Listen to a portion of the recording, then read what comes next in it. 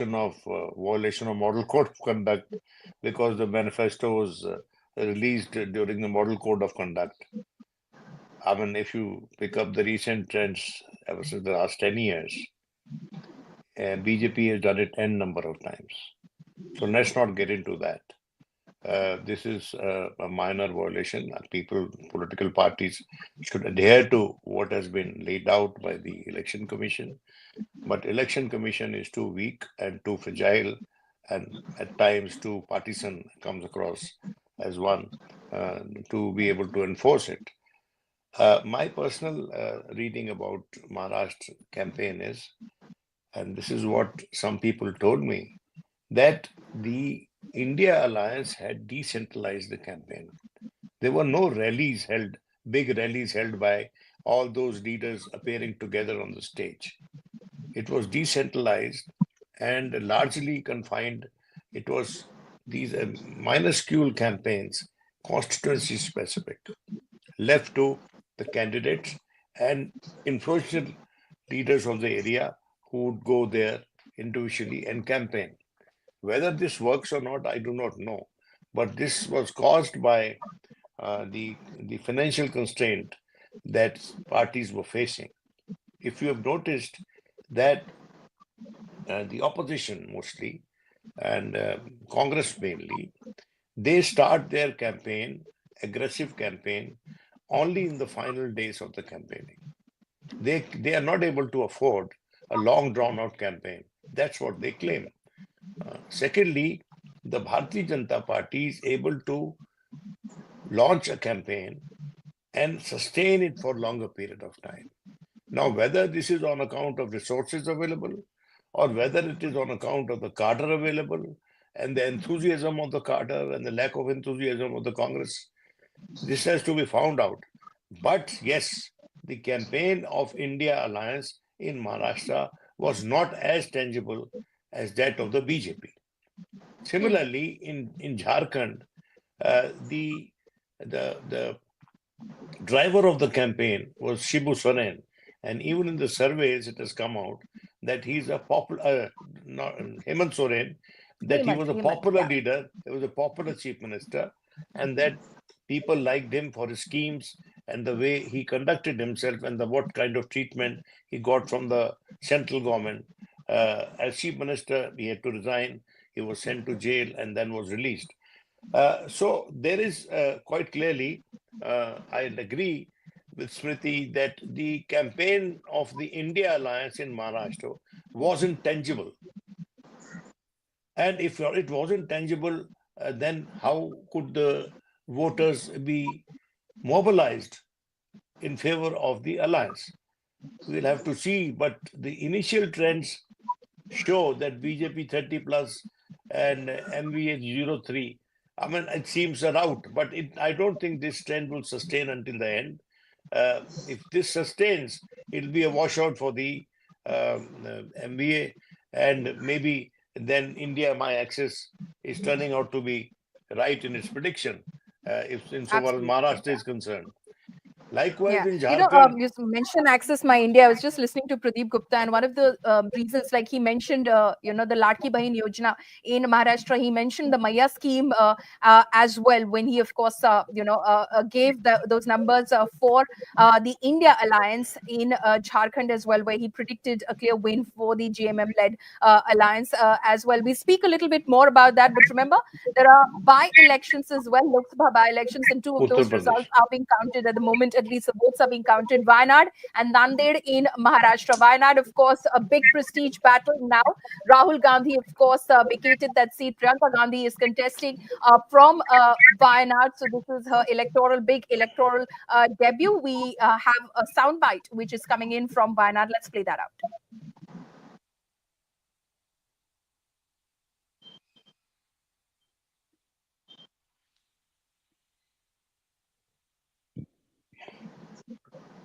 Okay, we will try and play that out for you because remember again, Wayanad is going to be very crucial. As far as of course a national headline is concerned, because it is going to predict Priyanka Gandhi's future. She's taken the political plunge after the electoral plunge, if you may, after a very very long time, a lot of persuasion, a lot of back and forth, yes, no, maybe, maybe not, and she finally decided to take that electoral plunge. So her fate, of course, will be decided by the people of Wayanad as well. They've decided it. We'll only know the results today. Again, quickly taking you through the trends as they're trickling in. The election commission website still not saying anything. So, we'll go back to that at the moment, because obviously these are very, very early trends. As Shruti pointed out, postal ballots are being counted at the moment. So let's not jump the gun over here. We're just trying to get a sense of what they're looking like at the moment. So if you go to the Hindustan Times website at the moment,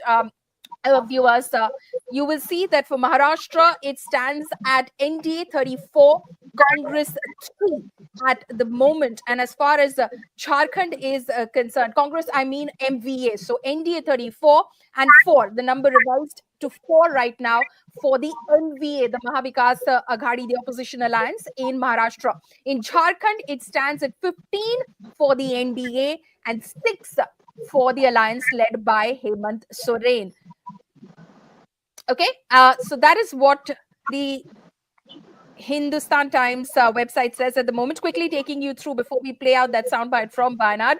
We have that ready at the moment on the India Today website. As far as Maharashtra is concerned, NDA 44, India Bloc 7 at the moment. So lagging far behind for Jharkhand. India Today says 10 for the India Bloc, 25 for the NDA. On the ABP website, it says 65 for the NDA in Maharashtra, 50, so that's very close, 65-50 for the MVA. And in Jharkhand, 20 for the NDA, 21 for the India Bloc. Again, very close. So ABP is still not sticking its neck out. 50-65 is somebody's flight of imagination. I mean, somebody can't be counting that faster than the others, you see. This is what was pointed out by the Chief Election Commissioner, that we don't know from where you were getting the figures. That we had no idea about those figures, and the television channels were running away with those figures. The fact is that in the early stages of counting, there is scope for speculation, there is scope for adventurism, if I may use this word. And this is all for gaining TRPs. We are not doing that. We are a serious channel. Absolutely, absolutely. So this is just to give you a sense of where things stand. Remember, it's a slow and it's a tedious and it's a meticulous process. Several rounds of counting later, after which the results are declared. You'll see those results very late in the night. 288 assembly segments in Maharashtra and 81 in Jharkhand. And of course, there are the by-elections as well. Wayanad, here is what's happening in Wayanad. Here is one of Priyanka Gandhi's rivals in the contest speaking out. Listen in.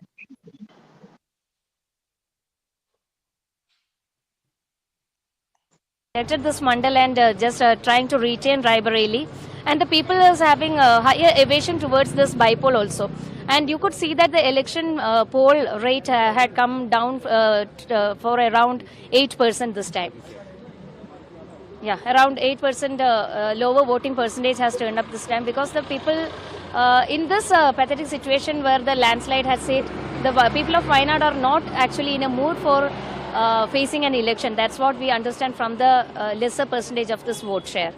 Yeah, the Wayanad people just had a habit of just voting for a particular symbol only. No matter who the candidate is, they would just go for that symbol only. But this time they are really looking for a change.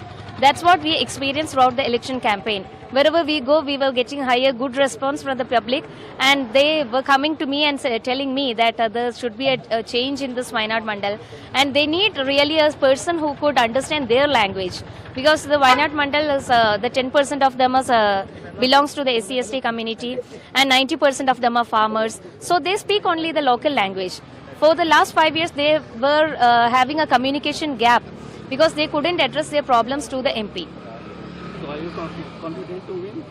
Definitely, we are. Yes, if the people really need this development of this Wayanad Mandal and all these developments that is put forward by the central ministry, the NDA government, then they should definitely select NDA. That's what we strongly believe.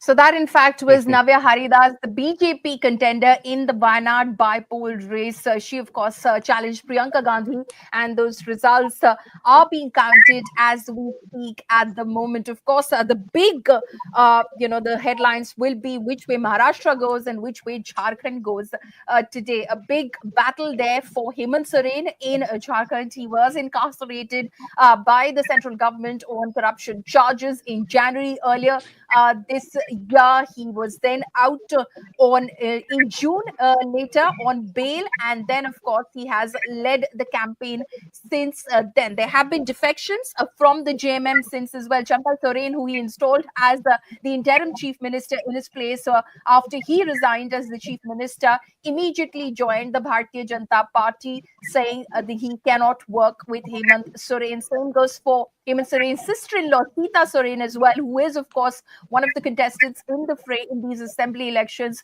who quit to join the BJP as well. Hemant Soren is banking heavily on the Adivasi factor. Remember, there are 28 reserve seats, ST reserve seats in Jharkhand. So there is a reverse consolidation, as Ji was earlier pointing out, that the BJP is trying to do, in Maharashtra in terms of getting OBC groups together as well, after, of course, the Maratha agitation, which did create a dent for the Mahayuti in the Lok Sabha election results, where the MVA just ran away with the results as far as the Mahayuti was concerned. So it shocked the Mahayuti. And as far as Jharkhand is concerned as well, they're hoping that they are able to pick up from the blow that they received in the Lok Sabha elections earlier this year, where the JMM was able to secure only 3 seats. So the alliance, the India bloc, was able to secure 5 in total out of the total of 14. 9 went to the NDA bloc. It has been, of course, Vinodji, uphill task for Hemant Soren to come out of jail and then, of course, lead the campaign again. He's, of course, we were talking earlier about the Maya scheme as well. He has introduced certain schemes. He's hoping that the Adivasi vote on block both for the JMM as well. But the BJP, of course, has been also setting a counter narrative on ground as well, especially the one which has been led by Hemanta Biswa Sarma about illegal infiltrators, about illegal immigrants who are going to take away your mati, your roti, your beti. Listen, this is the BJP campaign charges of infiltration. Where does the charge rest? On whose doorsteps? The state government. I mean, it has become fashionable to be blaming the state government for these kind of incidents and this kind of phenomenon. And infiltration. From where have they come? How have they come? Who's guarding the borders? These points were raised by the opposition, by the India Alliance, as a rejoinder to what the BJP was alleging. I think these are the issues which are raised during election time to make people to lose their equanimity of mind and vote emotionally or out of fear. And this works at times, unfortunately. And that is why political parties have made it a habit to put an element of fear in the minds of the electorate, which I think, vitiates the basic sentiment, the basic spirit of democracy, of electing a government or delivering a mandate to a government to govern. I mean, frankly, there has been, unfortunately, no serious study or investigation by a sociologist or by a news organization to empower the people on this issue. And I think that after the elections are over, there would be some effort in that direction.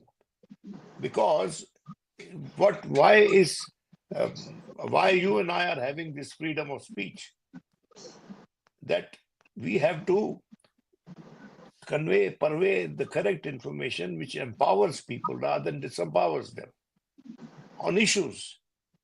And I think that these are instances where people are sought to be disempowered and misled sometimes on exaggerated claims. I have not heard any serious infiltration charge. In Jharkhand, people who went there, they were saying this is not an issue which is relevant to the people there.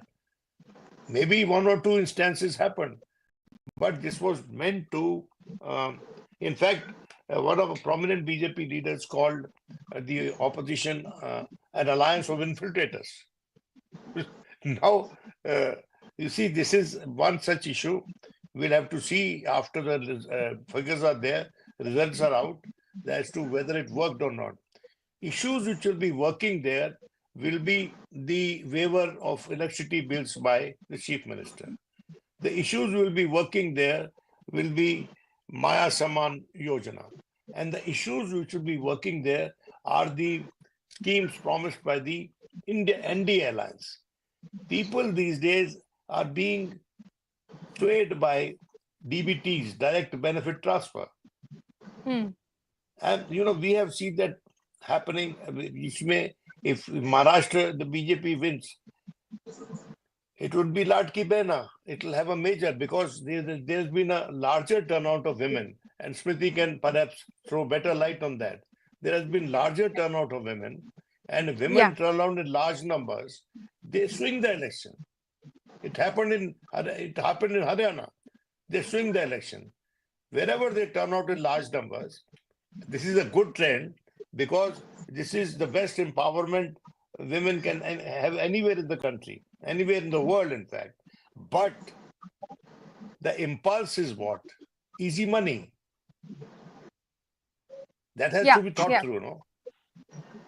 Right. Shruti could take that. In fact, Shruti, if you heard Vinodji over there, he spoke about DBT. He spoke about, of course, he was referring to the Ladki Bahin Yojana in Maharashtra. Women, of course, turned out in very good record numbers in Maharashtra is what we believe. Of course, Maharashtra set a record for itself in the voting percentage in these assembly elections, its highest ever in 30 years. But how do you see that? Because at the end of the day, it's about the promise of 1,500 rupees monthly in your account. But there are the larger issues, as you were mentioning earlier: inflation, the price of soya bean, for instance, in Marathwada cotton.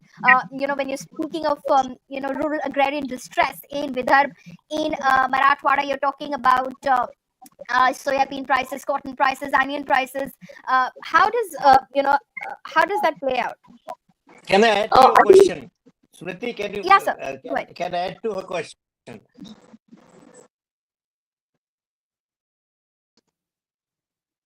So you're muted. You see, Maharashtra. Yeah, we can hear you now. We can hear you now, sir. Maharashtra is largely an urbanized state. Yes, it has large chunks of agrarian pursuits, people with agrarian pursuits, and they are upset with soya prices, they're upset with cotton prices, and other issues relating to the farming sector. But the BJP has been focusing on urban areas, and there is one analysis which says that the BJP may gain too majorly in urban areas and be able to obviate the impact of the farmers' distress, farm sector distress, which is going against it. Could it be possible? It could be possible. One thing is that the first question that you raised about the women voters, I think they have really come out in huge number. Like in Mumbai, the percentage was they were 1.3% more women voted this time. In Pune, 10% of women voted more this time. So 10% is a really huge. And in other many constituencies, if you see, the trend is really growing. And also, understanding the implication of this scheme, even the MVA has announced 3,000 rupees for women in their manifesto. So They'll just double the amount. If they come to power, they'll give 3,000 rupees. So the scheme will definitely have some kind of an impact, because this money, the women will have the say in that money, where they are going to spend this money. That is, I think, very important for women voters right now. Second thing about the BJP in urban areas, I think they are trying to attract people through infrastructure work. For example, in Mumbai, if you see, the entire city is dug for metro work, and simultaneously 7 lines, work for the 7 line is going on simultaneously. So we can imagine the amount of loan that the state has taken, but it looks really fancy when you say, oh, we are working on 7 line. One is underground, which is connecting the city. We have come up with a coastal road, which is a huge infrastructure. We don't know the environment implication of that coastal road. Then we have come up with the Atal Setu, which is connecting Mumbai and Navi Mumbai. So Mumbai was basically a landlocked city that they have opened up, and they have connected it. The island city has now been connected directly with the Navi Mumbai. We don't have to pass through the suburbs to go to any area of Maharashtra. So these schemes are really attractive for the urban people, and that's why maybe the urban people vote more for BJP, and they think that it's a stable government. In center also BJP is there, in state also, if you vote for BJP, then the work become faster.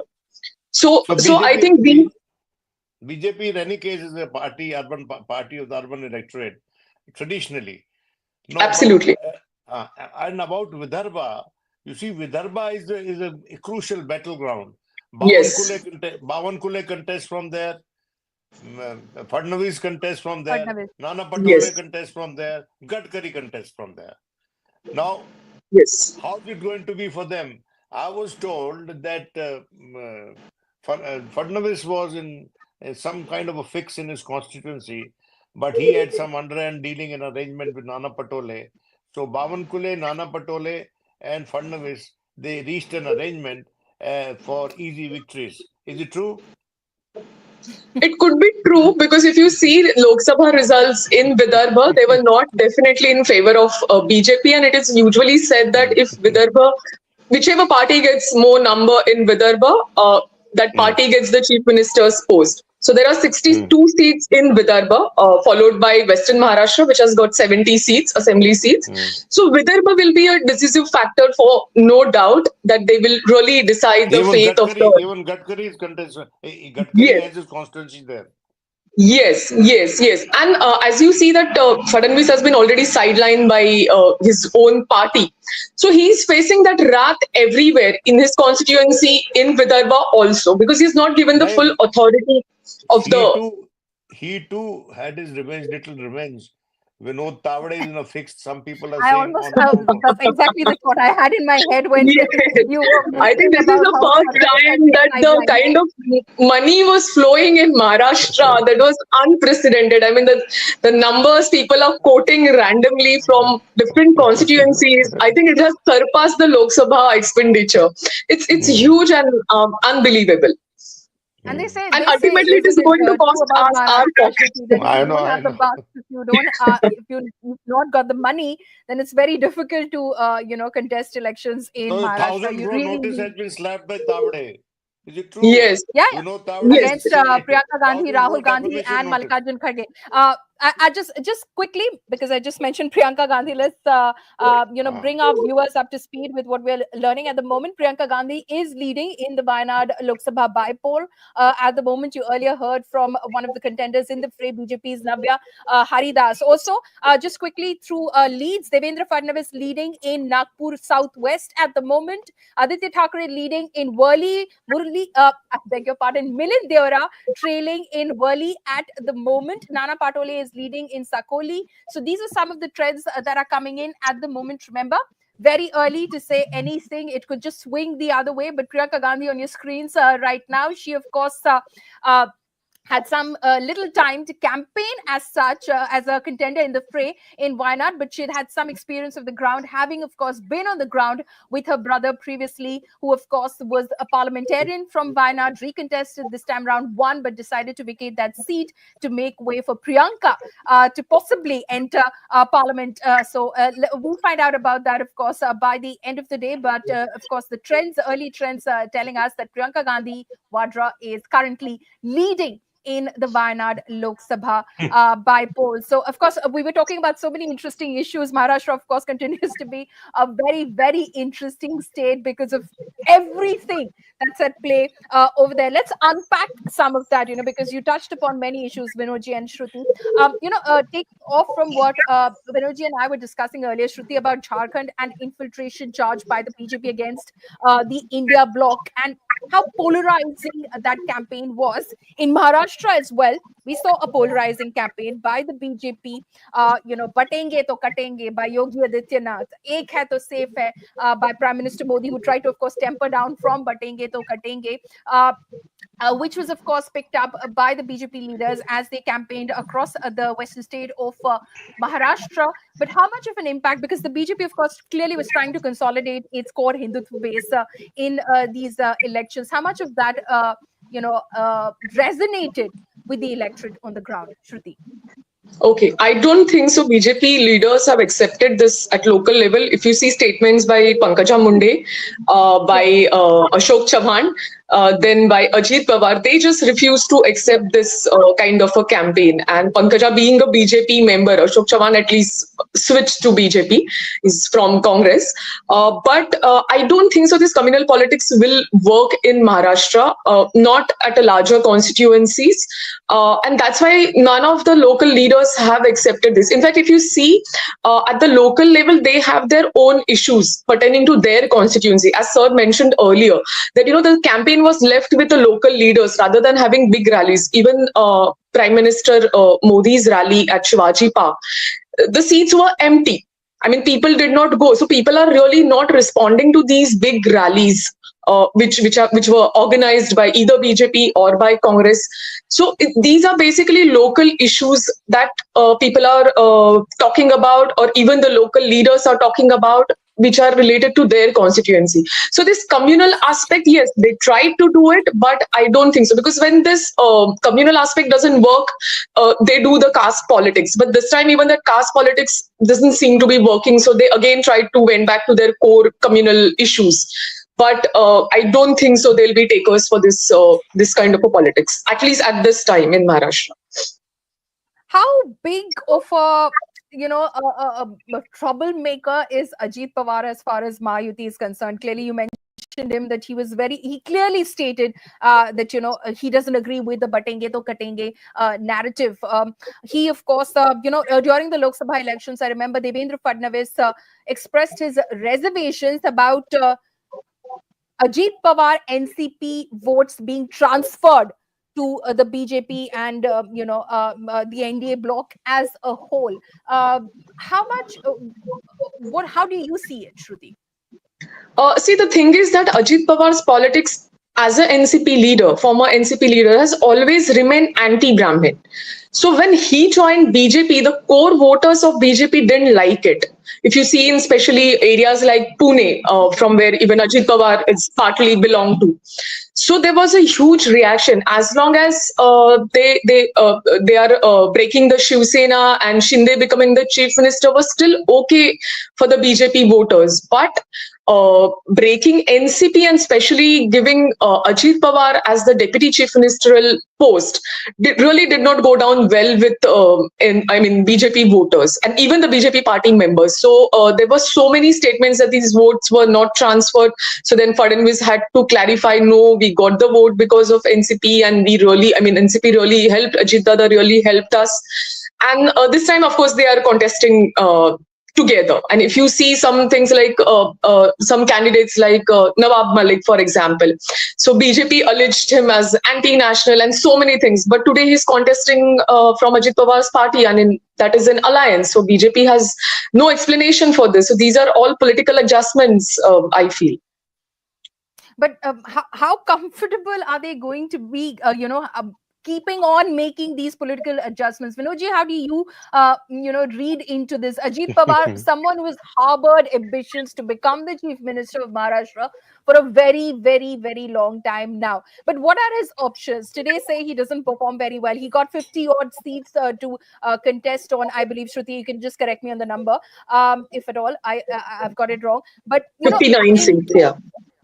Yeah, okay. So in case he doesn't perform very well, what are his options? He can't go back, I presume, to No. his uncle, because uncle has been snubbed very badly. True. I'm not sure he's going to treat him very well, even if he takes him back. And as far as him being here in this alliance is concerned, his ambitions of becoming chief minister are going to have to wait, despite that poster, I believe, that went up in Pune, which of course announced him as the next chief minister of Maharashtra, which had to be quickly pulled down as well.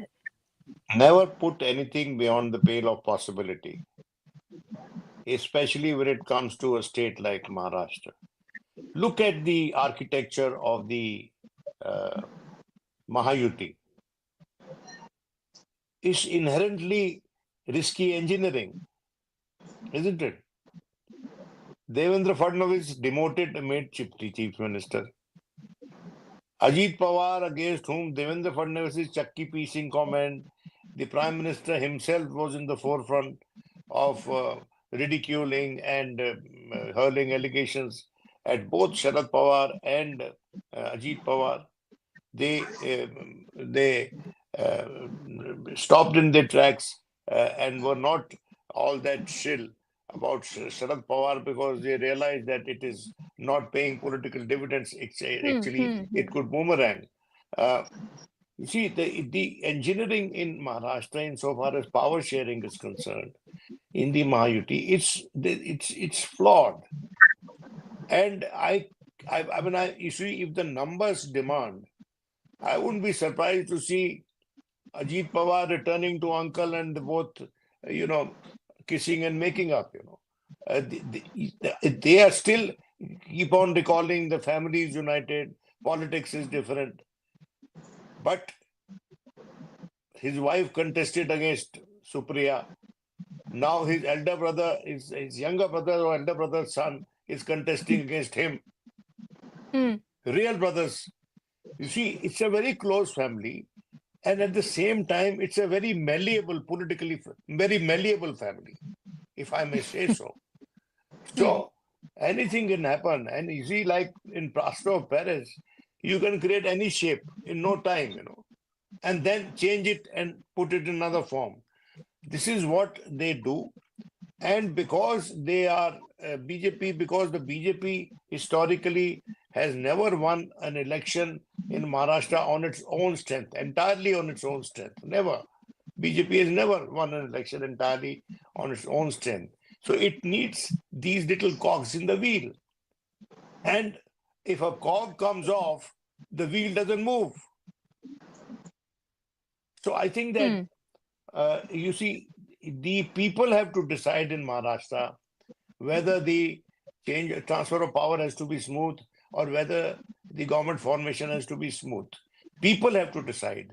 Politicians there will actually, if the mandate is tilted in favor of one alliance slightly, the politicians are quite capable of violating the mandate by post-poll manipulation. So already there have full preparations are on for transporting MLAs to other states, and as has often happened at many other places. So you can, if there is no clear mandate by the people, you can see mockery being made of our electoral process. Is that true, Shruti? Have arrangements already been made to transport MLAs away to resorts near Mumbai or outside of the state? I mean, Sanjay Raut has given that statement yesterday that they are flying out all the MLAs at one place and keeping them in a hotel. That may happen because, as I said, it's a tough fight. I think the interesting question would be if Mahayuti wins in case. And as BJP is contesting, of course, 149 seats and Eknath Shinde 81 seats. So BJP will get obviously more numbers. So who will be the chief minister? I mean, will it be the same arrangement that Fadnavis will be the DCM despite getting more seats second time, or Eknath Shinde will be the I think that chief question minister is true once for the again? MVA as well, for the Maha Vikas Fad- Aghadi as well. If they come out trumps Fadnavis, Yes. in this Fadnavis, election, Fad- kaun banega Mukhyamantri is a question for the MVA also. Fadnavis may become a pawn in the game. You see, Fadnavis is, I rule him out. I may be wrong, but Smriti, I need your view on that. I rule him out for the simple reason that he has ceased to have the ear of some important people at the center. Can he be ruled See, out, Shruti? I'm not sure at this moment because if you see, he's the strongest leader in BJP at the moment. He has ruled for 5 years single-handedly. I think he's the smartest leader right now. If you see, he's young and he has a strategy at his place as He's compared a to any Brahmin. other BJP leaders. Sorry? He's a Brahmin. He is a Brahmin who was propped up to Yes, cut Gadkari yes. to size. Yes, so it's difficult to completely sideline him. Though BJP has just, I mean, clipped his wings, but it's really difficult to completely sideline him. We can't just sideline him like that. Okay. Okay. Oh, Okay. there's, I'd I request our think guest to. Yes, sir. Vinod Tavade was being built into an alternative, no? He is, but you must have seen the last day pictures that he was caught with the money and the That's what I'm case was saying. filed against him. So it was very unlikely to understand that why such a tall leader in BJP is getting Distributing involved in money. such things. Yeah. And then allegedly it was said that the tip-off came from a very senior BJP leader. It could well be. about Vinod Tavade. It could well be our man, you know. Anyone. So that was practically everyone's guess at the moment. At the time that they saw those pictures, Who very gains? interesting that You these see, pictures if the are coming murder into the day happens, before. the inspector comes and asks who will gain from this murder. So that's the natural suspicion. You get to Yeah. suspect, number one. Right. I just request our guests to continue to stay on with us. Let's give you a sense of who the key contenders are, where the key battles are being fought in Maharashtra. My colleague Abhishek will take you through that.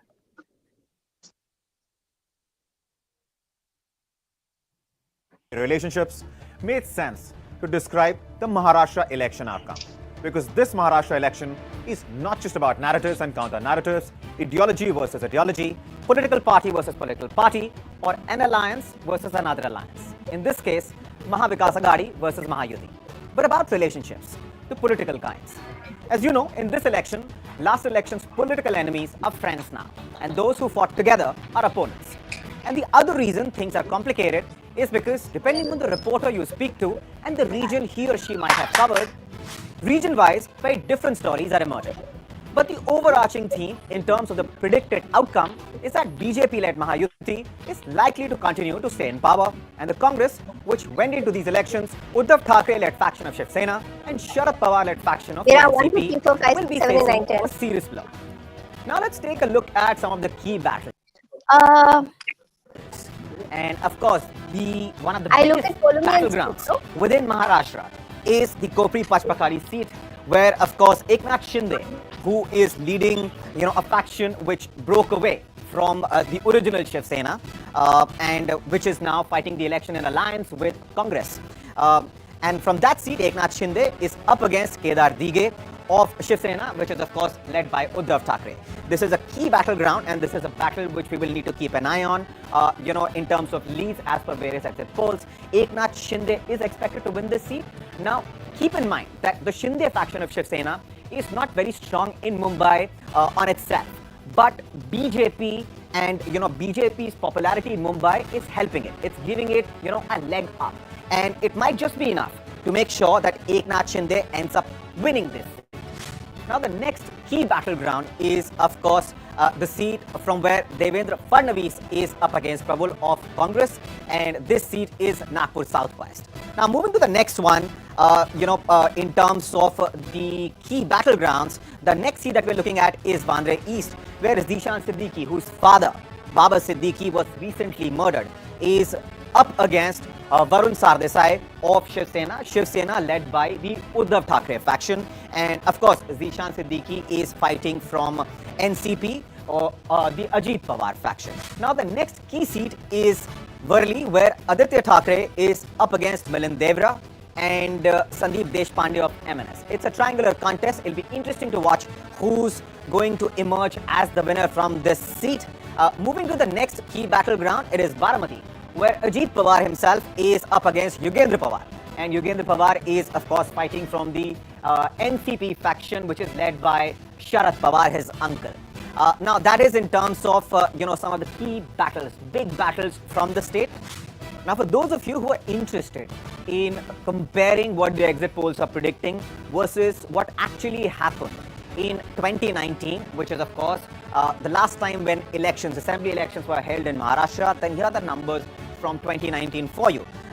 In that particular election where BJP was in alliance with Shiv Sena, like I said, this time around, elections are complicated. But having said that, in those elections, BJP fought in alliance with Shiv Sena. BJP 105 seats, Shiv Sena 56, I.N.C., which is of course the Congress 154, and NCP, which at that point in time was undivided. Sharad Pawar, Ajit Pawar were together in the same party, and NCP had 154 seats. Quickly take a look at what happened in the recently held Lok Sabha elections in Maharashtra, because that will give us a bit of a clue.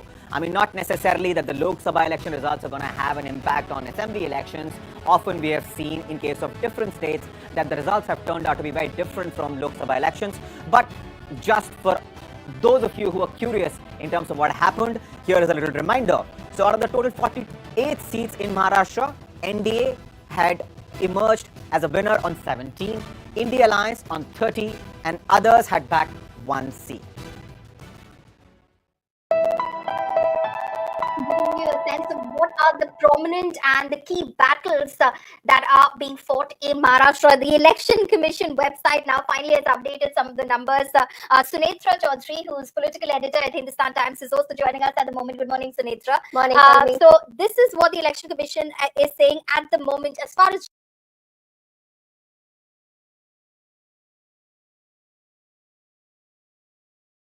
Maharashtra is concerned. It says 7 for the NCP, 6 for the BJP, 5 for the Shiv Sena, which is the Eknath Shinde Sena, NCP SP, NCP Sharad Pawar 2, and Congress 1 at the moment. So clearly an edge for the NDA, quite an edge at the moment, is what the numbers on the Election Commission website are saying for the Mahayuti, Sunetra, in Maharashtra.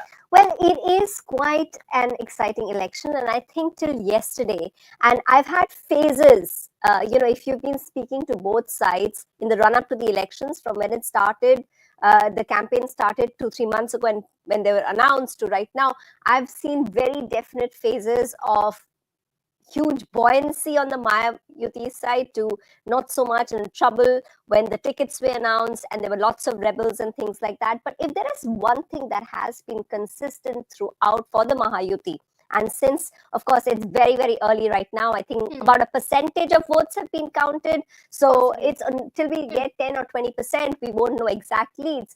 But what I can say about the Mahayuti's work is that they went in there in battle mode, and they got a huge boost from the results in Haryana. The fact that they were able to pull off Haryana, which were against the odds. So a lot of the workers who were sitting at home for a long time, when they saw the results at Haryana and how things had completely turned around, because Haryana, they knew was totally stacked against them. They'd had a tough time last time around in 2019 for this time. So when they were able to pull around Haryana, then things completely changed for them, and there was this buoyancy that came out, which I talked about. Also, let's see the people who were assigned Maharashtra for the Mahayuti, for the BJP's campaign.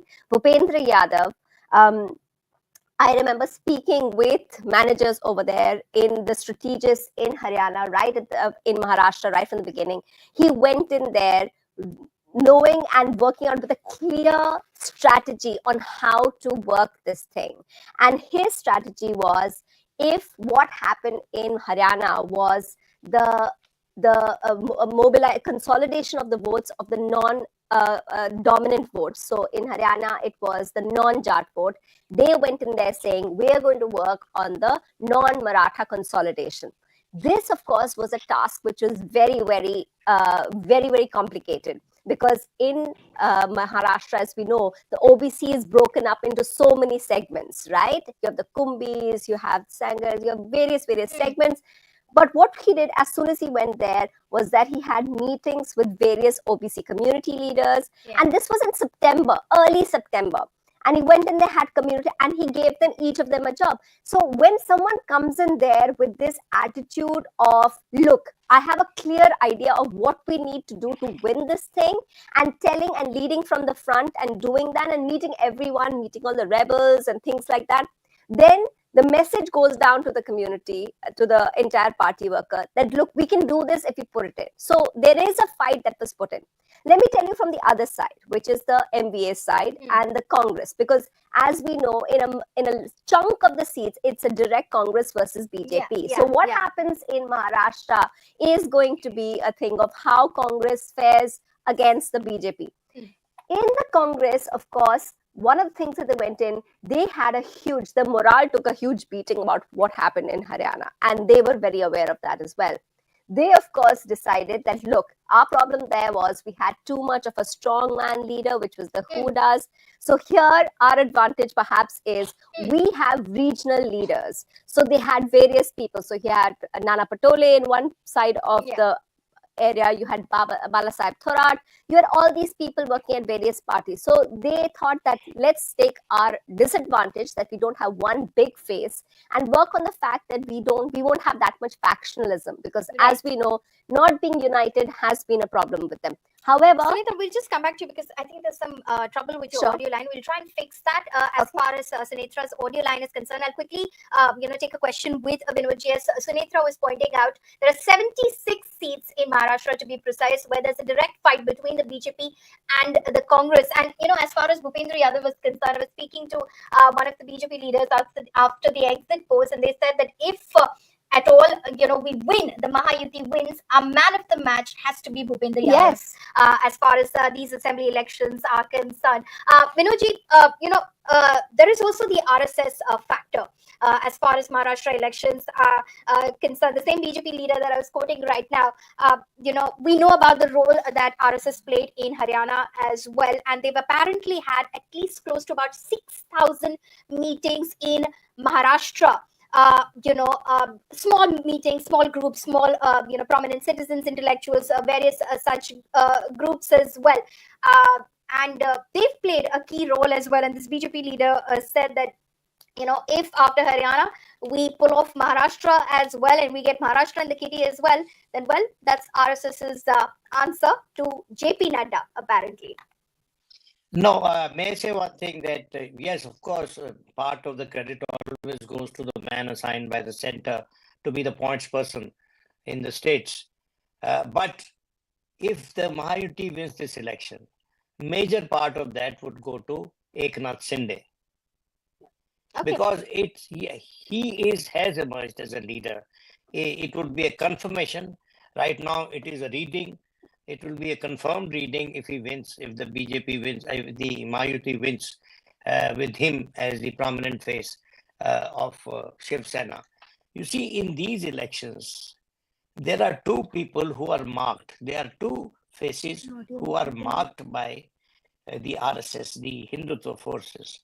One is Ajit Pawar, and the other is Mr. Uddhav Thackeray.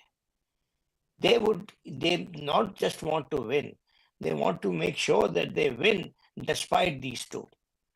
Now, that is going to be the big answer to the big question.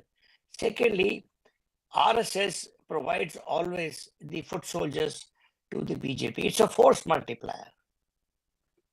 And that gives BJP, when they are actively campaigning, a distinct edge over its rivals.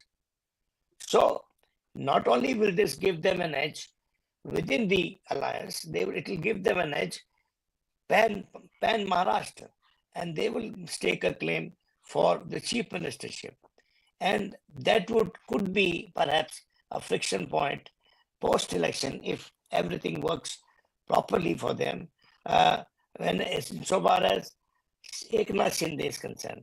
Because this is not, if a sitting chief minister is leading an alliance into an election, you can't change him that easily. And that will be the choice, difficult choice, the Mahayuti will have to make, the BJP will have to make.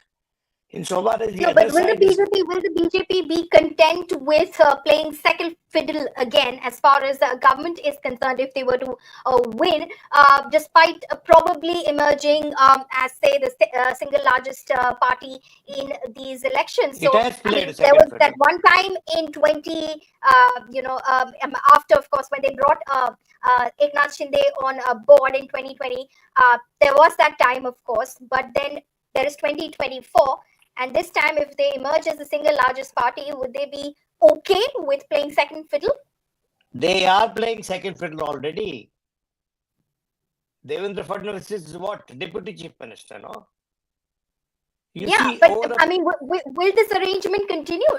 I mean, I'm talking about earlier when there was this majburi, you want to form government by hook or by crook, you bring in Eknath Shinde, you break the Shiv Sena, you bring in Eknath Shinde with his 40-odd MLAs, and then, of course, in 2022, you go after the NCP, you break the NCP, bring Ajit Pawar back on board with the BJP coalition. There is all of that, but this time round? I personally feel, and I may be wrong for all you know, we are just sharing perspectives. You see, I think that they will be better off continuing with Eknath Shinde because Devendra Fadnavis at the end of the day is a Brahmin. And you see, there are, there is a risk factor there. And what stops Eknath Shinde from crossing over to the other side? It has happened in the past, no? So what I'm saying is that it will be a difficult choice for the BJP and for the Mahayuti on the whole. As of today, I can see it that way. Secondly, insofar as the India alliance is concerned, India alliance is most fragile if it is not having the numbers to form the government. It will be most fragile. And India alliance, as of today, looks most incapable of stitching together a government despite being short of numbers. If it is short of numbers, very few numbers, if both sides are equal, neck and neck race is there, then in that case, BJP has the advantage, both in terms of experience, in logistics and resources, and the power they have at the center to stitch together a government, even if the numbers are short. So this is all going to happen. We get to know in the evening, by the evening, as to how things are going to play out in Maharashtra. One only hopes that there is a clear majority for one formation or the other, so that there is no post-poll dealings and sort of underhand dealings and buying each other, and that's a very sorry spectacle actually when it happens. Absolutely. It's a very sorry spectacle, and for the sake of the constituents of Maharashtra, the electorate that went out and voted in Maharashtra, everyone wants a stable government. They want a clear majority for one or the other alliance, whichever way it goes by the end of this evening. They want a stable government, and they hope that, like Vinodji was saying, there are no post dealings or any sort of underhand dealings as far as the scenario in Maharashtra is concerned. Vinod Sharma, thank you so much for joining us this morning and giving us your sense of where the numbers stand at the moment, because let's take you through where the Election Commission say the numbers stand at the moment. Some of the updated figures over here. Jharkhand, JMM 1, Congress 1, CPI, MLL 1. Maharashtra, it says BJP 20, Shiv Sena, the Eknath Shinde Sena 14, NCP, the Ajit Pawar NCP at 11. So clearly the Mahayuti has a clear edge, because the NCP Sharad Pawar has opened its account with 7. These are trends. These are just trends. These are not results, viewers. Congress at 4 at the moment. No numbers for the Shiv Sena. UBT at the moment on the Election Commission website. So Netra, I'll come back to you and take that point which Vinodji was referring to. Of course, he feels that Eknath Shinde will be a better administrator, and obviously the chief minister who's, at least, the norm would say that the chief minister who's led you into an election, if that same alliance were to win again, would continue on as the chief minister. But will the BJP be content playing second fiddle this time round if they emerge as the single largest party? Well, it's interesting, but let's not forget that they went into this election very clearly with Shinde leading.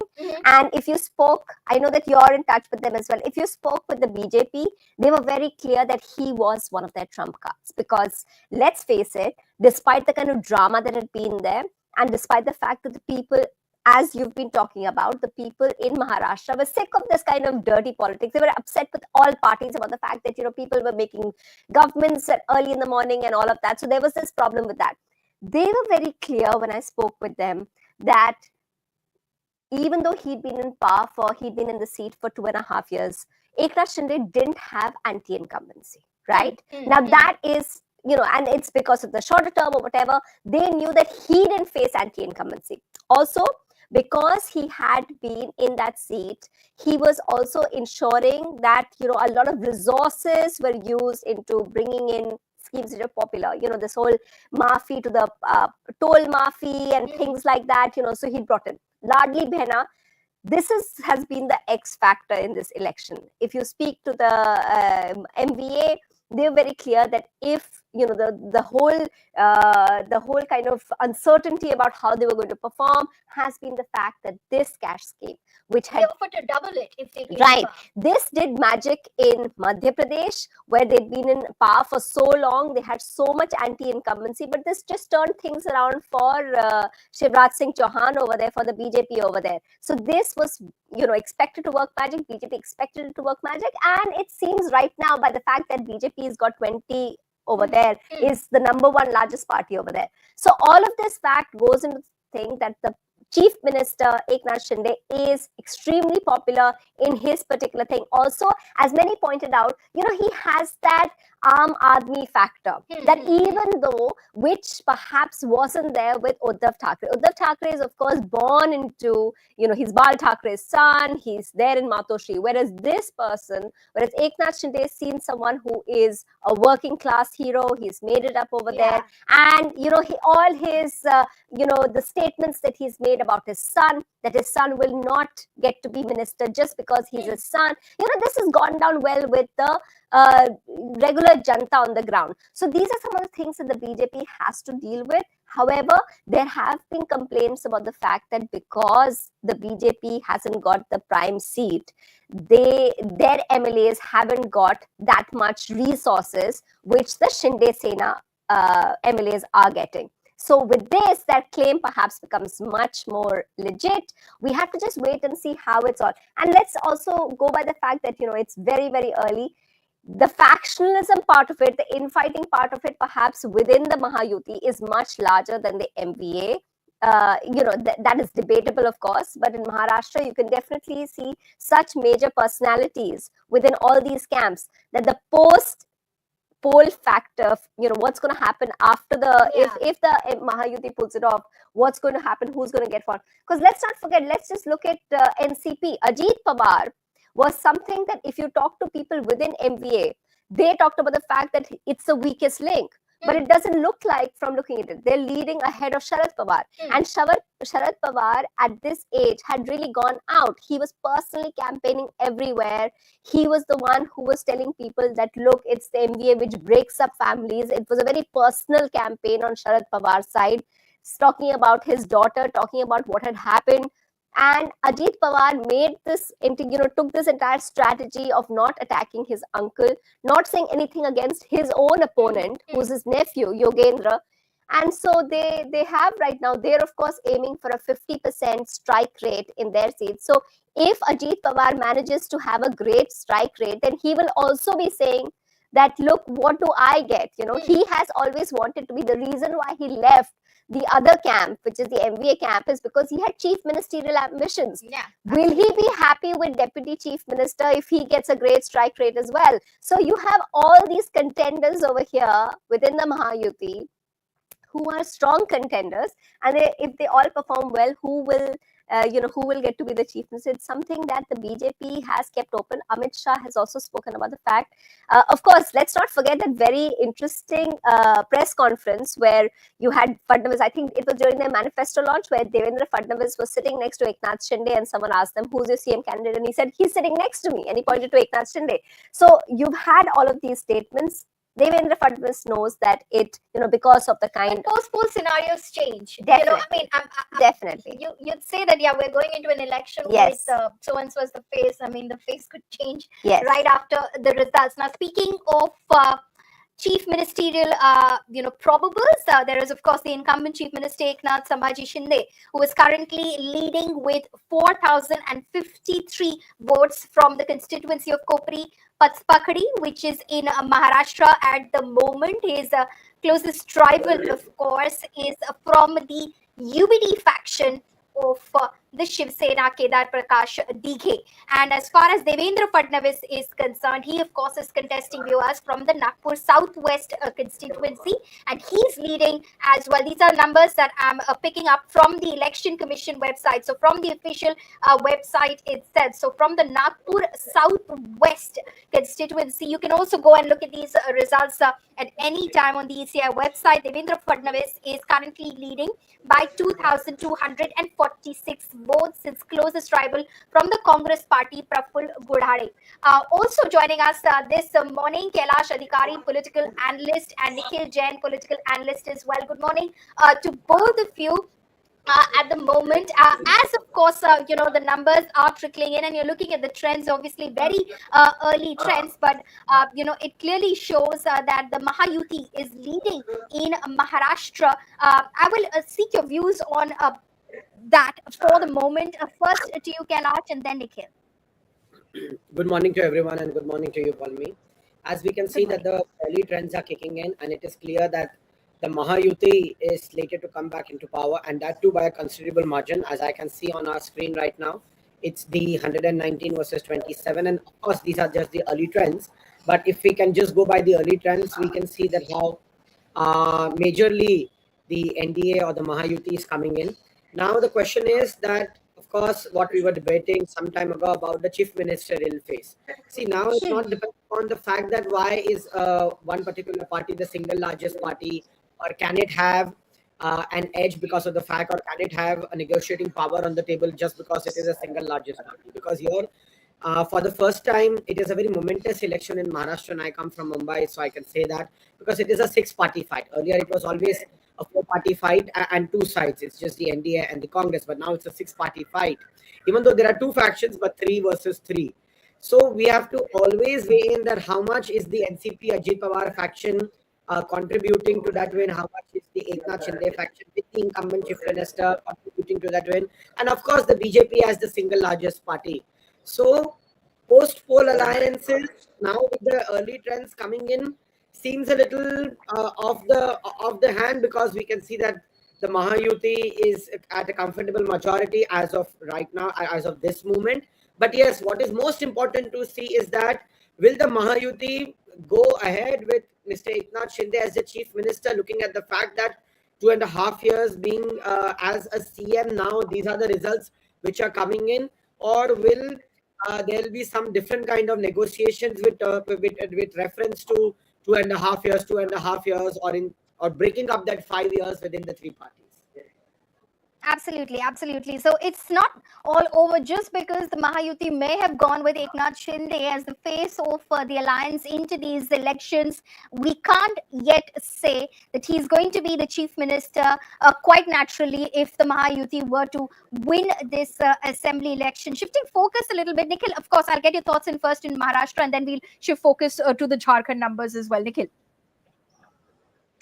So, Paulimi, personally, I feel that I completely agree with Vinod Sharma ji that the BJP would not have a choice but to retain Eknath Shinde as the chief minister if indeed these trends hold up and the Mahayuti ends up being in power, for the simple reason that there are a couple of reasons actually. Reason number one is that he comes from the Maratha community, vis-a-vis Devendra Fadnavis comes from the Brahmin community. And the kind of political discourse that's been going around in the country since the past 1 year, it's all about the OBC and how OBCs have not been given their rights and other communities. And in a way, it goes against sort of a Brahminical hegemony. Now, this is not the BJP or this is not the India of 2014 when Narendra Modi would sweep in with his rallies and get whatever results that he wanted. Look at how the Lok Sabha elections in 2014 or 24 played out for the BJP vis-a-vis how the state elections are playing out for them. What is mattering more and more is the local level leaders, is the local state level leaders, is the state level schemes and the narrative that is being built there. I don't think the BJP would risk messing with that narrative by replacing a Maratha incumbent chief minister with a Brahmin chief minister.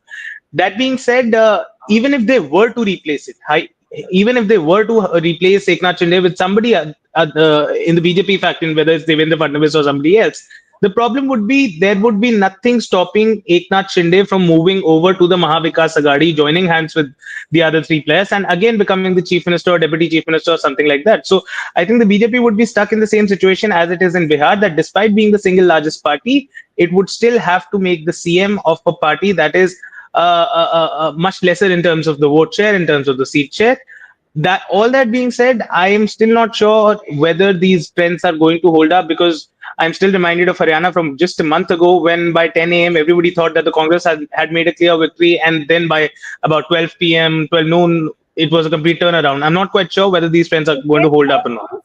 Disclaimer, I was quite literally in this very seat on that day, and I think my eyes just popped out when I saw the numbers just reverse on my screen, and I thought I'm just like, I'm like, I probably need glasses or something very soon, because I couldn't believe what just happened right before my eyes. So hence we're putting out that disclaimer every few minutes, that remember, early trends, these are not the results. We'll of course know the results, it will become much more clearer by this afternoon as well. But yes, at the moment what we're seeing is that in Maharashtra the Mahayuti is leading, and as well in Jharkhand what we are seeing is that the I.N.D.A. is leading as well. Shruti Ganpate is also an independent journalist, continues to be with us. Apologies, Shruti, for keeping you waiting for a while at the moment, but I just want to pull you in onto this discussion. Everyone has, brought in their thoughts as to who will be the chief minister. We were, of course, discussing this a while ago as well. But do you think it's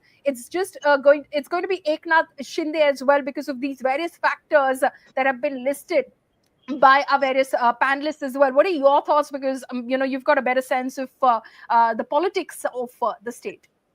I think we also had to see the number of seats won during Lok Sabha. So that time, Shiv Sena was just broken. I mean, the Shinde had split from the original party. But despite that, he won 7 seats, whereas BJP won only 9 seats. And Uddhav Thackeray also won 9 seats, and he contested 15 seats. So his strike rate was much more, because all the sympathies were with Uddhav Thackeray. And despite that, he met 7 seats. So I think we have to also see the performance in this assembly election, that how many seats he's going to win. Though he's contesting lesser seats than BJP, but if his strike rate remains higher, like Lok Sabha, then there is no doubt that he'll be the chief minister.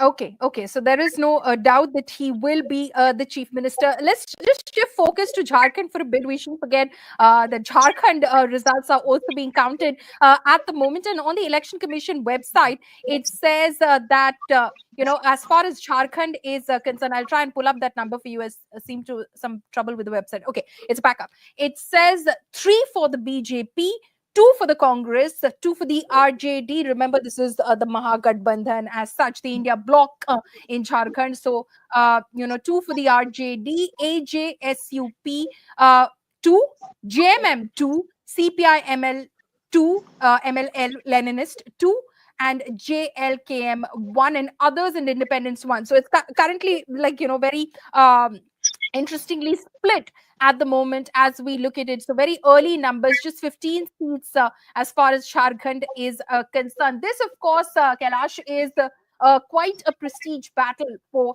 Hemant Soren. He, of course, went to the people saying that, he being an Adivasi was unfairly incarcerated by the central government. And he, of course, tried to galvanize the support of the Adivasi community in Jharkhand. But is that going to be sufficient? He also had a very similar scheme for the women as well. But is that going to be sufficient? Because, he went to jail in January. The general elections were held after that, and the JMM's performance was not exactly as it was, they must have hoped would be, based on riding on the sympathy factor. Kailash.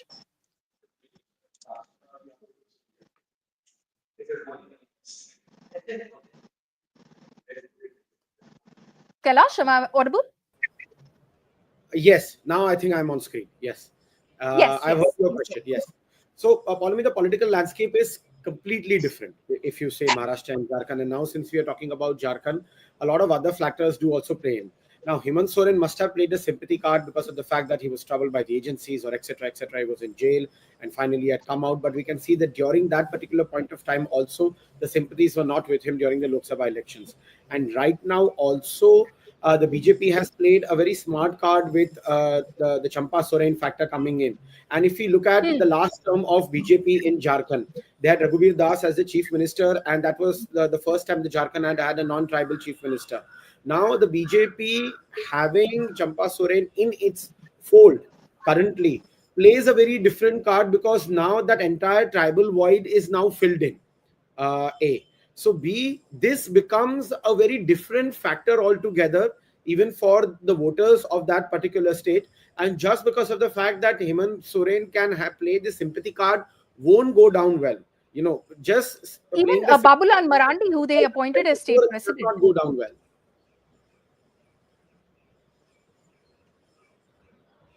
Kailash? Sorry?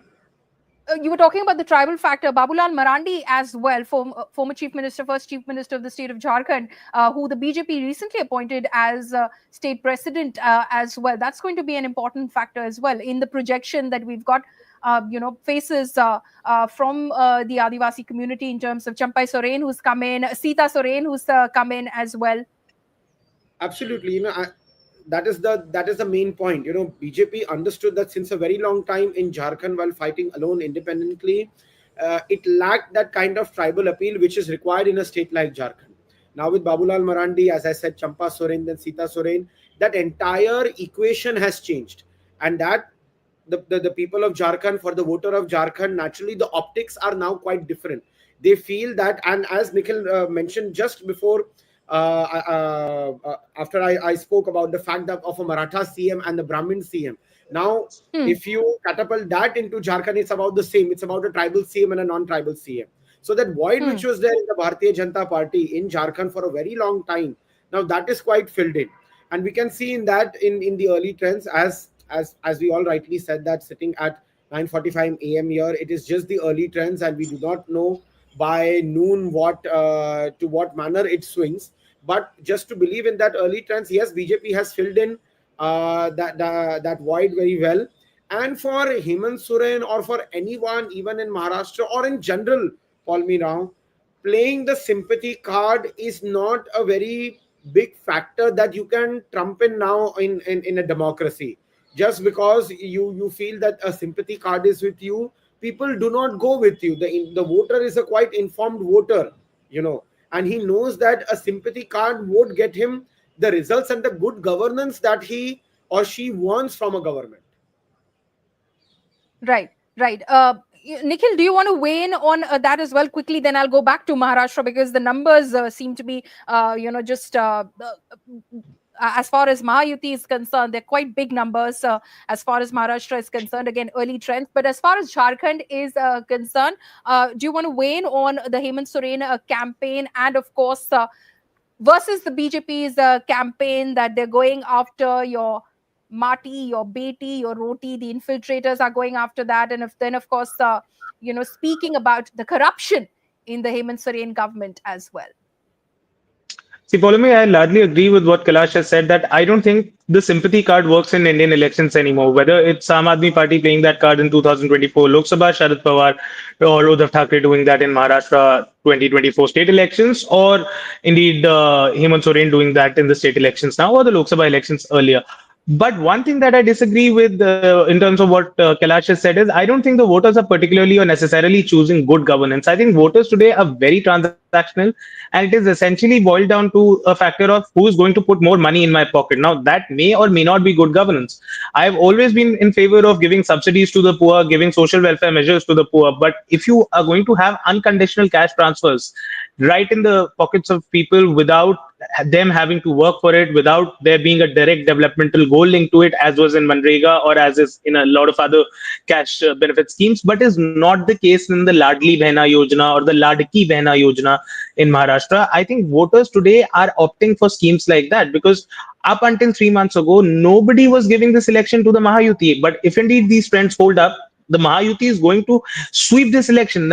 Then what is it in the past 3 months that the Mahayuti government, the BJP alliance or Eknath Shinde did that they were not able to do in the past 2.5 years? We did see the kind of beating that they took in the Lok Sabha elections. The only one difference is the Ladki Behna Yojana, and that is not a very fiscally responsible scheme. We all know the fact that Ajit Pawar, who's a deputy chief minister in the same government, had very strong reservations against the scheme. The Congress party did go to the court and tried to get the schemes stopped, but later on, when they realized that the scheme is so damn popular with the voters, they finally had to cave in as well and offer a similar scheme. Now, I don't think that is good governance. That is going to make states across the country bankrupt. Again, I must make it clear to your viewers, I'm not against social welfare schemes. I think they are something very good. Every state government, BJP, Congress, JMM, whatever, they should do them. But unconditional cash transfers of that magnitude that are not fiscally sustainable, that is not sustainable by a budget, I think that's not the way to go. But sadly, that is how the voters today are voting, whether it was the Kisan Samman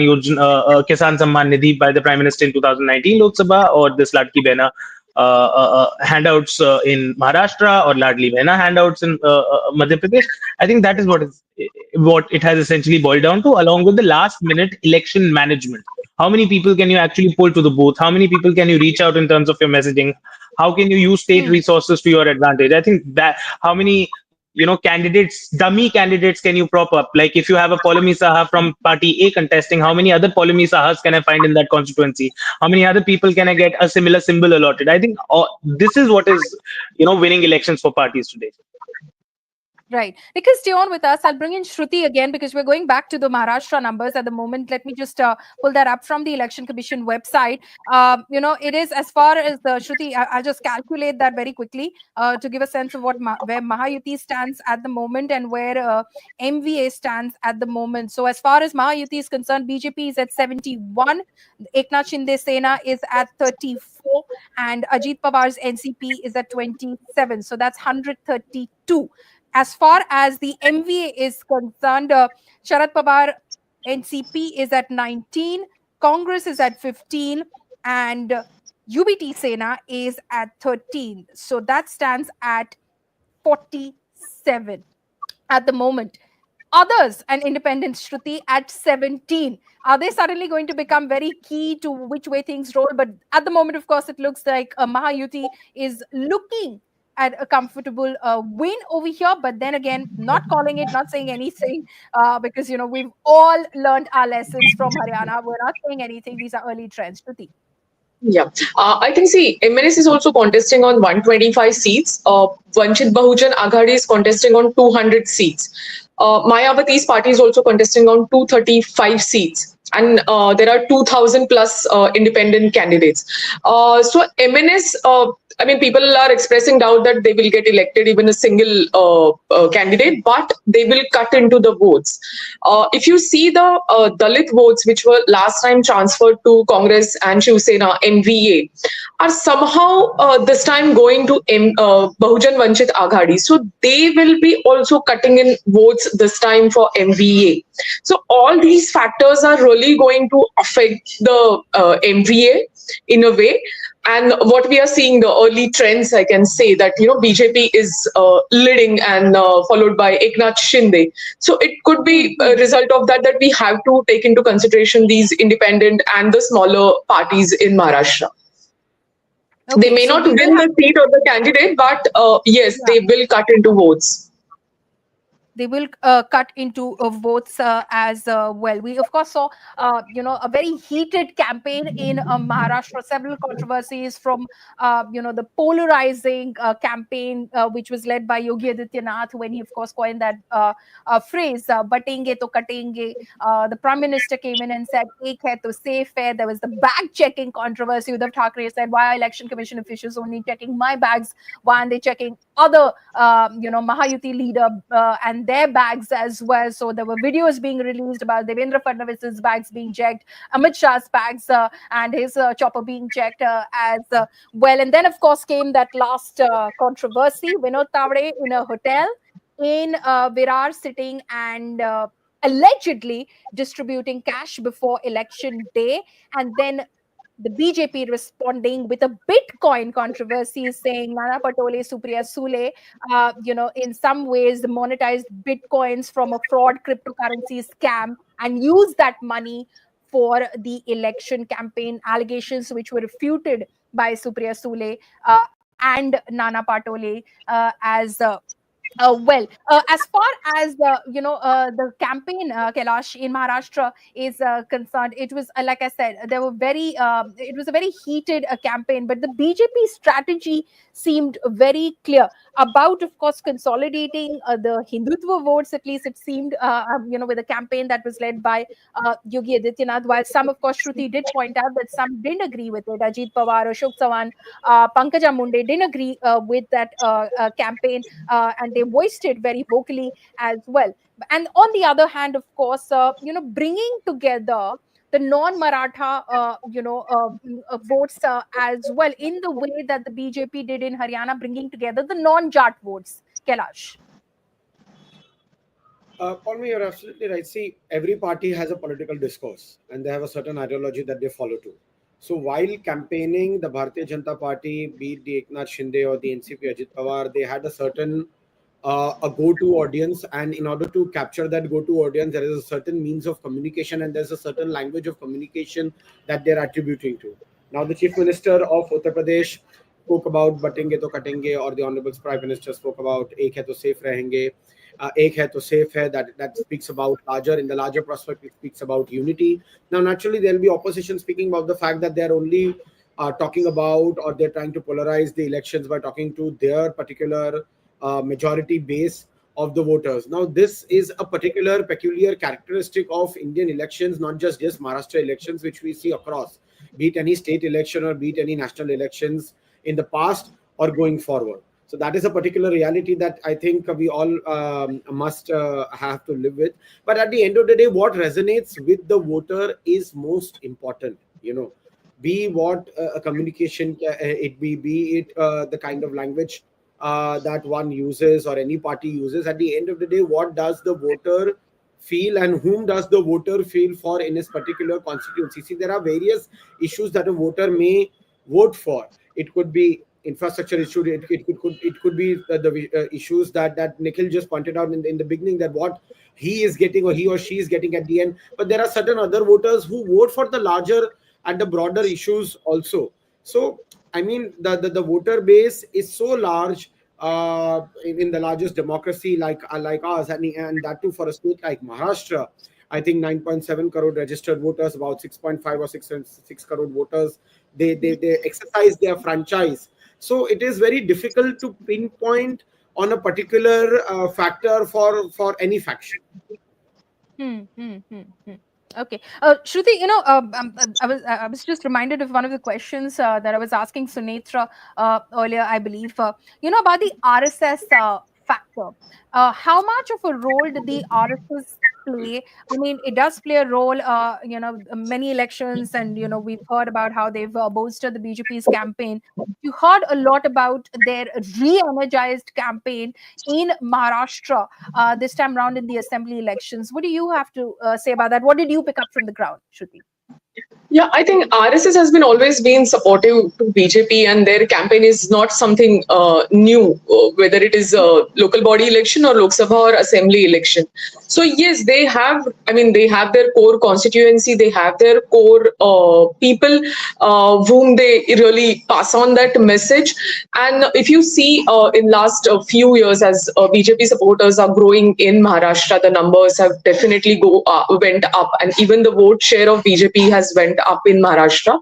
So RSS somewhere has its own contribution in changing that image of BJP in state and in elsewhere also. Because earlier only the particular caste, the Brahmin caste, which was more attached with the RSS, but now if we see, the people from different castes are also attached with the RSS, and I think it's their success that they were they have penetrated in other caste groups also, despite Maharashtra having a strong Maratha leadership and anti-Brahmin movements. So yes, they are going to play a major role in this election also.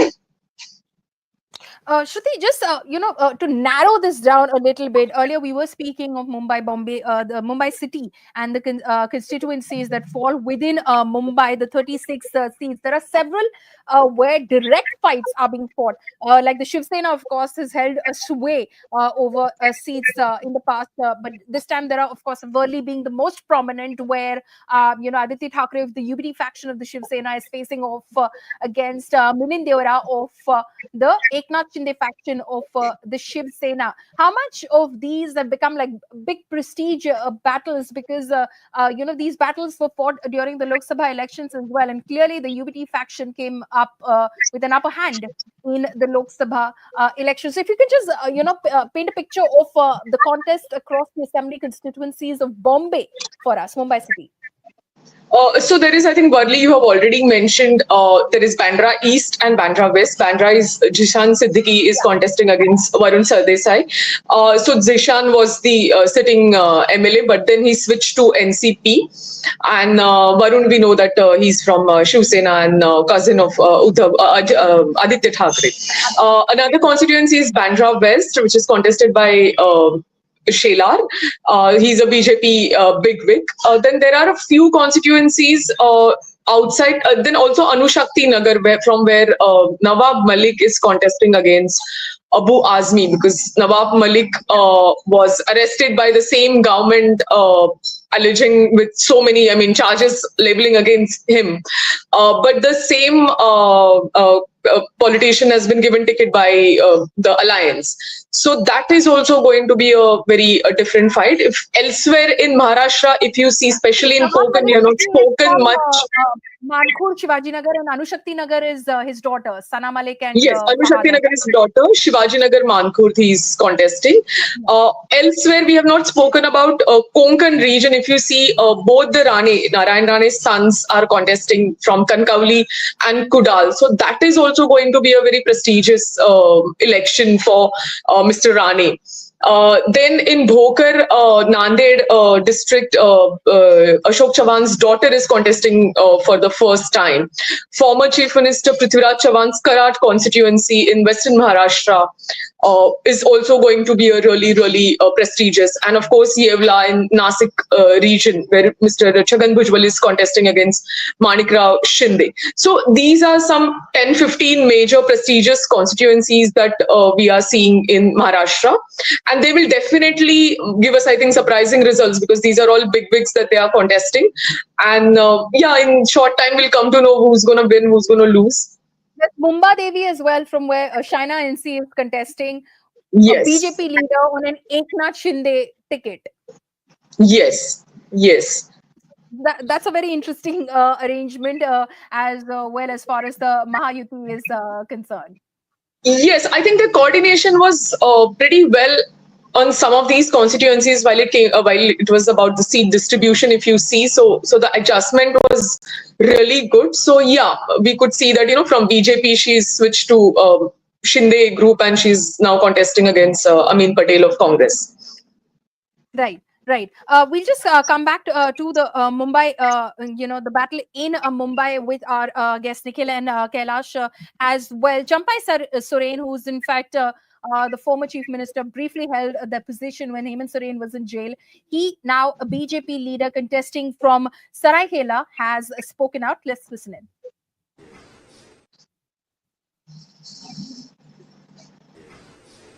देखिए, हम यहाँ आराम से बैठे हैं, है ना?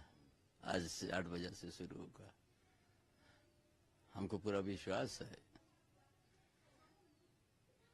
पूरे झारखंड प्रदेश में कोलान से लेके संतरपाड़ा से पूरा झारखंड प्रदेश में भाजपा का ही जीत है, मैक्सिमम विधानसभा में। कहीं किंतु परंतु नहीं है, और सरकार भी बनेगी, भारतीय जनता पार्टी का ही बनेगी, इंडिया गठबंधन का ही बनेगी। क्या कारण है कि आप इतने कॉन्फिडेंट हैं? विश्वास है। हम लोग चुनाव प्रचार के समय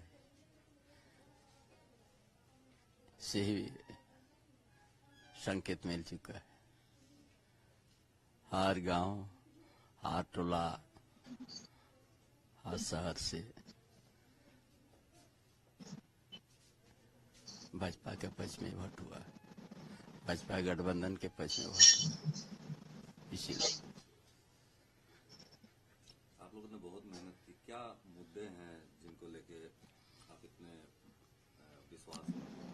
देखिए, झारखंड में सबसे बड़ा ज्वलंत मुद्दा उठा है संथाल परगना में बांग्लादेशी घुसपैठ, वहाँ का आदिवासी के जनसंख्या घटना। जिस धरती में ब्रिटिश साम्राज्यवाद भी वहाँ पर झुकना पड़ा, संथाल परगना में वीर सिद्धू कानू, चांद भैरव फूलो जानो के नेतृत्व में संघर्ष हुआ, संथाल परगना बना, संथाल पर कास्करी अधिनियम बना। उस जगह में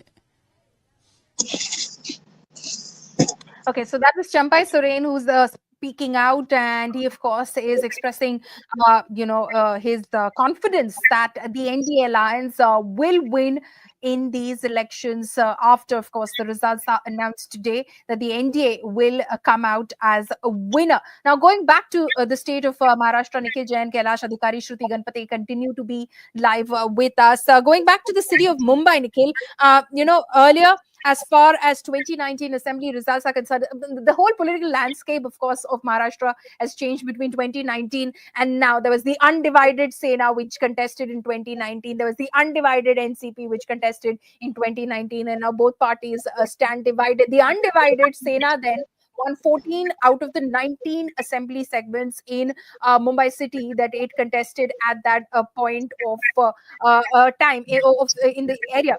And then, of course, the BJP, which won about 16 seats. But the whole scenario has changed right now, where, of course, it's Sena versus Sena in many constituencies as well. How do you see that play out? Because there was a point of time, of course, there was a lot of confusion in the minds of the voters concerning symbols, concerning party people who they had known for a lifetime to be associated with a certain party, but not anymore. How is that? Probably has changed now, and there's much more clarity in the voters' mind. But how do you see that play out? Because Shruti earlier said that this is a local election. At the end of the day, the bigger narratives are not going to work over here.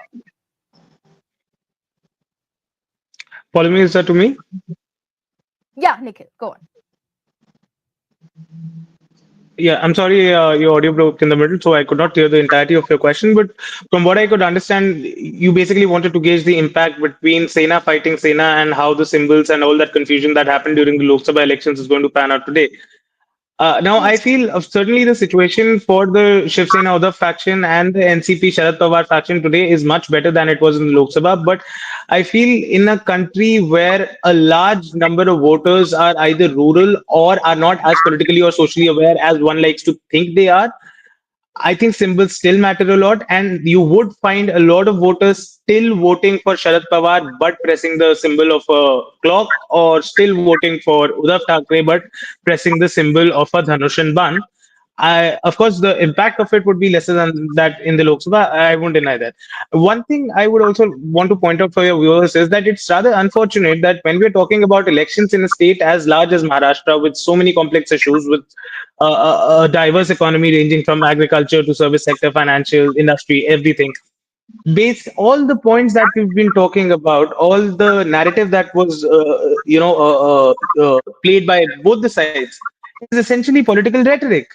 My chopper was caught, my एक है तो safe है, बटेंगे तो कटेंगे. It was all either communal rhetoric or political rhetoric. There was no real talk about real issues, whether it was the issues of soybean farmers, whether it was the issues of cotton farmers, whether it was drought prone areas in Latur, whether it was the slow trains that you have in Nagpur to Pune and other parts of the state, despite being a very developed state. There wasn't a lot of talk about the issues that plague the people of the state, and I feel that is rather unfortunate for democracy in India in general, that our entire political discourse, even during election time, is constrained to just this politicking and not about real issues of governance. Shruti, are people voting in Maharashtra? I mean, I'm just trying to get a sense, because you're speaking to the people on the ground as well. Kailash obviously can also come in on this later, because he hails from the city of Mumbai as well. When you're speaking to people on the ground, are they, talking about development? Are they talking about what they're seeing around them when they're going out to cast their vote? Because I can say that I also, viewers, I'm a resident of Mumbai city. I'm a Mumbaikar. So when I asked my mom what was on her mind, when she went in to cast her vote, what played on her mind, and she said, well, I just have to look around me if work has been done or not, and basis that I will cast my vote. Shruti, what are people telling you? I think it is also, the kind of split happened in Maharashtra and the kind of trend set by BJP. So people thought that, their vote has not been respected, because they voted for example, Shiv Sena in that case, and half of the MLAs just switched overnight and joined another party. So people sort of had that apathy towards the politics, that whichever party you vote, you don't know tomorrow they will just switch and something else will happen.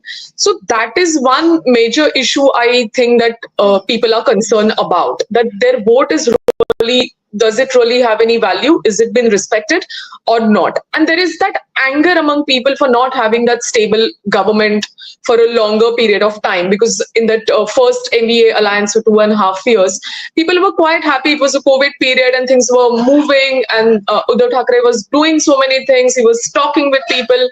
So he built that kind of an image that was required for Maharashtra to have the kind of CM, who considers people's opinion, who works for the people. And then suddenly that changed overnight. So I think that is one thing, apart from this development politics and apart from inflation, apart from unemployment and women. So this one thing is really, I think, the major concern for the voters, that whether anything going to happen after they vote for particular party or particular candidate. That's an interesting point you're making. Sandeep Singh is also joining us at the moment. Good morning to you, Mr. Singh. I'll just come across to you. I'll quickly take that question with Kailash Adhikari as well, who comes from the city of Mumbai as well. Kailash, what plays on the minds of voters, as in Maharashtra, as they go out to vote? Is the development factor an important factor, or, as Shruti said, a major concern that much of the electorate has in Maharashtra is that I'm going to cast my vote for this particular party, but who knows where the candidate will be post results. Yeah, that's true. But there's another factor which I like to bring to your notice, which I have found that has kind of evaded the elections debate so far, especially if you're talking of Maharashtra and focused on Bombay, Navi Mumbai, Thane, Nagpur, the constant attack on industrialists and industries. I teach, I've been talking to students, you talk to engineers or MBA students, their parents, and a lot of people who invest in stock market from this area. And they've been wondering why there's a constant attack on industries and the hit that stock market takes. So that is also one aspect, especially if you look Mumbai, Navi Mumbai, Thane, Nagpur, that has also impacted the voters' choice whom to vote for. that is something which you cannot ignore. And yes, definitely the development work is visible. And some of the things that happened, again, if we take specifically Mumbai, that the tolls have been waived off just few months before the election. And that was like Bombay was one of the unique city that within the city you used to pay toll tax to move from one area to another area. And development, yes, indeed, the infrastructure has taken place. The metro work that was stopped earlier during Uddhav Thackeray's rule. Suddenly we have seen those metro work started happening and people are using those metro trains. So that developmental impact in Bombay is visible. And if you go to, like I've visited these two places, Bombay and Nagpur. And again in Nagpur, the development, infrastructure development, people are very happy with that. So that will surely reflect in the voting pattern. Okay. We'll try and get Kailash Adhikari back with us as well. But let's quickly take you through the updated numbers on the Election Commission website as we speak right now. BJP at 109. So the BJP's number in 2019 stood at 105, and that is what Devendra Fadnavis claimed, that we will get the same numbers as we did the last time round. So 109 for the BJP, Eknath Shinde Shiv Sena at 56, Ajit Pawar's NCP at 34. So well past the halfway mark of 145. If you just look at the trends right now, remember, again, these are not solid results. So we're looking at trends. As far as trends go, MVA, Congress at 19, UBT Sena at 19, and Sharad Pawar's NCP at 11, and others independent stand at 15 at the moment. We'll try and pull up some constituency-wise numbers as well in order to see who's leading where. So as we do that, Shruti, I'll take that across to you. So as far as early trends on the Election Commission website are concerned, Mahayuti well past the halfway mark, Shruti. So I think as we have been talking about the Ladli Bahin Yojana, that must have we can see the impact if we really go by this trend, and if this trend continues even after the, even later also. Also, the infrastructure work also we discussed that in urban areas, the infrastructure work has really worked well in favor of BJP, I should say. So these 2-3 factors, and of course their coordination was better as compared to MVA. The rallies were much more organized. So these all factors also would play a crucial role if these trends continue. Okay. So as I'm pulling up some of the constituency, results, as far as Worli is concerned, a hotly contested seat, Aditya Thackeray currently leading by a very small margin, but again, many more rounds of counting to go. By 696 votes, Aditya Thackeray of the UBT Shiv Sena over Milind Deora, who is trailing at the moment. He, of course, is fighting on an Eknath Shinde Sena ticket at the moment. Let's look at Baramati, for instance, as well. Record margin of victory the last time round for Ajit Pawar. It was first held by his uncle there, Sharad Pawar, then by Ajit Pawar, nephew, and now uncle is pitted against nephew again, because Ajit Pawar is pitted against Yogendra Pawar. Ajit Pawar is now leading by 7,111 votes in Baramati. Let's look at some of the other interesting seats that we were talking about from Mumbai, for instance. Anushakti Nagar. Let's go to Anushakti Nagar, where Sana Malik of the NCP Ajit Pawar faction currently is leading by 1,391 votes. Trailing behind her is Fahad Ahmed of the NCP Congress Party, Sharad Pawar. Fahad Ahmed is actor Swara Bhaskar's husband. So these are some of the, I'll keep pulling that up right now. Ashish Ranjan is also joining us this morning. Ashish, thank you so much for giving us your time. I'll quickly come across to you. Mahayuti appears to be well past the halfway mark, as if early trends are to hold on the Election Commission website. Shruti earlier was telling us this has got to do with the Ladki Bahin Yojana. This has got to do with the women voters turning out in record numbers in Maharashtra. If I gave you these numbers, 109 for the BJP, 56 for Eknath Shinde, 34 for Ajit Pawar. Ashish, what do you think has worked?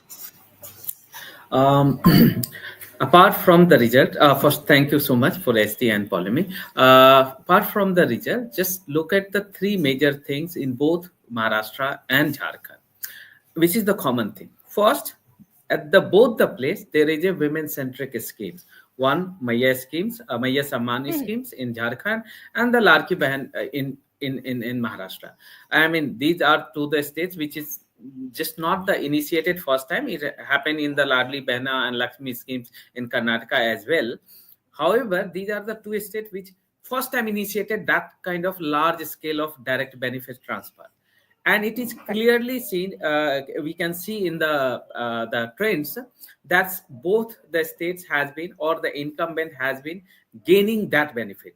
Where that number will stop, we don't know, we can't say right now, but the trend is clearly saying the women specific due to these schemes, it has been benefiting to the incumbent parties or alliance. Second thing, which is also the common, in Jharkhand, you will see Hemant Soren as a chief minister. He used to be a party, he is a party leader and the popular among the party, but this times, even we done a survey in Jharkhand as well. So Hemant Soren's popularity has been far above than any other leader in the states. So even among the tribal leaders, so Babulal Marandi, Champai Soren, so the age is almost double. Similarly, in Maharashtra, what happened this time newly, that Eknath Shinde has been able to pull himself from the traditional, Mumbai Thane belt and Shiv Sena leader. Due to this Larki Bahan Yojana, his popularity has spread across the states. I'm not commenting on the number, but this can be visible any any observer and in any data. This will be observed. Okay, and if it all, it has been lacking in numbers in terms of getting, we can't deny which has implemented. Sorry, Ashish. Sorry, it's because of a network issue. What I was trying to ask you is that if at all there has been a dent, obviously it's not going to get absolute numbers, the Mahayuti, the dent, would you say, would be in Marathwada or which regions? As far as Mahayuti is concerned, like not performing as they would have wanted to as well. Yes. So Marathwada and Vidarbha, these two regions where the Mahayuti lost most in Lok Sabha election. This is the region they were expecting that they will gain. I mean, Marathwada due to the Maratha reservation issues, and Vidarbha, we know it's a direct Congress versus BJP fights, and there is a good share of SC and ST in Vidarbha region as well, apart from the OBC. So the thing is, the Maha Aghadi, I mean, many people thought that Maha Aghadi will retain that lead and will give the good fight to the Mahayuti. However, the result, the trends, as far as we are seeing, it's completely denying that fact that the lead which supported to the Maha Aghadi in Lok Sabha election, especially in Marathwada and Vidarbha, BJP or Mahayuti has been gaining there most of the. I mean, they have not gained, but they have almost crushing Maha Aghadi in these two regions. Okay. Sandeep ji, I'll come across to you right now. How do you read the numbers? How has the Mahayuti been able to turn the tide against it, as it were, during the Lok Sabha elections, where the MVA swept away 30 of the 48 Lok Sabha seats, and between then and now, just a few months later, it has literally turned the tables on the MVA, the Mahayuti? The groundwork was much better, and I can vouch for it because, as I said, I stay in Mumbai. We have seen the campaigning, what happened during Lok Sabha election and now during Vidhan Sabha. And the campaigning was much better from the BJP and Mahayuti. And the door-to-door outreach, talking to people in small numbers. So, the schemes, what you are talking on the development are perfectly fine, but then one has to go and explain it to people. In Lok Sabha election, that was something which I found completely missing on part of BJP or Mahayuti. And this time that on that part, they have done really wonderful. I'm aware they went on doing meeting in different societies at the 10:30 p.m. in the night, and even in a smaller group of 8 to 10 people, not looking at a big group of 50, 100, people talking to each other, telling each other to go and vote in the society. And I think that's one of the reasons we saw a higher number of people going to vote. So as it was being debated that, the higher number of vote is generally anti-incumbency, but this time it has turned out to be pro-incumbent, that people wanted them to come with majority mark and focus on more development work. So yes, the development work has happened, but communicating them, talking to the voters has actually done the wonders for Mahayuti.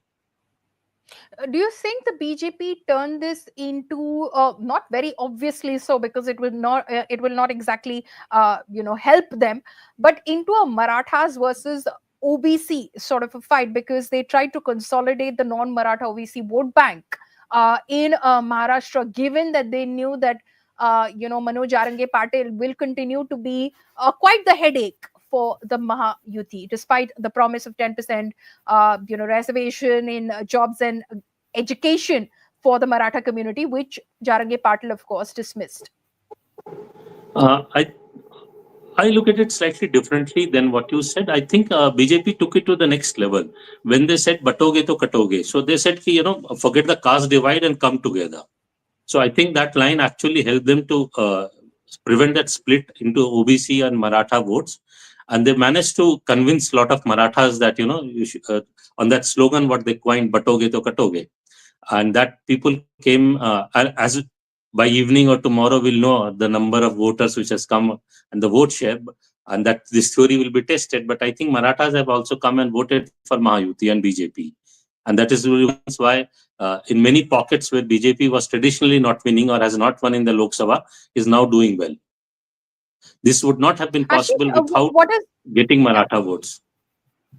Right. Ashish, what is your sense of that? Was the BJP able to consolidate the non-Maratha OBC vote? So OBC has been a traditional support base for the BJP in Maharashtra, and it has been for a long time, and especially the Sahuteli, Vanjari, Mali, and Banjara. So they have been. Even I was traveling some parts of the Maharashtra. We met some of the people. Some OBC told me that this Eknath Shinde-led government is not good for the farmer because they are not getting the good price for good MSP for soybean and the cottons. But however, what they say when I asked them to whom you will vote, and they said ki it's a Mahayuti candidate because where we will go, it's our BJP is our traditional party, and we have to stick with them. So party affiliations or especially the leader affiliation in Maharashtra is very high. Sir would explain more than me. But what I have observed in my limited traveling in Maharashtra, that's the party affiliation or the leader affiliation. So, for example, I can tell you one of the example in Nanded, Bhokar Assembly constituency, where Ashok Chauhan's daughter is contesting. So I made some of the SC voters, Dalit voters, and some others better. The similar things for them, they said the Congress is better choice for us, except the Matang. Matang is the pro BJP supporter. It has been traditionally, but Mahar and other SC communities are more inclined to support for the Congress. The similar question I asked, to whom you will vote? And answer was simply BJP. The reason say it's due to Ashok Chauhan. Ashok Chauhan is a big stalwart leader. He has developed in our area, and it was visible in that village as well. So said ki wherever the Ashok Chauhan will go, we will vote for them in assembly election especially. So that's all. The thing is ki we can't. We usually say Bihar, UP has a caste association and other thing. Maharashtra has caste plus leadership association, and it's a long elite, traditional base. So Sharad Pawar in Western, Ashok Chauhan is there. Then you will say in Nagpur region. So there is a pocket of local elites, the party leaders, and they have a very much good influence on their voters. So both the things. So this times the party association as well as the Larki Bahan schemes has been able to give the benefits to the Mahayuti. Right. Okay. Ashish, stay on with us. Remember that several elections and the votes are being counted for at the moment. So there is the Maharashtra Assembly 288 assembly segments, Jharkhand 81 assembly segments. There are the by-elections, Lok Sabha by-polls in Wayanad and Nanded, and then there are of course several assembly constituencies where by-polls were held as well, where those votes are being counted at the moment. In Uttar Pradesh, the NDA currently is leading over the India bloc. And as far as the Lok Sabha by-polls are concerned, Priyanka Gandhi is leading in Wayanad in Kerala.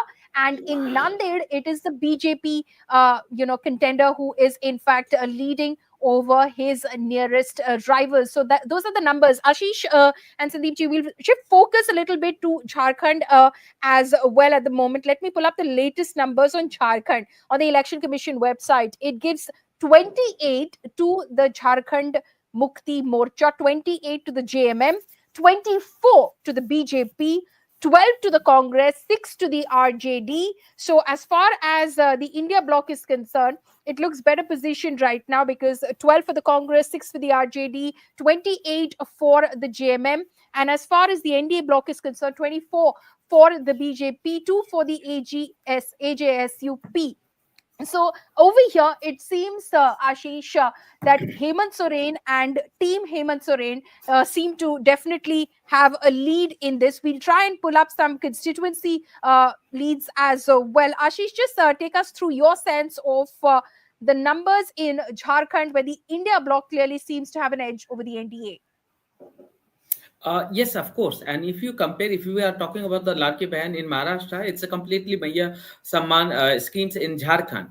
The second thing, two new things happen in Jharkhand as well, and this in the last 6, 7, 8. Take it at 1 year. So after when Hemant Soren gone to the jail, so there is a sympathy for the Hemant Soren, especially among the tribals.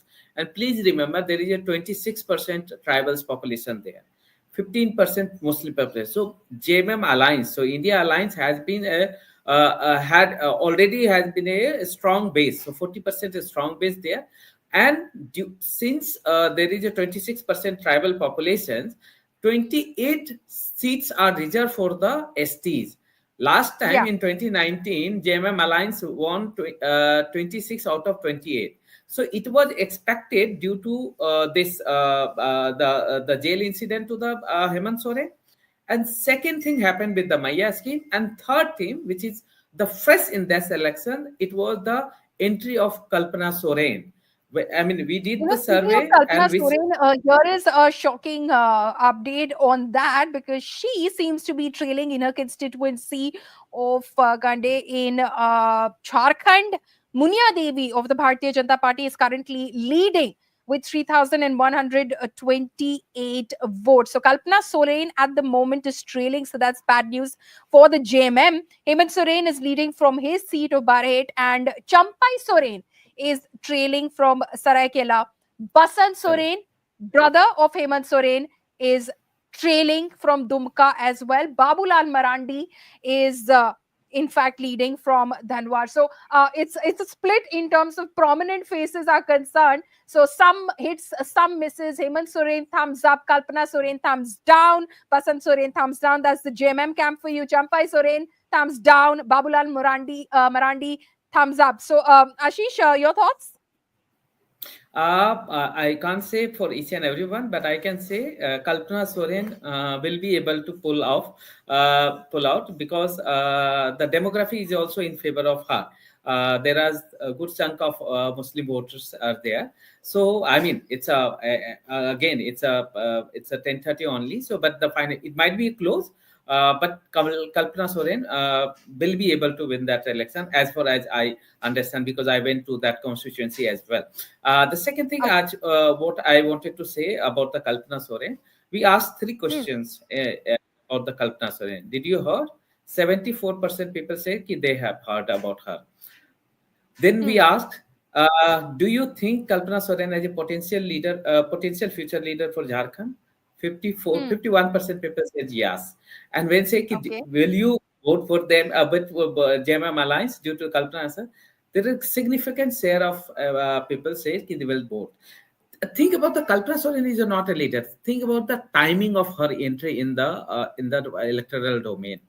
When her husband went to the jail, then she came. Mm-hmm. Second thing, she's a tribal, and Jharkhand is a rural and tribal, and also the poor majority state. So when the tribal feels that, oh, some lady is there who can speak very politically, very influentially, and at the moment when her husband gone to the jail, so that all the phenomena bring a new freshness in the Jharkhand politics. I mean, two things happen new in Jharkhand politics this time. It's the entry of Kalpana Soren and entry of Jairam Mahato. And as far I understand, Jairam Mahato is cutting good share of Kurmi vote, especially in the rural, which used to be a BJP, pro BJP or pro NDA support base. And that's thing I am in even in it was in visual in our survey as well, that the Jairam Thakur cut around 1/3 of Kurmi votes, which hurt them the NDA most. Right. We will speak about the Jairam Mahato factor as well, Ashish. But speaking of Kalpana Soren, Sandeep ji, it's very interesting. Of course, Ashish just pointed out to us the factors, but it's interesting that people do see a future leader in Kalpana Soren. She came in under some very different sort of circumstances, assumed a political role in those circumstances, and now is contesting the election. She, of course, contested the bypoll earlier as well. She is now, of course, contesting the elections. She's trailing at the moment, but things can change anytime. These are, again, very early trends to call the results one way or the other. This is a new a new sort of a fresh face as far as Jharkhand politics is concerned. That's how the people of Jharkhand view Kalpana Soren. Yeah, the last few lines you said, I absolutely agree. I was talking to people, friends in Jharkhand, and many of them said that one of the important factors of this election, that the outcome of this election will be Jharkhand politics will see a lot of new faces. And definitely Kalpana Soren is one of them. And with all due credits to her, when you listen to her, she doesn't look like a novice to politics. She speaks well. She looks like a lady of her own standing. She is not dependent on her husband for intellectual thought process. And that shows her that she has a leadership quality. So that is something which no one can take away from her. And that will definitely have an impact. She may win or lose. But even as a BJP supporter, I believe that she had an impact all over the Jharkhand. So her presence makes a difference. And definitely the other factor what we were discussing is the Jairam. Yes, he has indeed cut votes of BJP, and BJP will pay a slight price for that, definitely. Ashish, for the benefit of our viewers, take us through the Jairam Mahato factor and what sort of a role he's played in this election. Look, so Jairam is, of course, a young leader. He comes from the student movement, and basically two things he has been asking for the voters. One is 1932 Khatyans, the proof for the Mool Nivasi. So 1932 Khatyans, which has mentioned the original indigenous peoples of the Jharkhand. And second thing, he is asking complete again and again to the voters, what you have been good for the health education to your children. So even I was travel, and it was in survey as well, that some of the, not only the Kurmi, even the lower OBCs, women especially in rural area, they said and the young especially, the youth especially, they feel that Jairam is a new voice who is talking about sensible, who is talking about the school, education, health, roads, those things. I mean, the roads are comparatively with 5-10 years, it has been improving across the India, but the school educations and the hospitals are still has not been able to pull out in a better sense. So when someone talk about the education, good infrastructure of education and health, that's youth. And also, please remember that unemployment is a issue which has been hurting most of the states. So many peoples, and especially the youth, are not much happy with the JMM government, because there was not sufficient number of employment generation. Also, there was some delay in JPSC, Jharkhand PCS, and also there was some issue of paper leak. So all these incidents, especially among the youths, apart from NDA, those who don't wanted to support the NDA, but at the same time they were not pro JMM alliance, India alliance. So that attractions Jairam Mahto able to pull it. Also the 1932 Khatyans issue, it's not just for the tribal also, but the Kurmi also, because the tribal Kurmis are more mostly they are especially in that region. When you see about the North Sota Nagpur regions, and also the Kolhan region, is upper Kolhan region, so there is a good chunk of Kurmi voters. And Kurmi, the aura of Sudesh Mahato, which used to be AJSU, All India Jharkhand Students Union leader, that has been declining, and Jairam Mahato has been gaining from that point. Absolutely. He seems to have emerged as the biggest rival for Sudesh Mahato in these elections. And obviously, he's very young.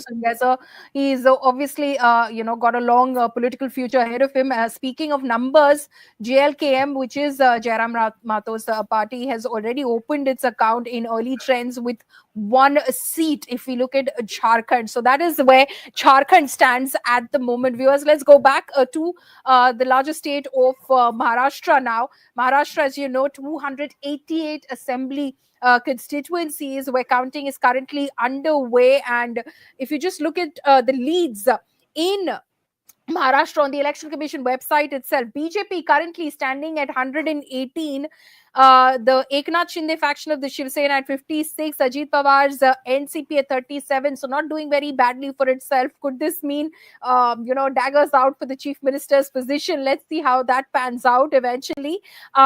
Congress at 22, UBT at 19, Sharad Pawar at 11, NCP Sharad Pawar at 11. Sandeep ji, is this the sunset moment for Maharashtra's stalwart politician Sharad Pawar? Yes, and I guess he had seen it coming, so he had said that this will be last election. Politicians keep saying election after election this thing, but this could well be his last election. That he'll have to take a back seat. And so they say that he kept breaking different political parties. That's how he's known for. And somehow that is what brings an end to his career, by breaking his own political party. So that's kind of, you call it karma or whatever. But yes, this is the sunset moment for one of the biggest politicians of Maharashtra. One important thing is that people often forget talking about Sharad Pawar is that he could never form a ministry government of his own party. Whenever he was in power, he was in support with someone, which is unlike a Lalu, Mulayam or a Nitish. There's a big difference, or in South, anybody. So that one thing should remain, people should keep in mind that he was a big politician, but he could never form government in Maharashtra of his own political party ever. Well, you think of the last 2019 assembly elections in Maharashtra, where many thought the turning point came towards the end of the campaign when you saw Sharad Pawar, an old man drenched in the rain, still addressing a public rally. And then, of course, you saw the numbers for the NCP at 54 at that point of time. Many thought that, you can't beat this man down. And then came the blow from his nephew. Just few days later, when he joined hands with Devendra Fadnavis in that early morning coup at the Raj Bhavan in Maharashtra, and was sworn in as the Deputy Chief Minister of the state of Maharashtra for the first time then. Since 2019, I'm talking about, for the first time then for 3 days. And then, of course, subsequently again, Deputy Chief Minister, as well now at the moment as well. So Maharashtra has seen turbulent times between 2019, when it gave a decisive mandate for the NDA alliance, but Uddhav Thackeray, of course, said that the BJP had promised him chief ministership and split away when that didn't happen, to join hands with the Congress and the NCP to form a government in Maharashtra. So it has seen 3 chief ministers, it has seen more deputy chief ministers in all of these 5 years of turbulent times. And that's all that the electorate is hoping, that We just want a stable government now. Let the mandate be clear. Let there be no underhand dealings and power play, after these election results are out. And at the moment, if you look at the early trends, clearly it appears that the Mahayuti is running away with the election results in Maharashtra. One of those who predicted that it could be a sweep and a wave for the Mahayuti in these elections was Access My India. The exit polls predicted an upper figure of 200 for the Mahayuti in Maharashtra. Here's what Pradeep Gupta of Access My India told Hindustan Times.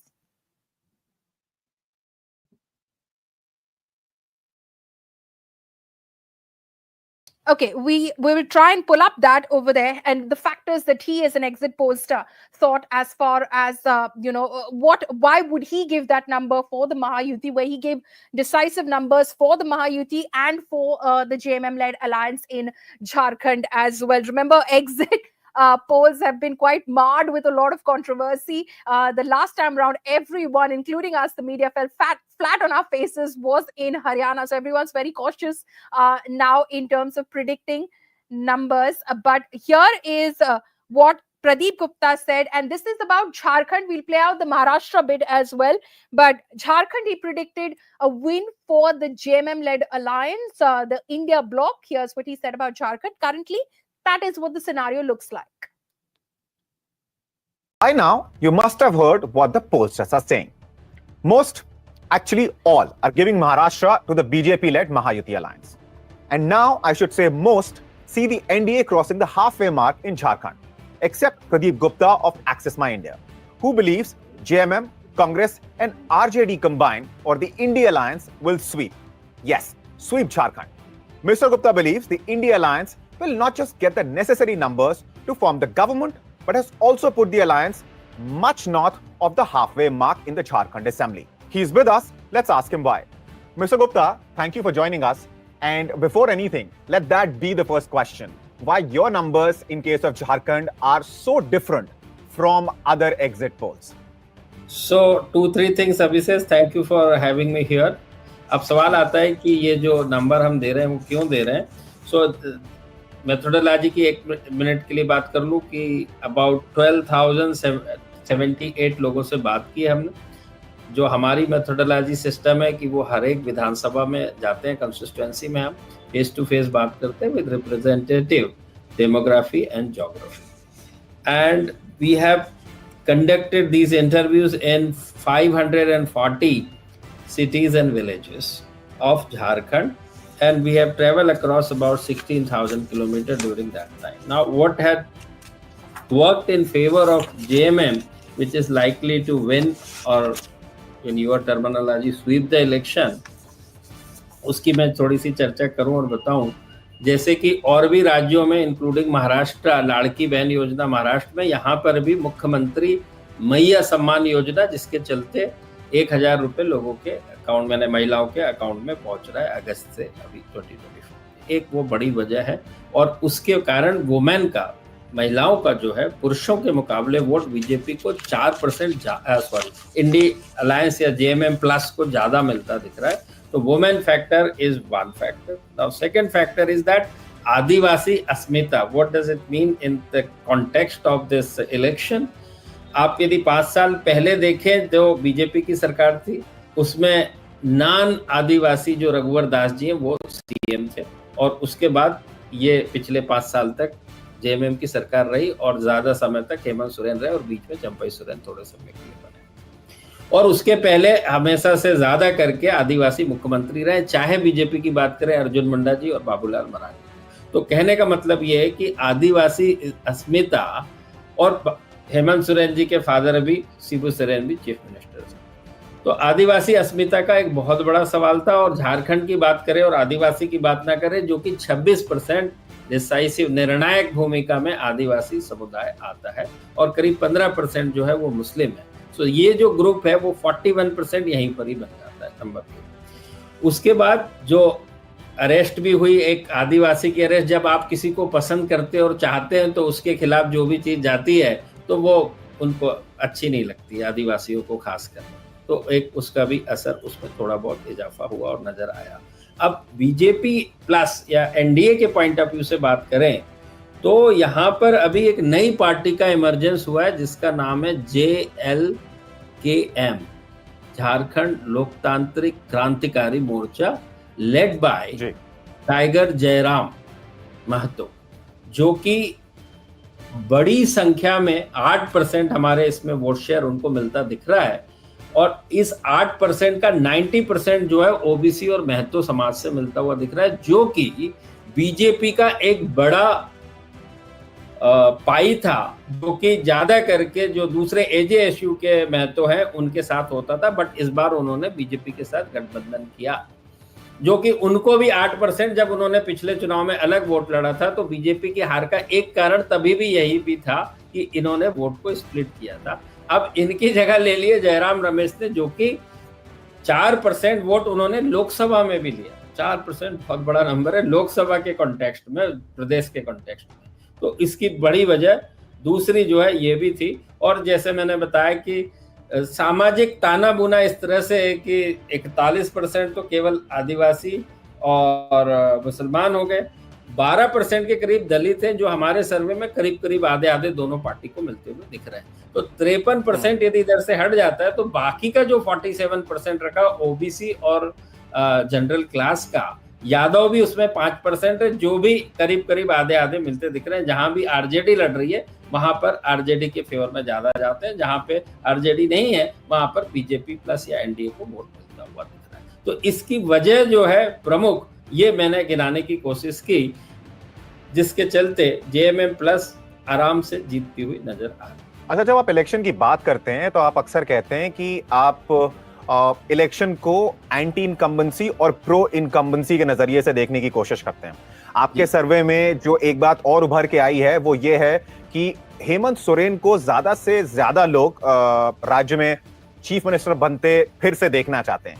इसकी कोई particular वजह? आपने एक वजह गिनाई कि arrest, आपने ये वजह भी गिनाई कि वहां पर जो मैया योजना जो चीफ मिनिस्टर ने चलाई थी, और जाहिर सी बात है जो एक हद तक फ्री इलेक्ट्रिसिटी देने की भी सरकार की कोशिश है। बट इसकी सबसे बड़ी वजह आपको क्या लगती है? सबसे बड़ी वजह है, देखिए महिलाओं की बात करें, 50% यूनिट जिसको वो छूता है, 50% से भी ज्यादा करीब करीब हर घर को छू लेता है, यानी घर में और भी मेल मेंबर भी होते हैं। तो ये उसकी सबसे बड़ी वजह है। दूसरी बड़ी वजह है आदिवासी मुख्यमंत्री का सामने होना। तो आदिवासी समुदाय का एक एन मास वोट जो है उनको मिल रहा है, और मुस्लिम समुदाय भी 15% है। तो ये जो 41% है अपने आप में बहुत बड़ा नंबर है। बिजली जैसे आपने बताया माफ करी, बहुत सारे छोटे छोटे विषय भी हैं, बट उनका असर जो है वो अक्रॉस द बोर्ड नहीं होता है। जैसे कि लैंड एक्ट का विषय है और बहुत सारे विषय, हर आदमी को हर लैंड से लेना देना नहीं होता, बट फर्क तो थोड़ा थोड़ा करके ज्यादा होता है। तो ये सारी बातें थी जिसके चलते वहां पर प्रो इनकम्बेंसी देखी गई है in favour of Hemant Soren सरकार। और एक और दिलचस्प बात है जो नंबर्स में देख रहा था, आपके आंकड़े जो देख रहा था, उसमें जब युवाओं के वोट की बात होती है तो आप जरा दर्शकों को बताइए कि जहां तक युवा पीढ़ी की बात है उसने किसके लिए वोट किया? युवाओं को हम ऐसे क्लासिफाई करते हैं, दो तरह के युवा होते हैं। एक होते हैं 18 to 25 ईयर ऑफ एज, जो कि काइंड ऑफ जॉब सीकर होते हैं। 20 साल 22 साल की उम्र के बाद ग्रेजुएशन होते हैं और उसके बाद वो प्रोफेशनल लाइफ में आते हैं। तो उसको हम 18 से 25 की श्रेणी में कैटेगराइज करते हैं। तो यहाँ पर इंडिया अलायंस को 46 और एनडीए को 33% वोट शेयर मिलता दिख रहा है। जो कि गैप की बात करें तो सबसे बड़ा गैप है दो अलायंस के बीच में, 33 वर्सेस 46, काफी बड़ा 13 पॉइंट्स का फर्क है। उसके बाद है 26 से 35 जो एक जॉब करना चालू कर चुके हैं, जो 34 और 48% का यहाँ फर्क है। यहाँ भी बहुत बड़ा गैप है। उसके अलावा आप 36 से 50 उम्र और जिसको आप यूथ तो नहीं कह सकते हैं, वहां पे देखते जाएंगे तो गैप थोड़ा थोड़ा कम होता जाता है। जैसे 36 से 50 बड़ा संख्या होती है, 30% इस श्रेणी से आते हैं, तो 10% का ही फर्क रह जाता है। जो पहले 13 और 14 था, अब 10 रह गया। और 51 से 60 में आप देखेंगे तो फर्क केवल 7% का रह जाता है। तो उस हिसाब से युवाओं ने ये कह सकते हैं दूसरे एज ग्रुप के मुकाबले इंडिया अलायंस को ज्यादा पसंद। तो अगर मोटे तौर पर देखा जाए और ये कहा जाए कि एनडीए के अगेंस्ट जो बात गई, सबसे बड़ी चीज उसमें से ये थी कि जैसे आप बता रहे थे कि एक आदिवासी चेहरा है हेमंत सोरेन, तो बीजेपी जैसा कि करती है हमेशा कोई चेहरा पहले से ही चीफ मिनिस्टर का लोगों के सामने लेके नहीं जाती है। तो एक चीज वो, और दूसरी चीज ये जो अलग अलग स्कीम थी सोरेन सरकार की जो उनके पक्ष में गई, इसका नुकसान बीजेपी को और एनडीए को उठाना पड़ा। और तीसरी चीज जयराम महतो का आना, टाइगर जयराम महतो की पार्टी का आना, जिसने बीजेपी के वोट को स्प्लिट कर दिया। तो आप वोट शेयर के लिहाज से यदि देखेंगे तो 45% इंडिया अलायंस को मिलता दिख रहा है, 37% बीजेपी को और 8% महतो को। यदि ये महतो नहीं होते तो दोनों का 45-45 होता। उस परिस्थिति में बीजेपी के चांस ज्यादा होते, क्योंकि ये भी सही है कि जो जेएमएम प्लस या एनडीए अलायंस का वोट शेयर है वो एक अमुक समाज और अमुक क्षेत्र, जिसको आप संथाल परगना कहते हैं, वहां से आता है। तो उस मामले में बीजेपी ज्यादा स्कोर कर जाती, क्योंकि वहां की सीटें लिमिट है, बजाय इसके जैसे 28 सीटें रिजर्व सीट है, 28 को छोड़ के जो 81 में बची वो रिजर्व नहीं है, यानी वहां उतनी संख्या में आदिवासी नहीं है, तो वहां पे बीजेपी स्कोर कर सकती है। बट अगेन ये जो बंटवारा हुआ वोट का जयराम महतो का, उससे बहुत बड़ा डेंट पड़ा। तो जेकेएलएम और जयराम महतो की वजह से बीजेपी को भारी नुकसान कम से कम आपके सर्वे के हिसाब से झारखंड में उठाना पड़ रहा है। अच्छा, आप अपने सर्वे में एक चीज और पूछते हैं, सिर्फ ये नहीं पूछते हैं कि आपने वोट किसको दिया, आप ये भी पूछते हैं कि क्यों दिया। ये जो वजह आप गिना रहे हैं उनमें ये वजह भी थी क्या? बिल्कुल। तो इंडिया अलायंस को जो वोट मिला है, यदि इंडिया अलायंस को जो 100% मान लिया जाए मिला जितना भी, उसका 24%, बहुत बड़ा नंबर है। लोगों ने कहा मुख्यमंत्री मैया सम्मान की वजह। Okay, so that was Pradeep Gupta, of course, speaking earlier to my colleague Abhishek and giving his sense of why he gave the numbers that he did. This is after his exit poll projection. So this is a recorded interview. So he's obviously going to be extremely happy that he seems to have got it right as far as both the states are concerned. Maharashtra is seeing a tsunami of the Mahayuti viewers at the moment. Just look at the numbers in Maharashtra. BJP 125, Eknath Shinde faction of the Shiv Sena 55, Ajit Pawar's NCP 35. Now look at that total number in itself, well past the halfway mark of 145 in Maharashtra. A decisive mandate by the electorate, it appears, for the Mahayuti. The incumbent government seems to be back in the hot seat. At least that's what the Election Commission is telling us at the moment, if you go on the website at the moment. Now, BJP already is celebrating in Baramati. We're getting in pictures of firecrackers being burst by supporters of Ajit Pawar, who, of course, are celebrating his win already. Of course, those results are to come in at the moment, but let's try and look at those pictures and get in some voices from the ground as well. You can see firecrackers being burst in Baramati at the moment.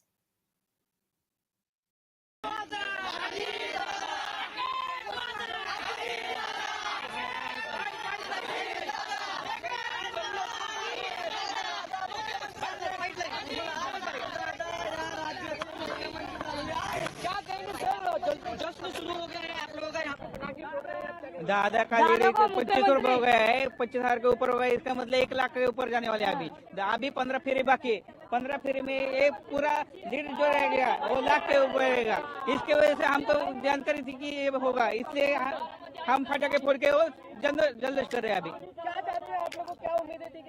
Okay, so that is, of course, an enthusiastic supporter of Ajit Pawar saying that his lead is going to be massive. Remember, Ajit Pawar last time round in the 2019 assembly elections had a record margin of 1.67 lakh votes. He, in fact, was pitted against Yugendra Pawar, his nephew, in these elections from Baramati. Currently on the Election Commission website, where 4 out of 20 rounds of counting have taken place, Ajit Pawar is leading by 15,382 votes over his nearest rival, Yugendra Srinivas Pawar, his nephew. And just speaking again of the numbers in Maharashtra, now the BJP already is celebrating, it's mocking the MVA, saying, like, look at our numbers. Even the combined MVA seems to be falling apart completely. Some of our individual constituents are doing better as far as the performance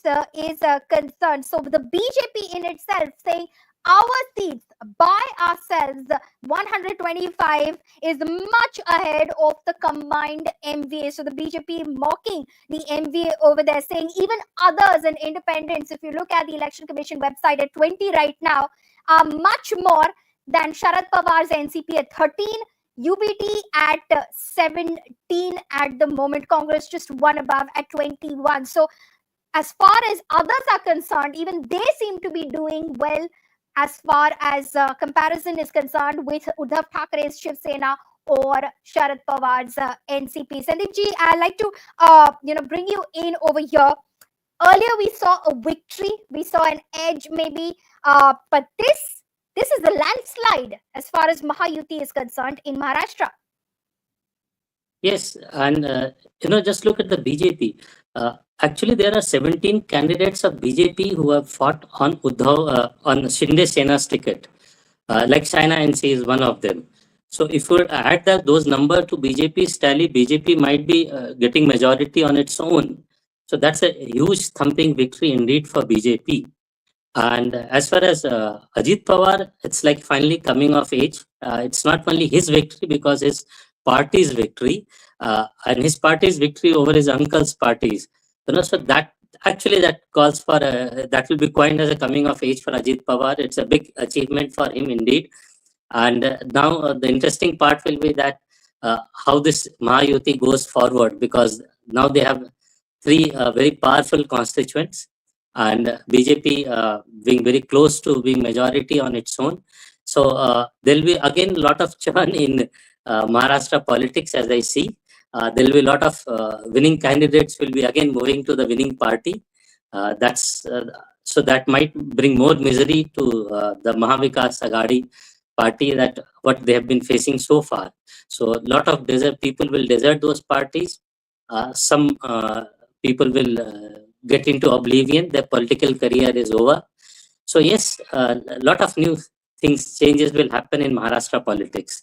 And absolutely, I hope we can expect a lot of churning in Maharashtra politics, because those who have chosen to stay with the NCP faction of Sharad Pawar or the Shiv Sena faction of Uddhav Thackeray might reassess their political careers based on these results, because this is unexpected lines as far as the Mahayuti is concerned. Now, obviously, there will be a race to take credit for this, but a lot of it has to go, of course, to Eknath Shinde and his image as well as a politician, as an administrator, someone who came in with a smaller mandate when he joined hands with the BJP, was made a chief minister. Many thought there was a lot of backroom BJP politics involved in this in itself, probably a way to put down Devendra Fadnavis by some within the central BJP, making Eknath Shinde the chief minister. But Eknath Shinde continues to have and seems to have built some currency with the people of Maharashtra, for them to have taken him seriously, for them to have not had too many ill things to say about Eknath Shinde when he went in to campaign as well. So these are, of course, the numbers as they're trickling in at the moment. We try and pull up some of you, but the BJP, of course, saying that our strike rate seems to be so much better, just simply in terms of vote percentage. If you look at it, 84% is the BJP strike rate, 71% for the Eknath Shinde faction, and 62% for the Ajit Pawar faction of the NCP. Now, the MVA strike rate is 19.2% for the Congress, 20.5%, 6% for the UBT faction of the Shiv Sena, and for Sharad Pawar, 11.6% of the NCP. Now, Sandeepji, I'll come back across to you. Earlier we were speaking about the political career of Sharad Pawar.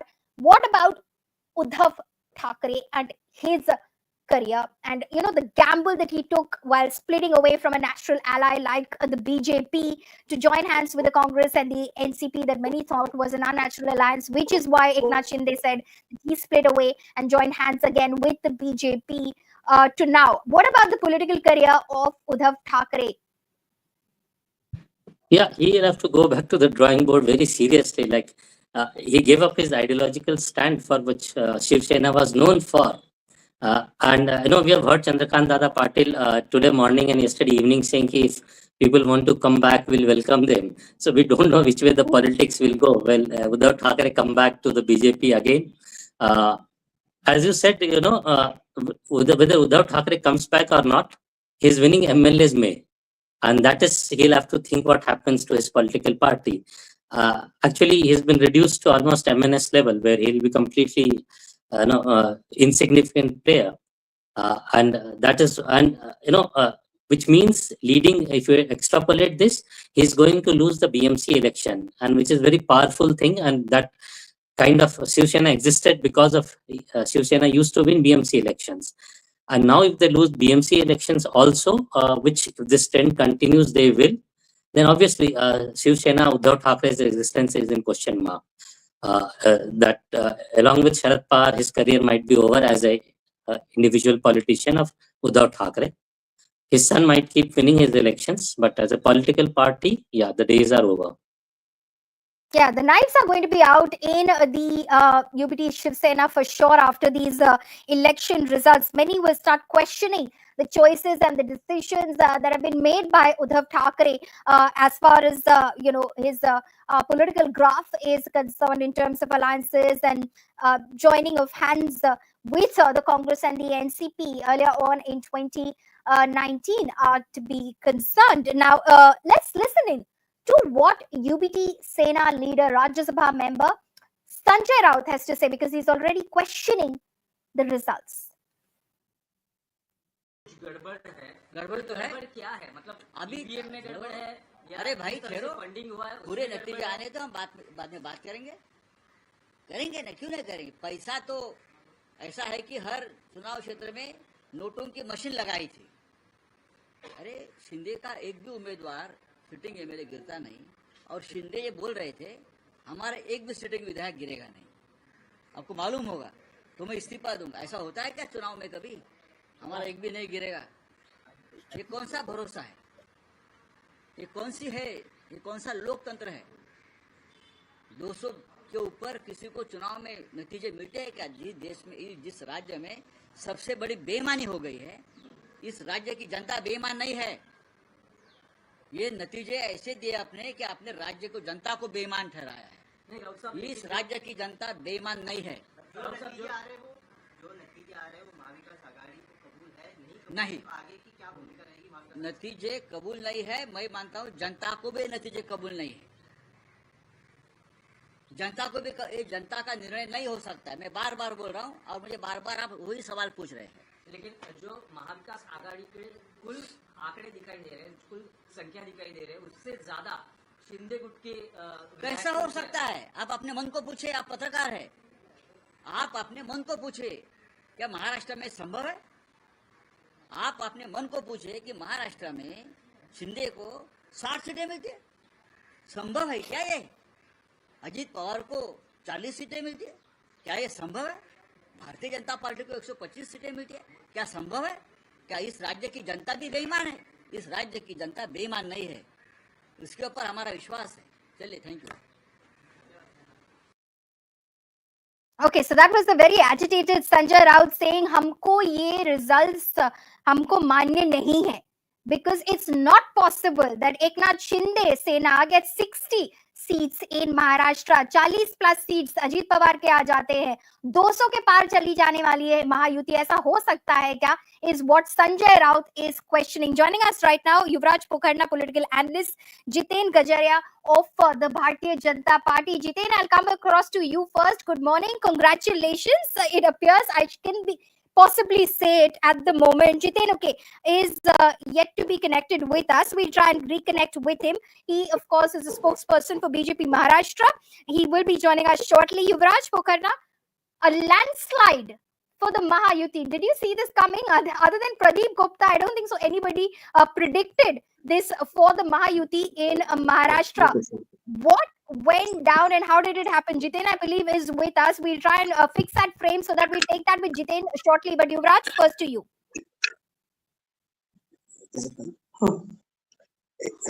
Hi, Palami, can you hear me?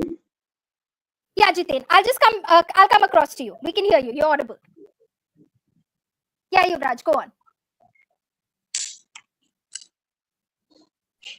Yeah, I think you're I'm sorry, Yeah. I was muted, I think.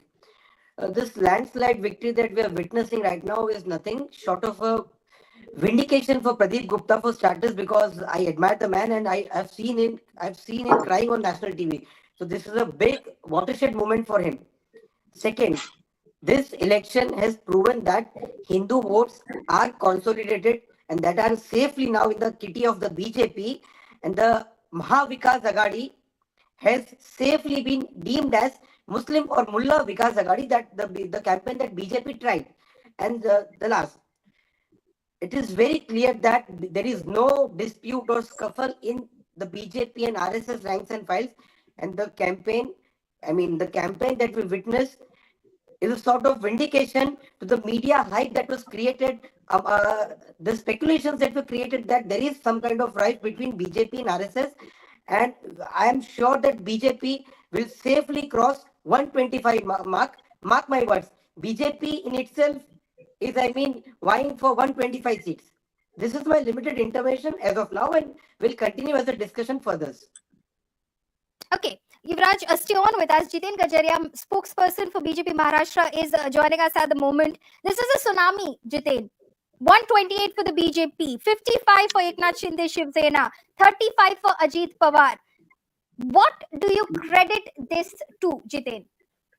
I will start by saying that Ladki Bahin came out and said, ek hai to safe hai. This election can be described as the women of Maharashtra coming out and saying, we have been heard by some government and we want to support it. So Ladki Bahin Yojana and Ek Hai to Safe Hai has resulted in this major victory. It is a vindication. Follow me, 2019 also was a victory of BJP alliance, but betrayal happened and we had to sit in opposition for 2.5 years. This time around, the people of Maharashtra said we will not give any scope for any betrayal anytime, and we will go with BJP because of the 5 years of Devendra Fadnavis as the CM from 2014 to 2019. Then the 2.5 years of misrule that they saw from the Maha Vikas Aghadi, where we had a homebound CM who did nothing for 2.5 years, and then came the 2.5 years of the Mahayuti, the programs, the policies, the schemes, and the way they reached the lowest strata of the society. So this election is a vindication of the good work that BJP does whenever it is in power. Remember one thing, this is the first time after a long time that one party has won 3 mandates. 3 mandates in a row, with the major party winning 100 seats, more than 100 seats thrice. Not even Sharad Pawar has ever been able to win more than 100 seats for his party thrice in a row. Devendra Fadnavis ji has done that. 3, 122, 105 and 128 and counting.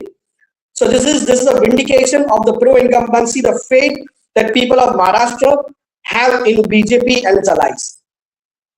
You're saying Devendra Fadnavis ji has done that, Jiten. Will he be credited with this? Oh yes, absolutely. If you look at the history of BJP, everybody who's done great work, good work in their states have been credited. You could see what happened with Modi ji. Great work done in Gujarat. You see what has happened with Shivraj Chauhan ji. He is one of the senior most ministers in the center. You will see, so credit will be given, and we have to give the credit. Devendra ji has worked tirelessly for the last 15 years in this state. Even when he was in the opposition. Don't forget, Paulami, that Maha Vikas Aghadi tried every trick in the trade to trouble Devendra Fadnavis, including trying to frame him in the Rashmi Shukla case. And we have people going on record saying that, the IPS officers and everyone. The man stood tall. The man worked hard. He kept at it. He never wavered from his path. And thanks to him, I would say as a Karyakarta of BJP, we all got the strength. Okay, talking about personal, you are aware that people like me were hounded by the Maha Vikas Aghadi with police cases. Devendra ji stood tall with all the party workers. He has been brilliant. I mean, he was great as a chief minister, one of the best.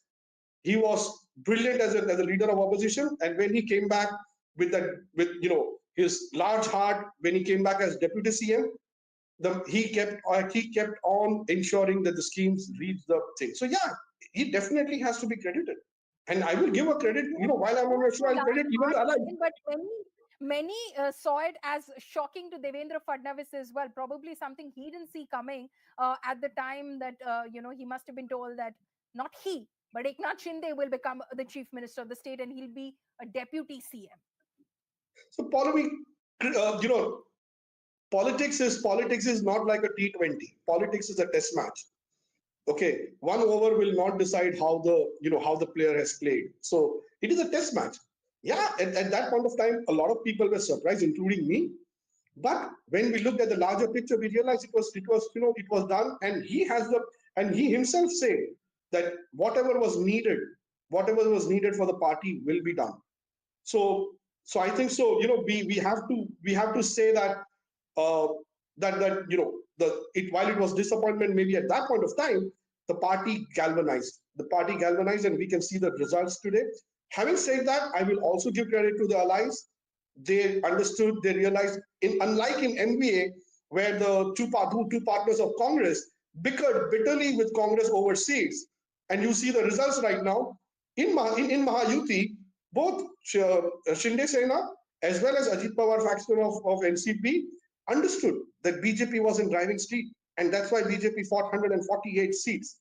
I think so. Credit has to be given to them also for reading the message clearly on the wall. Okay, Jitin, stay on with us. Yuvraj, I'll come across to you. Do you believe that it was the non-coordination between the partners of the Maha Vikas Aghadi which also caused them, aside from the fact that clearly Ladki Bahin Yojana was a scheme that came out as a big trump card for the Mahayuti? Follow me, if I can request via you, the back team, if they can fix my frame. It's somewhere tilted. If they can fix my frame. It seems to be all right at the moment, but go ahead, Yuvraj. Follow me, there are myriads of factors. If you talk about the game changer, the Ladki Bahin Yojana, so doling out freebies is one thing that Arvind Kejriwal gave to this nation. Every party, whether it is in Indi Gadbandhan or NDA Gadbandhan, every party, so to speak, in Maharashtra, the Maha Vikas Aghadi also promised to dole out freebies. But it is about the credibility. It is about the way you execute. From what I have been told from my friends in the BJP Maharashtra unit, Eknath Shinde ji used the top to bottom approach. Let me elaborate on this. Eknath Shinde not only used the government machinery, but also requested the BJP and the Shiv Sena page pramukh, mandal leaders and the gram panchayat leaders to approach each and every lady with the form, and the party leaders approached the ladies कि ये तुझा form आया इसको भरो. Did you get the scheme? After filling out the form, they also approached the ladies कि did you get the freebie? Did you get the scheme? So this is how the execution went. And he was such an approachable leader. I'll tell you, even a pani puri wala on the Juhu beach, if you approach him, he will flaunt this कि तुमचा मिलना है, आपको मिलना है, मैं मिला दूंगा CM साहब से. So this was his availability. He was 24/7 available to the people. Execution of the scheme included the state machinery and the party cadre. And if you allow me the last 30 seconds, Indi, or so to speak, the Maha Vikas Aghadi, if you observe the campaign was not concerted. It was a very confused and disconcerted campaign. And while I contrast this campaign with the campaign of Jitinji's party, the NDA or the Mahayuti was very much focused and concentrated with regards to its campaign.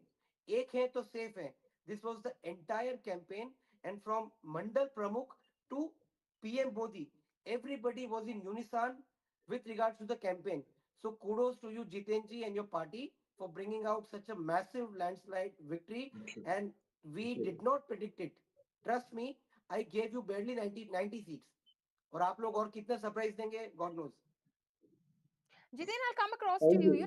The Ladki Bahin Yojana, you're crediting it with, turning things around for the Mahayuti since the Lok Sabha elections in May earlier this year to now. But these direct cash transfer schemes, be it the Ladki Bahin Yojana here in Maharashtra, earlier in other states as well. It started with the Ladli Behna Yojana in Madhya Pradesh, or the Maya scheme in Jharkhand by the ruling government, the JMM government. How sustainable are these fiscally? How sustainable are these schemes? See, Paulomi, I think so. What you have to understand is that whenever BJP has announced such schemes, be it in Madhya Pradesh or be it in Maharashtra, the fiscal aspects of it has been taken into consideration. Like they were both, all the three, Eknath Shinde ji, Devendra Fadnavis ji, and Ajit Pawar ji, they actually sat down and worked out on where will we get the money from without putting burden on the Very common. much in favor of this, Jitin, was he?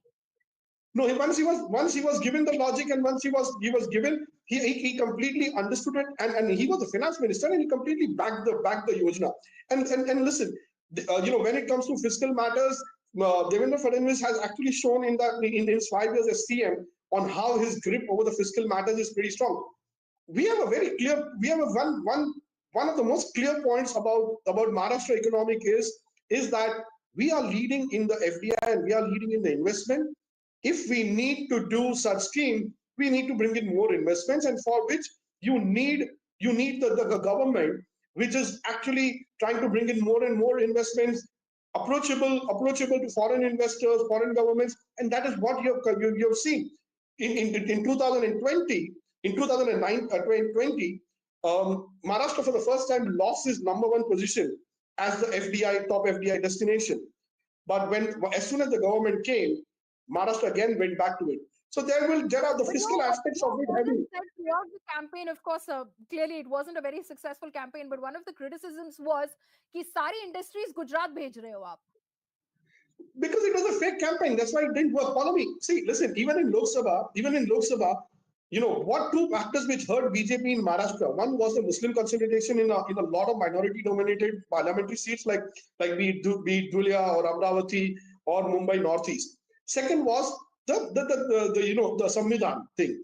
Those were fake narratives. Similarly, industries going to Gujarat is a fake narrative. The numbers say a completely different story.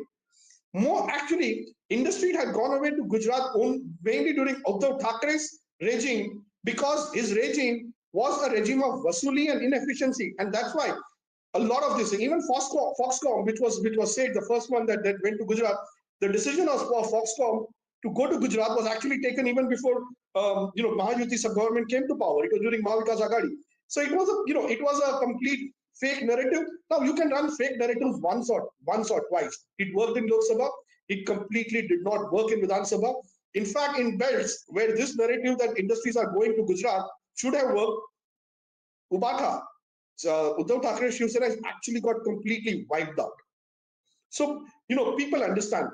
People are not foolish. Sadly, some parties think, especially like Congress and its India Alliance, think that fake narratives will work every time, and will kind of give them seats and votes every time. It doesn't work. In fact, on a lighter note, I'll say that just between the Lok Sabha election and Vidhan Sabha election, we had basically said internally in our teams that Lok Sabha ke har fake narrative ka badla lega tera Faizi. Okay, as far as BJP is concerned, clearly one decision that was definitely bang on was to not support Nawab Malik, who was an alliance partner candidate, because the numbers are astounding. He's trailing by 24,190 votes in Anushakti Nagar. Abu Azmi is leading from that seat, and his nearest rival is from the AIMIM. Then comes the Shiv Sena as well, and then comes Nawab Malik. So he's on 4th place right now in Anushakti Nagar. Mankhod Shivaji Nagar is where Nawab Malik is standing from, and his daughter is also trailing behind Fahad Ahmed in Anushakti Nagar. So Jitain, good calculation by the BJP. Well, it's not just calculation, Bolomi. It's also a matter of ideology. Like, we understand that political is a game of pragmatism, but there are certain red lines you never cross.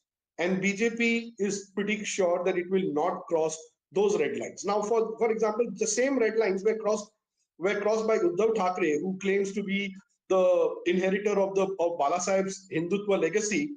and he allows Abu Asim Azmi to enter Shiv Sena Shakha in Mankur. While Abu Asim Azmi might be leading in Mankur, everybody, every Hindutva voter saw through it, and they said, "Listen, we cannot vote for somebody." It is ideology. Political pragmatism cannot actually cross some red lines of ideology. Is what BJP has always believed in, and this decision was taken at all the levels that we will not support this, and I think so. It was a right decision. I mean, it might reduce one seat from the tally, but it was necessary initially. And look at the risk. Look at the risk column. Everybody was predicting a very close hung assembly where every seat would have counted. To take a strong stand that it's okay if we lose 2 seats to the Mahayuti, but we will not compromise on ideology. I think that says a lot about BJP's character. Okay, clearly the BJP will be smiling with that decision, and of course the larger numbers as they stand right now. 128. I'm rattling off these numbers, viewers, from the Election Commission website. So it's from the official website. 128 for the BJP, 52 for Eknath Shinde Shiv Sena, 36 for Ajit Pawar NCP. UBT Shiv Sena at 21, 19 for the Congress party, and Sharad Pawar's NCP stands at 12. BJP already mocking and sending out messages like some of those that I've received, saying even others and independents are at a better position than Sharad Pawar and the Congress at the moment, as far as the results are concerned. Obviously, the results will take some time coming in because counting is still underway. 4 or 5 rounds of counting have taken place at the moment across most constituencies. So switch either way. So a short while back, for instance, Chhagan Bhujbal was trailing in Yeola, but he's leading right now after the next round of counting. Yuvraj, how do you think the NVA slipped? Because they massively consolidated the Muslim, the Dalit vote during the 2024 Lok Sabha elections. Big shock for the Mahayuti when they swept away with 30 seats of the 48 in the Maharashtra segment of the Lok Sabha. How did they lose the plot? Because I mean, sometimes I feel that's a rhetorical question, because in Haryana we thought that it was going to be the India bloc altogether. It was going to be the Congress, and then of course somewhere along the way Congress lost the plot and BJP came out trumps. Here, what do you think went down as far as the NBA was concerned? Well, first of all, let me steal 30 seconds from yours and let me be devil's advocate. Jitin bhai, as a well-wisher, I have a few advice come suggestions for you, or let's say it's a question for you. I have some hard data with me.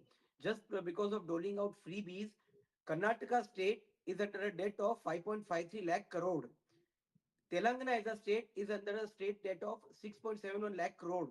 And Himachal as a tiny state is under the debt of 86,589 crore. So how do you plan to deal with the state debt that the exchequer will be burdened with because of the freebie? That is one. Now, let me come to the question that Polemic posed. Polemic, creating a momentum is one thing, but maintaining and sustaining the momentum is another thing. And when I observe BJP or the rise of Hindutva politics from the very famous Madhya Pradesh elections of 1990 till the Modi wave, I find a number of points. For starters, BJP has managed the art of creating a flutter, what we call in UP's language, एक भोकाल बना देते हैं कि हम ही आ रहे हैं, हम ही आएंगे.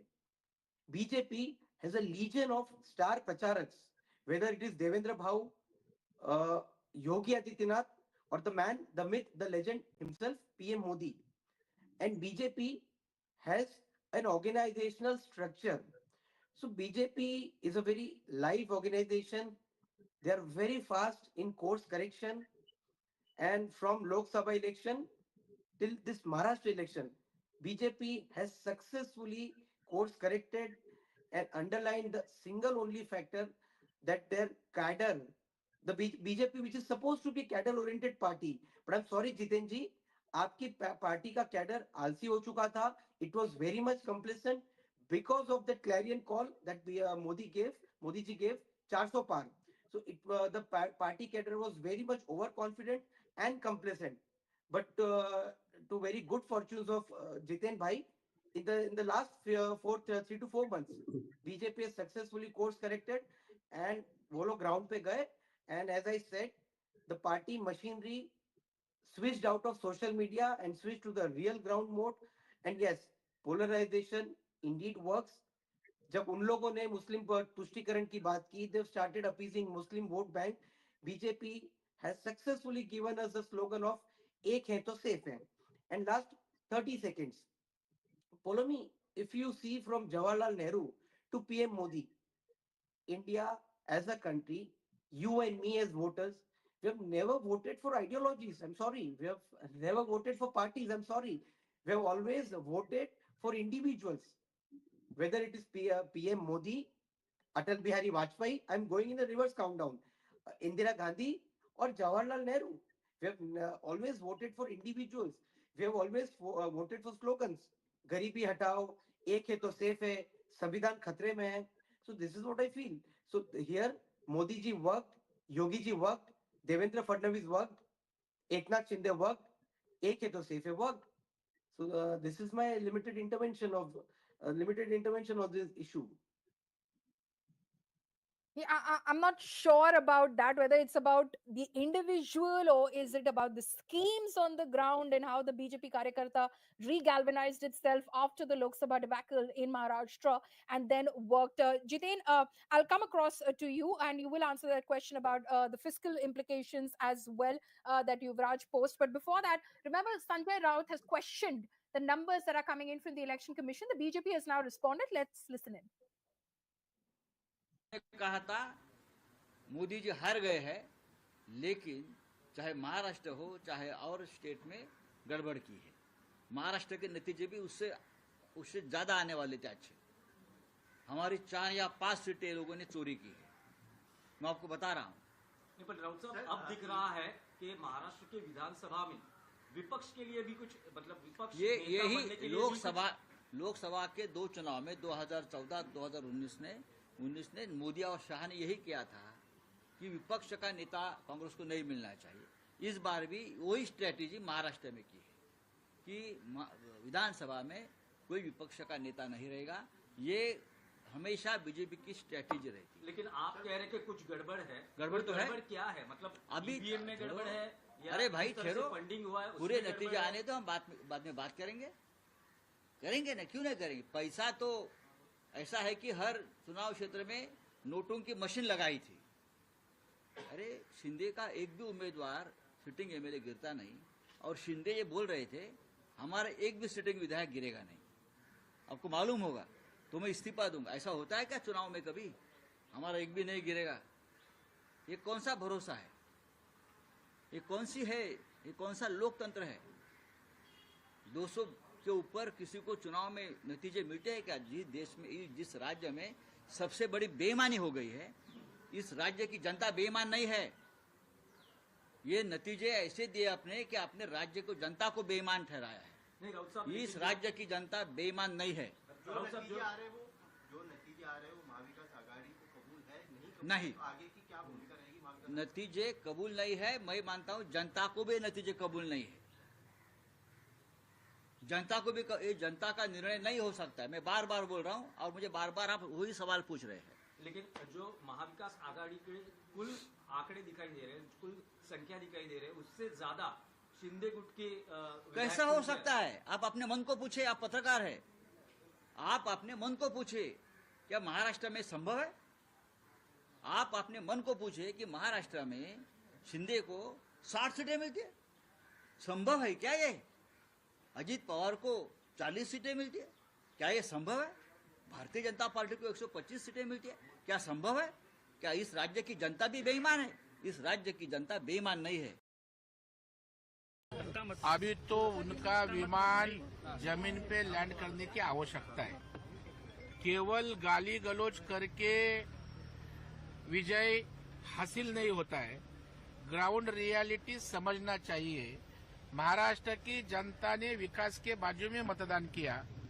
जो धर्मयुद्ध देवेंद्र फडणवीस साहब ने पुकारा था, उसके लिए बड़े पैमाने पे हम सब एक हैचा नारा त्या ठिकाणी जनतेनं मान्य केला आणि मला वाटतं केंद्रात भाजप सरकार, एनडीए सरकार और केंद्र में भारतीय जनता पार्टी का सरकार और राज्य में सरकार आएगा तो महाराष्ट्र और विकास के रास्ते पर तेजी से जाएगा।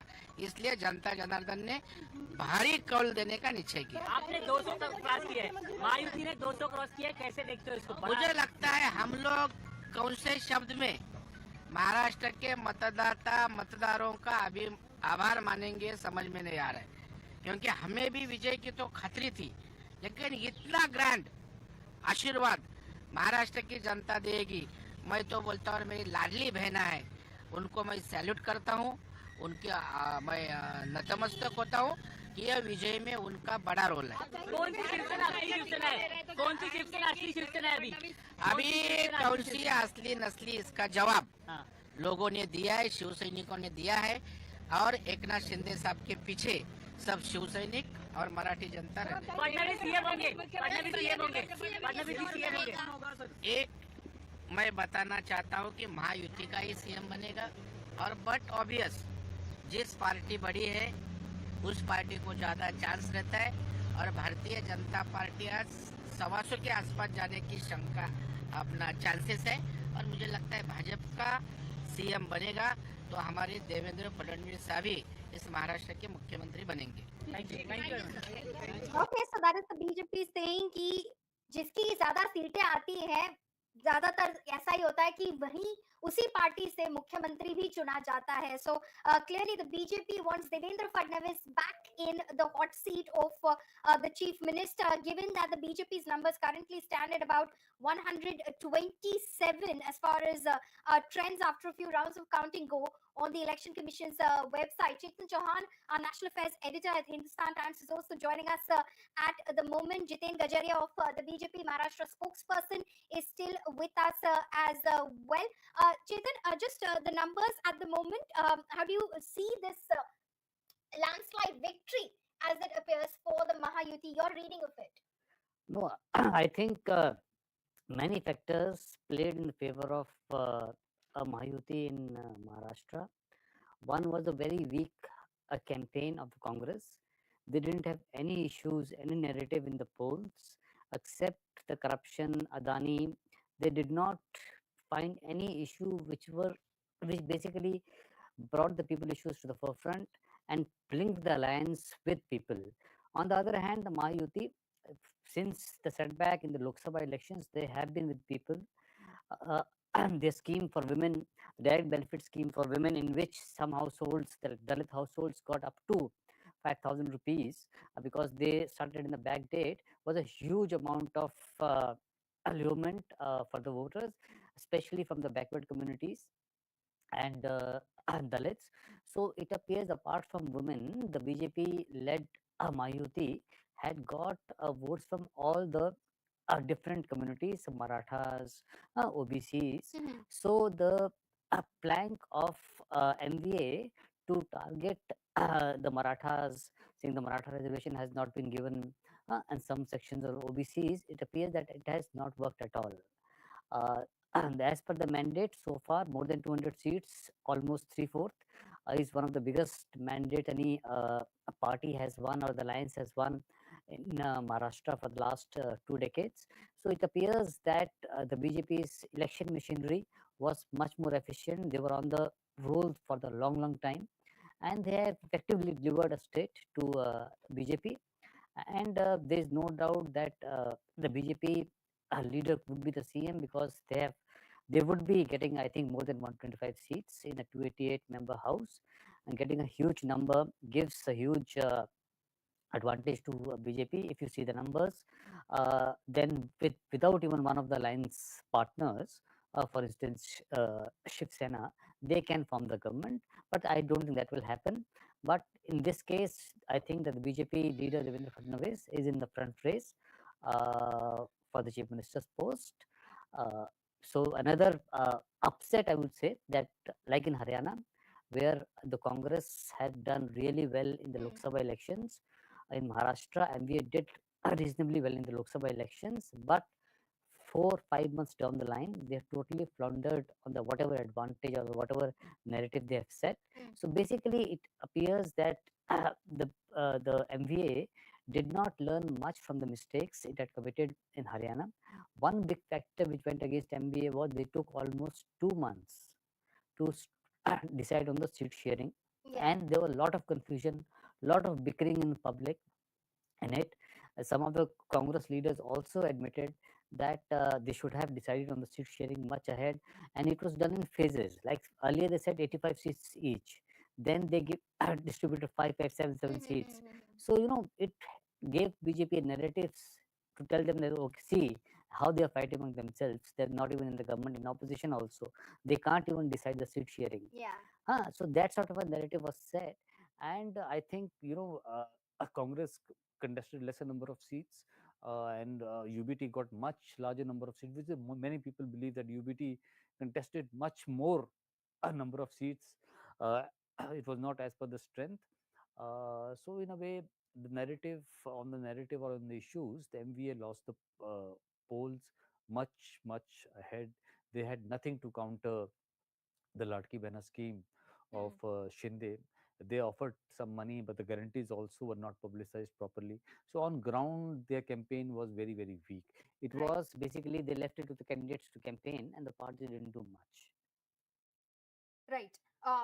We will, of course, have a spokesperson for the Eknath Shinde faction of the Shiv Sena also joining us very shortly. But Jiten Gajaria from the BJP Maharashtra continues to be live with us. Jiten, you must have heard Sanjay Raut over there speak. He's saying that ऐसे numbers आ कैसे सकते हैं? कभी आपने सुना है 200 तक चली जा रही है किसी alliance के numbers महाराष्ट्र में, BJP crossing 125 at least what it looks like at the moment as well.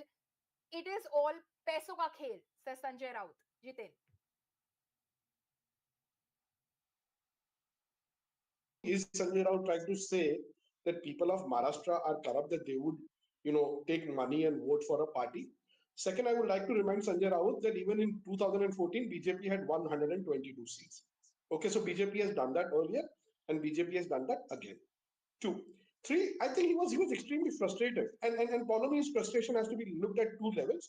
Politically, while they have got completely wiped out and there is hardly anything left for them, on a personal level, he has to now worry for his own Rajya Sabha seat, because UBT Shiv Sena does not have numbers to send even one Rajya Sabha member after this. So I'm sure that frustration and anger was because he doesn't seem to be going to Rajya Sabha after this. So yeah, and coming back to some factors, MBA law, and I think so. The first person in MBA who saw the writing on the wall was Mr. Sharad Pawar.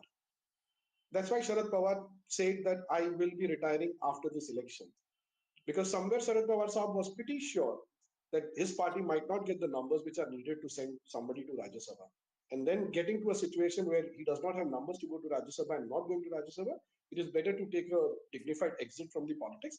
I think so. He's a smart, seasoned politician, and he had read the writing on the wall at that point of time. So on Sanjay Raut, I think so. Just ignore, because we will have to get used to his frustrations and anger over in the next few months.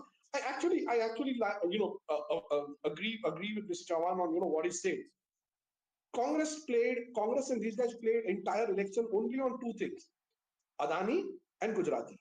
They didn't have anything else to talk about except Adani and Gujarati. And people of Maharashtra are not. Listen, it is one of the most progressive states in this country. Such things will not work in Maharashtra. They tried to do casteism by pitching Marathas against OBCs. That has backfired very, very badly against them in this election. And Who's going to be on the other hand, who's going to be the chief minister, Jiten, a Maratha or a Brahmin? the chief minister of Maharashtra will be a Hindu. That's what I can safely tell you. Let me take that question with Advocate Sushil Vyas, who's a spokesperson for the Eknath Shinde faction of the Shiv Sena. How do you read the results, sir? And did you expect this? And then, of course, is Eknath Shinde going to be back in the chief minister's chair? Muskanji, let me answer your first question first. the manner in which the present government and under the popular able leadership of Eknath Shinde worked for the people of Maharashtra for last 2.5 years. We, as a strong team, along with Devendra Fadnavis ji and Ajit Pawar ji's party, we were expecting such kind of results. Although people were not believing when we were saying, but the kind of response and the support we were getting during our campaign, that gives us confidence that we are definitely going to come back as a in power to serve the people of Sir, come Maharashtra. back to socha hoga, but maybe these numbers, were you expecting these numbers? I'm coming to that, Muskanji. I'm coming to that. See the manner in which we have worked, the welfare scheme, development work, infrastructure development. That's something which you can't hide. People are looking at it. People are just seeing it. So they have responded back. See, and then we were expecting that we will come back to serve people of Maharashtra. And as far as the chief minister is concerned, the Mahayuti leadership will definitely sit together and they will select someone who is acceptable to all. Okay, so you are saying that the alliance partners will sit together and select someone who's acceptable to all. Currently, Chetan, who would you say is leading the race to CM? As of now, I see Devendra Fadnavis, who is one of the tallest leaders in the BJP in Maharashtra and also in India. So he is the front runner. But the BJP is known to spring surprises. That is the rider. In the past, they have done in many states. So if there is a surprise when the legislative party meeting happens, so it can happen. But I can also don't rule out Eknath Shinde becoming the CM again, because it was he under his leadership that the schemes were rolled out. And though they were a smaller party compared to BJP even in the alliance government which is going on, but still he was made the chief minister. So the BJP repeating him, or the prime minister and the home minister or the BJP's president, the high command, deciding that Eknath Shinde should get another chance, I don't rule out that possibility also. But to me, as of now, it is between Devendra Fadnavis, Eknath Shinde, and there can be a But you third put surprise. Devendra Fadnavis at number 1? If you go by the traditional alliance politics, Yes. then the party with the largest number of MLAs, their leader becomes the chief minister. Right. But last time we saw that Eknath Shinde was made the chief minister, so he was the face, and his party has really done well. The strike rate is one of the best among all are almost same. So there's a possibility that they can a Maratha leader who has a strong base, so who has finished UBT, so he can come back as chief minister. I don't rule that out. Okay. Pradeep Bhandari, spokesperson of the Bharatiya Janata Party, is also joining us this morning. Good morning to you, Pradeep. Are these results on expected lines? Because this is what Haryana looked like to us by about 11 a.m. on that morning when we were thinking something, and then it turned completely, and now we're looking at a landslide victory in Maharashtra for the Bharatiya Janata Party-led alliance. Well, we had expected this. Yes, the quantity of it can differ, but what the people of Maharashtra wanted to use Honorable Prime Minister Narendra Modi's Vikas. And if you recall and remember that this is for the first time in history of Maharashtra elections since 1962 that the women vote surge was more than the men vote surge. The women vote differential and the men vote differential was just less than 2%. And we were very confident that the women of Maharashtra with their initiatives. So we were expecting a cross-caste vote, in particular in Vidarbha, which we did not perform very well in the Lok Sabha elections. We recovered very significantly. And if you analyze the results in further detail, you will see that in the 76 seats where we went head-to-head with the Congress party, our strike rate is more than 67-68%, which further establishes that for the first time in the history of Maharashtra elections, a party has got 100 seats for 3 consecutive times.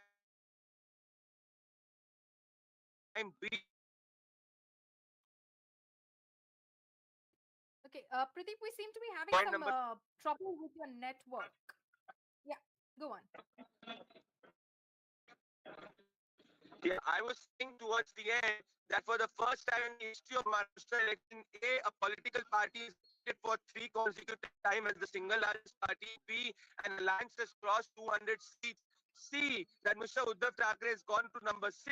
And D, our seats total is more than the seats of BJP seats individually, is more than the seats of Mr. Sharad Pawar, Congress party, and Uddhav Thackeray.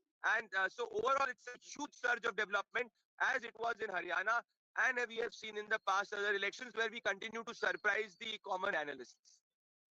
Okay, so who are you crediting this victory to, Pradeep? How did the tide turn between May 2024 and November 2024?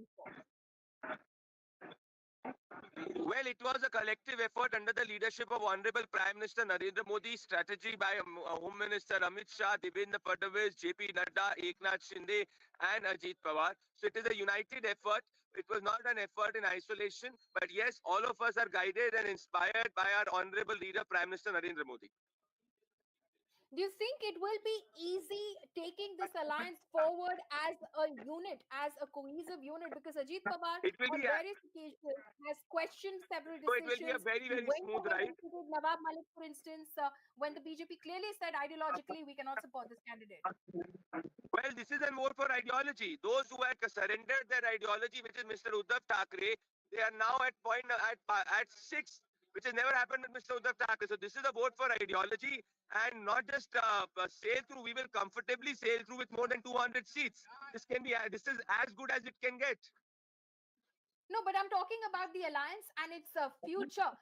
Ajit Pawar, I cited simply because on various occasions he has voiced his concerns about certain positions, certain decisions, be it the Ladki Bahin Yojana and its, how fiscally sound it is, or for the fact that, he was not on board with the Batenge to Patenge narrative of the BJP, which was coined by Yogi Adityanath. So on various occasions, he has been someone who has voiced his concerns very vocally, publicly against the unit. Well, as Honorable Home Minister said in the press conference, we will never give Mr. Sharad Pawar an attempt to form the government. The mandate is for us, and it is a mandate against Mr. Pawar, Mr. Uddhav Thackeray, and Rahul Gandhi. So, irrespective of anything, any statements, it is a very comfortable ride for Mahayuti in the years to come. Pradeep, who will be the chief minister? Is BJP going to throw its hat in the ring now that it has a decisive number, which is clearly emerging as the single largest party in the Legislative Assembly of Maharashtra? Will the BJP say, "Ab to mauka hamara hona chahiye"? As said by Honorable Home Minister in the in a joint press conference, which was endorsed by Eknath Shinde ji, Devendra Fadnavis ji, and Ajit Pawar ji, all of us will sit together, and the NDA will have a chief minister. Be assured, when Hindustan Times takes the interview of the chief minister, it is an NDA chief minister, irrespective of any political party. Of course, we will be doing that. Final question before I let you go: the Jarange Patil factor.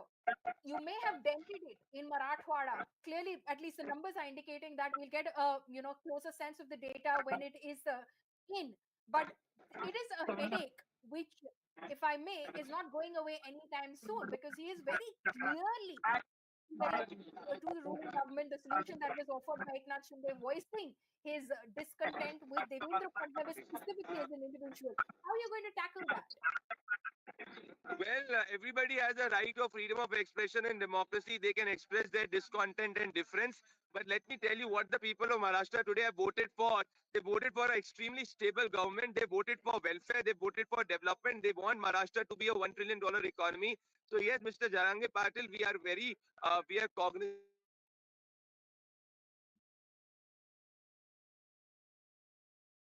Okay, we seem to have lost that line with Pradeep Bhandari, spokesperson for the Bharatiya Janata Party. But thank you so much for joining us, Pradeep. I'll go back across to Chetan. Chetan, one of the notes that has come from the BJP, of course, the BJP is currently just enjoying this moment. It says, as of now, Sharad Pawar's party, which has about 15 seats. So this is Sharad Pawar's worst ever performance in his political career, because his strike rate is just that of 11.6%, worst ever political performance of the stalwart Maharashtra politician. No, I think we should not see the one individual party. If you see the strike rate of all the three parties, it is similar. It is very, very low. So the people of Maharashtra have rejected the MVA alliance, and they have, not seen the how big the leader is. Sharad Pawar is the tallest leader, but he has lost. His party candidates have lost from the seats where the party had never lost. So it appears that there was a underlying wave against the MVA, which Sharad Pawar read some time ago. His statements in media were an indication that the party, the MVA, may not do well, but in politics, I should say that end of the road for any political party is difficult. After this, there will be real alignment in the opposition, some sort of real alignment in the opposition. And what can happen after 5 years or 4 years, nobody knows, because there have been instances, several instances, where the party have almost been wiped out electorally, but 5 years down the line, they've again emerged as a kingmaker. Uh, JDS is one of the examples in Karnataka. It was almost finished, it appeared in Lok Sabha, but now they are in alliance, and they are again on the revival path. Right. But as far as Sharad Pawar and his political career, I mean, he did say that he'd retire after this. How would you sum that up? You know, now a lot will depend on the family, the entire family, the possibility of the family getting divided between Ajit Pawar, who is now a stronger NCP leader as compared to Sharad Pawar's daughter Supriya Sule, though she won her Lok Sabha from Baramati. But I think the Baramati voters have very intelligently decided Supriya Sule for Lok Sabha and Ajit Pawar for Assembly. But a lot will depend on Supriya Sule now, because she will have to helm the party together. And the party has very senior leaders across the state. So a lot will depend on Supriya Sule, but she has guidance of Sharad Pawar. Even if he's not there in active politics, I think that he will continue to be navigating the party through these turbulent times for NCP Sharad Pawar.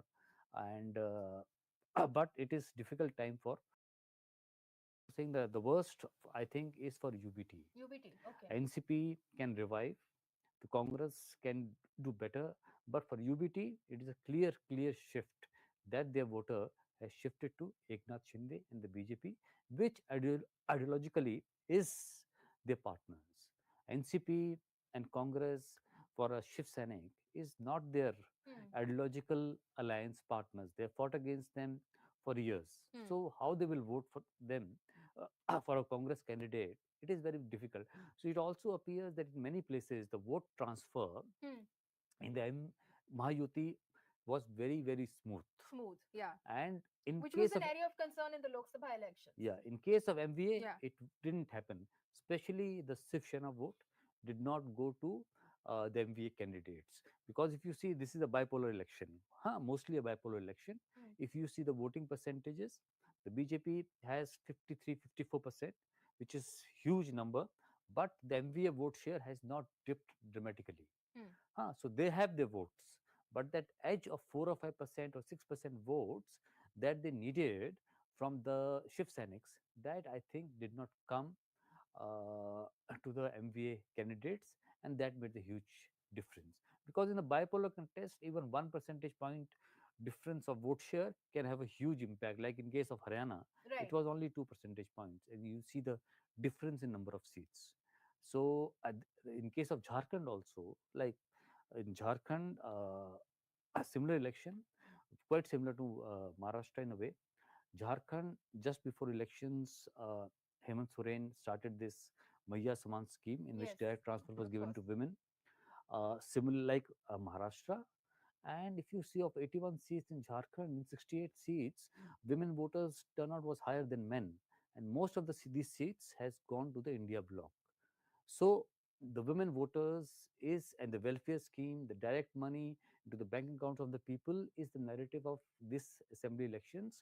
I think after Lok Sabha, then if you see the trend, the people, the government which has been able to deliver on infrastructure, giving money directly into the bank account of people, very less corruption and governance, those parties are doing well.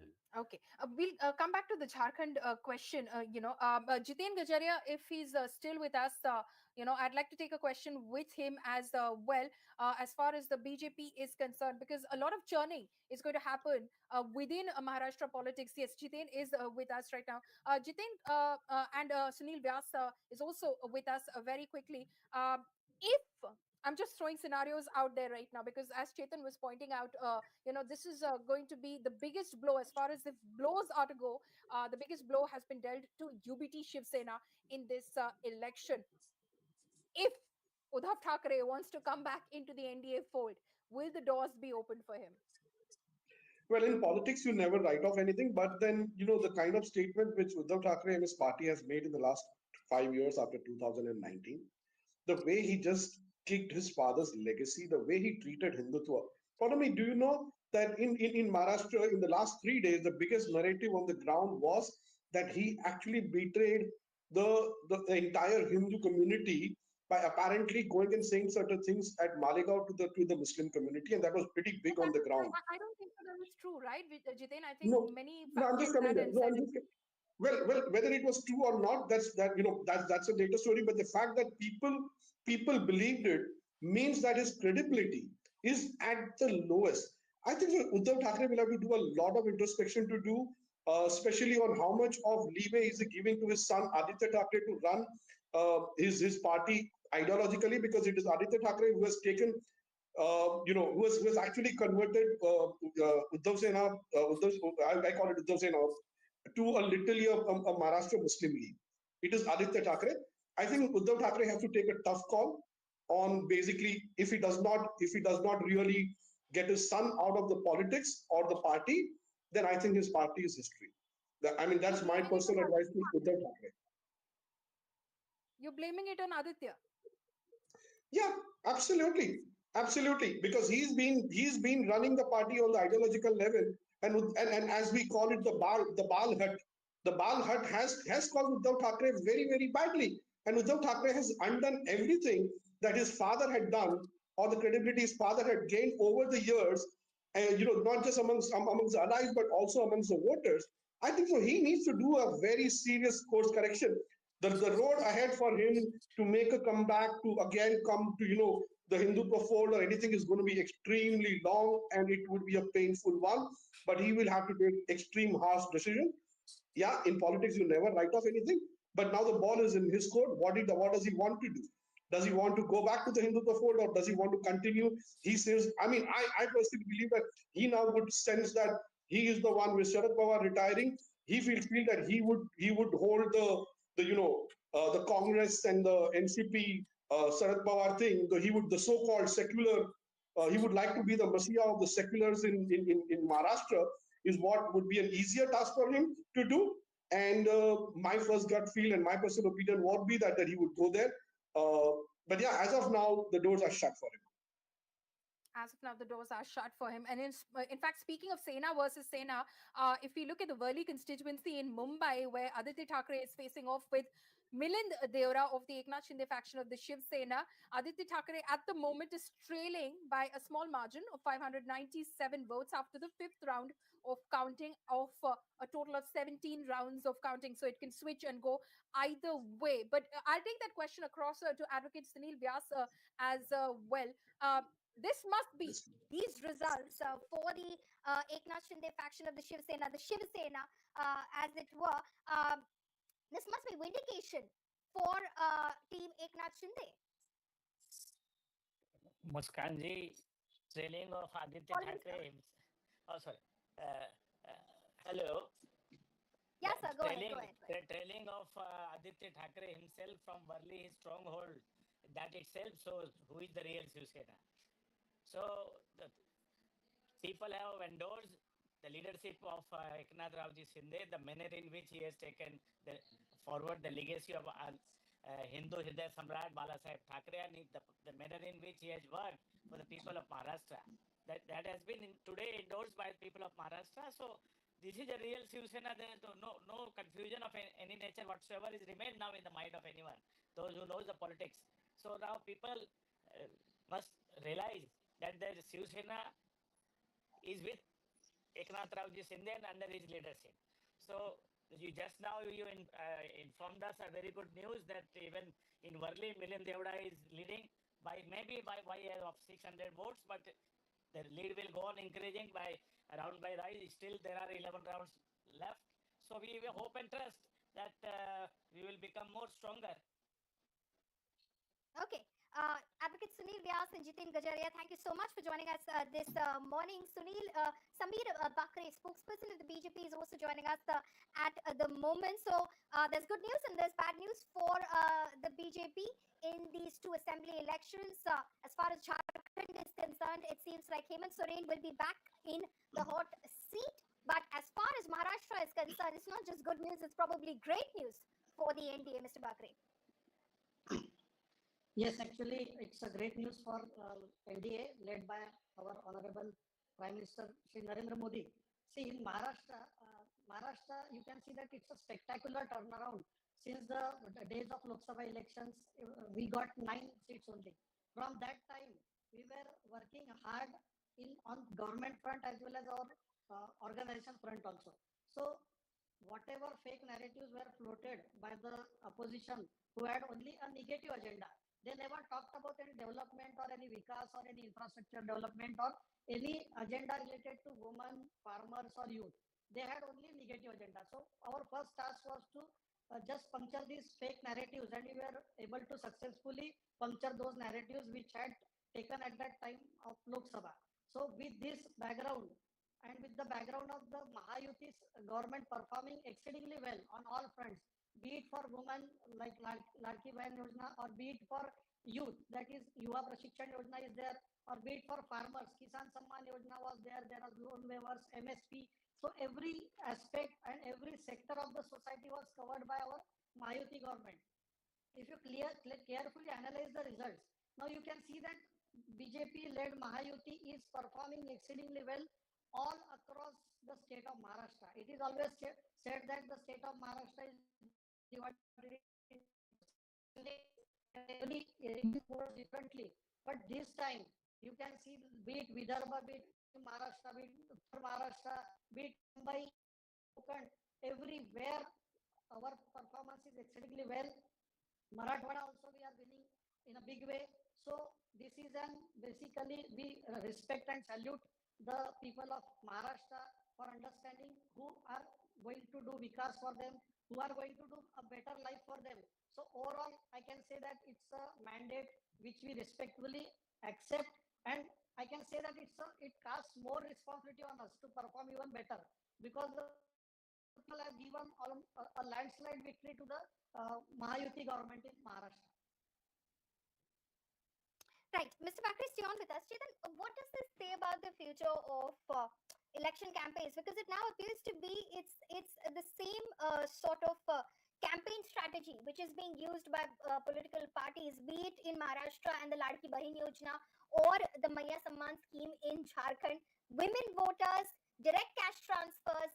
This seems to be, what was started by Arvind Kejriwal and was touted as the Revadi culture by Prime Minister Modi, though nobody is against social welfare schemes per se, but this seems to be the campaign, the clickbait which seems to work. Yeah, women voters, I think for the first time. I mean, I want to understand how sustainable is this? No, it is not in politics, no model is sustainable. You will see after 4-5 years, something else will come because the voters will demand more.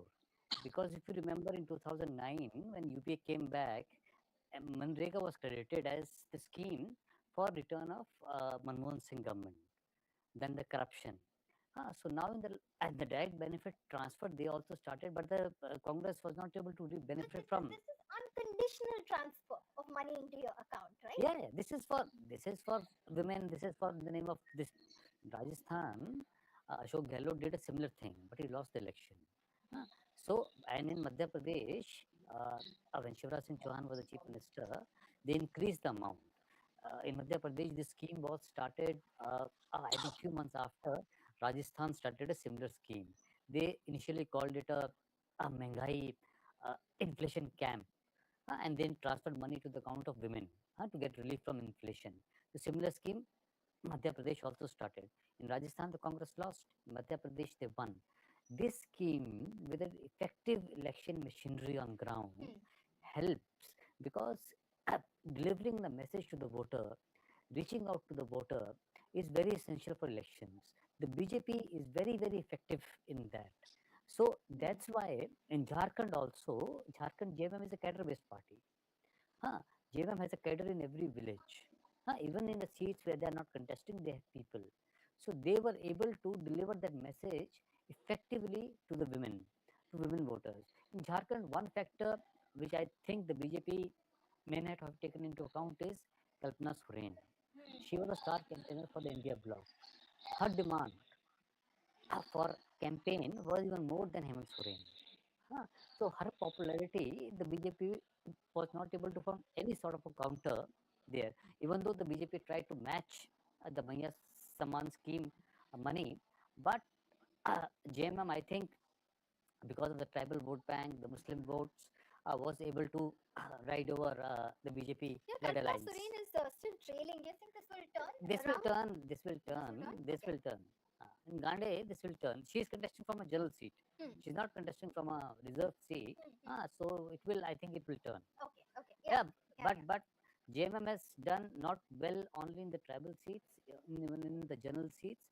But it is, I don't think that if you say that Congress has also done well, RJD has also done well. The alliance vote transfer has been very smooth in Jharkhand, which did not happen in Maharashtra. Whereas for the BJP, one factor which did not help them is the ASU. They gave 10 seats to all Jharkhand Student Union Party. Then came Jairam Mahato. And Jairam Mahato came. If you see the seats, initial trends I saw, in at least 20-25 seats, Jairam Mahato's candidates have got more votes than the difference between the lead and the second lead.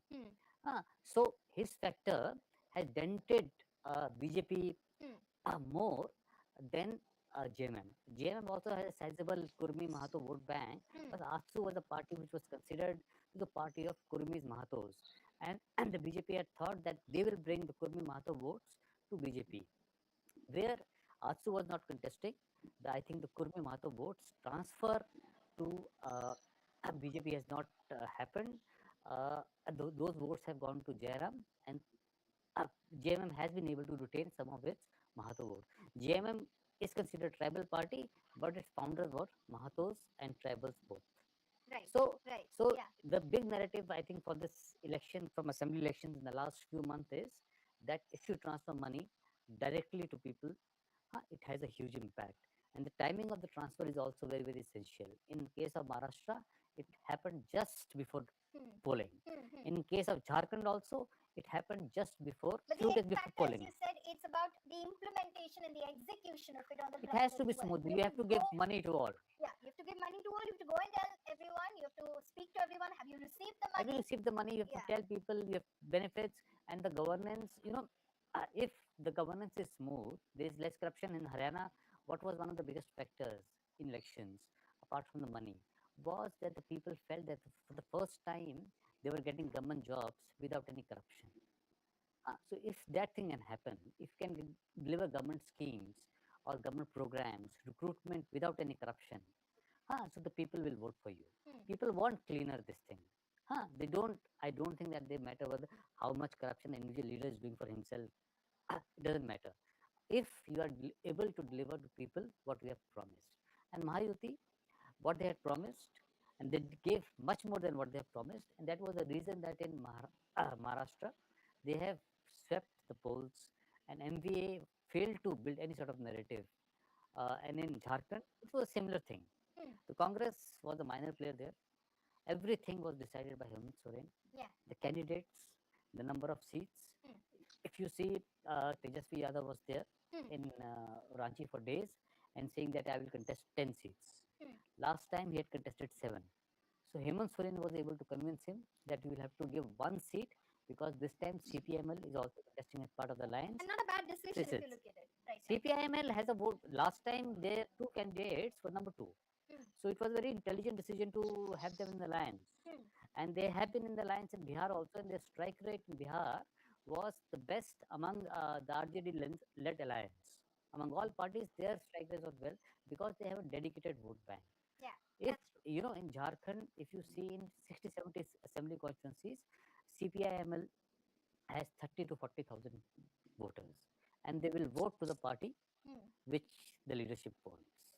So then you get a benefit of 30, and 30, 40,000 is a huge number in a small state like Jharkhand, where the number of voters maybe 2 lakh, 1,50,000 is a huge number. Absolutely, So absolutely. it makes a difference. And I think Hemant Soren was extremely intelligent. He was extremely strategic in Jharkhand polls.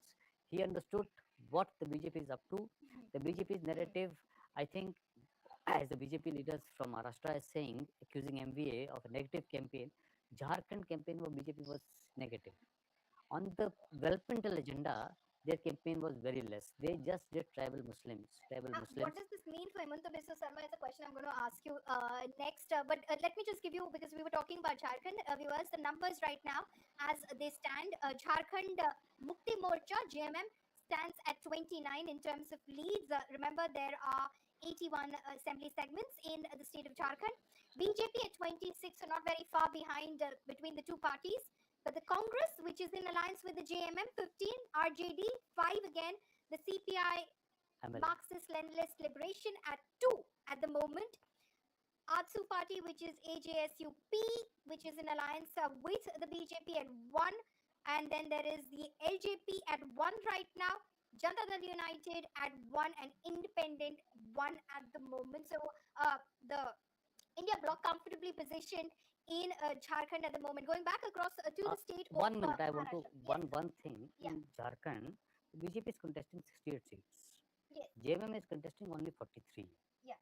So you see the strike rate. Strike From rate. it appears the number, they are very Oh, close. yeah, right. Absolutely. So the number of seats they are contesting is huge difference in them. Absolutely. So out of 68, the BJP currently at 26, and out of 43, you said. 43?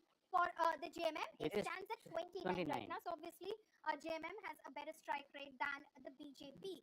Going back across to the state of Maharashtra, Samir Bakre, spokesperson of the BJP, continues to be with us. While, of course, you clearly, if the results are to hold, if the trends are to hold, Mr. Bakre, it would seem 220 at my last calculation when I totaled up the numbers, 220 for the Mahayuti. It clearly looks you have, worked your charm in Western Maharashtra, in Vidarbha, in Marathwada, in Khandesh, all across, regions, Konkan, we talked about as well.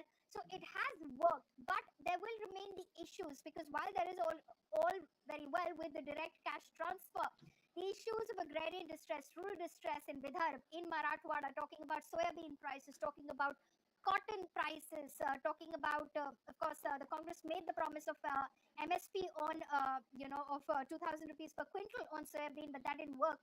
But these are issues, Mr. Bakre, that will continue to remain, and the likes of many, agrarian leaders over there will continue to bring this up, and that will continue to be a focus area for the Mahayuti.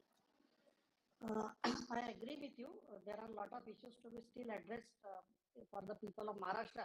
But let me first say that whatever you are saying, that cash, direct benefit cash transfer is the only reason a government gets re-elected or elected.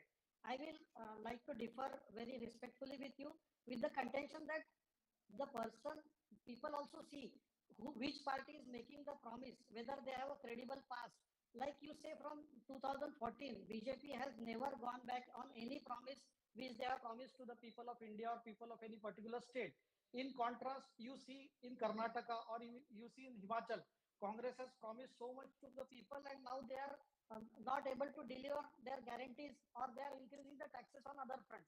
So first thing, that BJP, whenever it makes a promise, it makes with lot of homework, and BJP has a credibility in the eyes of the people that yes, this party will deliver. You are saying that whether the schemes will be continued or not. Let me say that these schemes have been properly allocated, having properly allocated budgets, and it has been carefully planned with all the three leaders, Devendraji, Eknathji, and Ajit Pawar Dada. So there is no problem in continuing the scheme. That's why we have made a promise that we will increase the woman transfer by only 600 rupees. Now you see Congress promised 3,000 rupees. Earlier they were saying that 1,500 is not sustainable. So how they can promise 3,000 rupees? So these are all the issues which the people of Maharashtra were seeing through. On agriculture front also, Kisan Samman Nidhi we have increased, we will increase it to further more. There is a proposal for loan waiver also. In terms of MSP, we are given that 20% variation government is going to protect. Yes, we accept that all the issues are not solved. That's why it's a continuing government.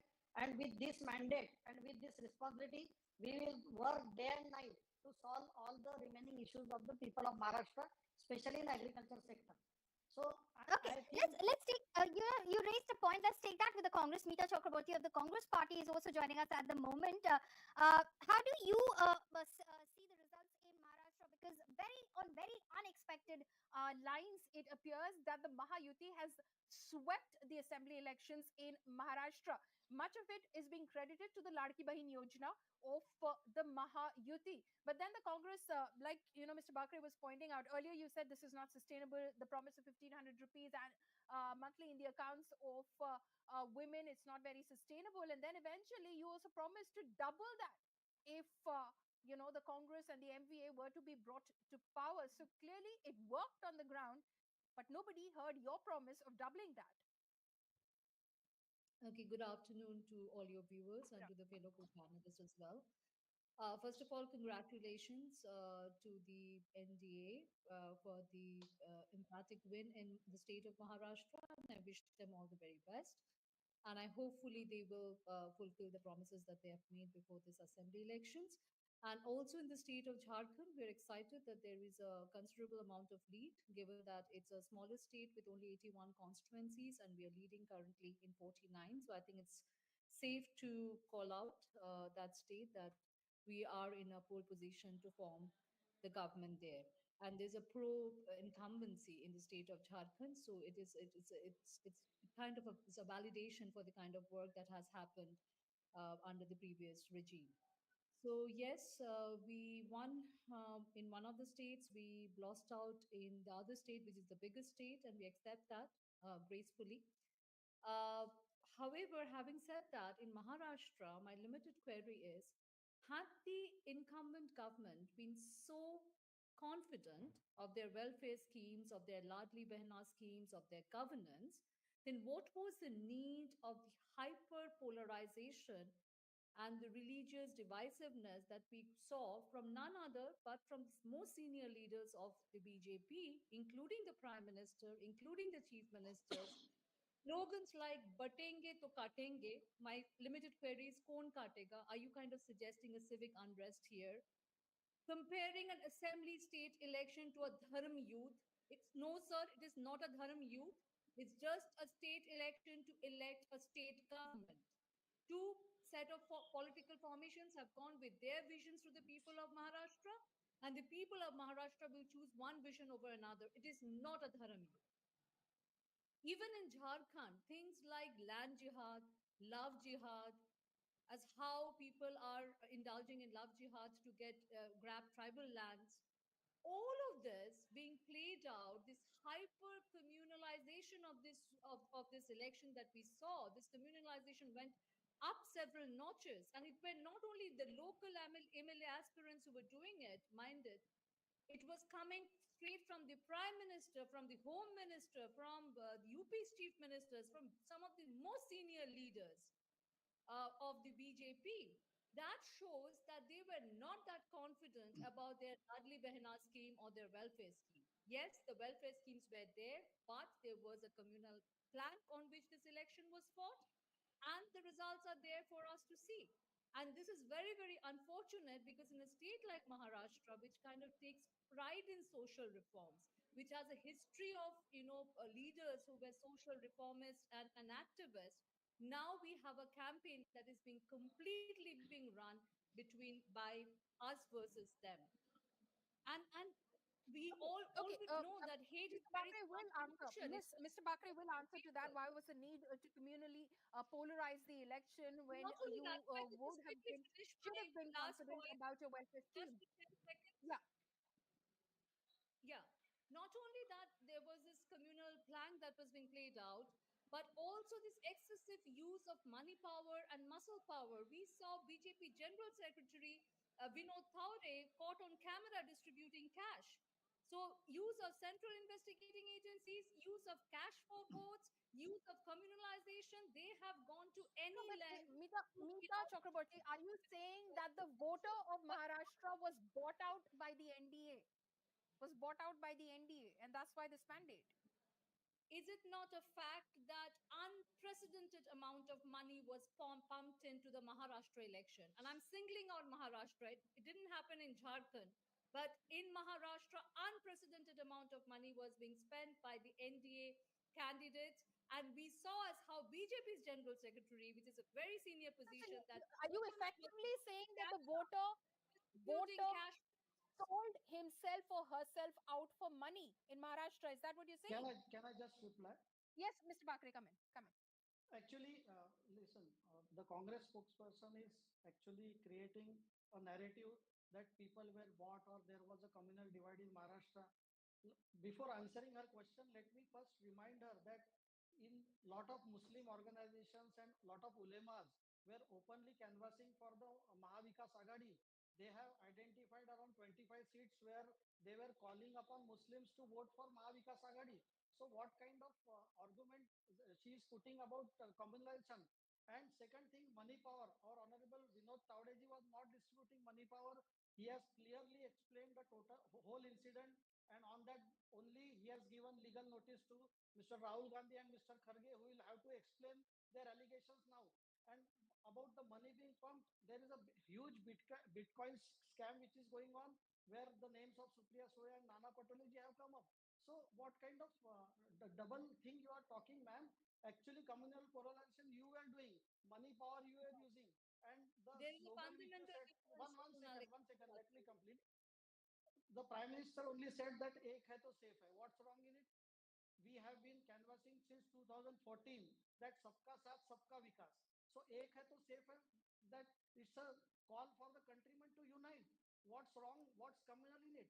And why you are attributing that it is targeted at a particular community? We have not said that.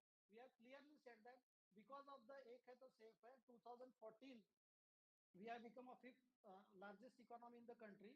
Our country is progressing on all fronts. And what kind of, that's why I am saying that Congress always speaks about negativity. Congress always tries to create divide in the society, be it on religion or be it on caste. In Maharashtra, for the last 2 years, you have seen what kind of there was agitation for reservation and what kind of adjectives were used for our leader.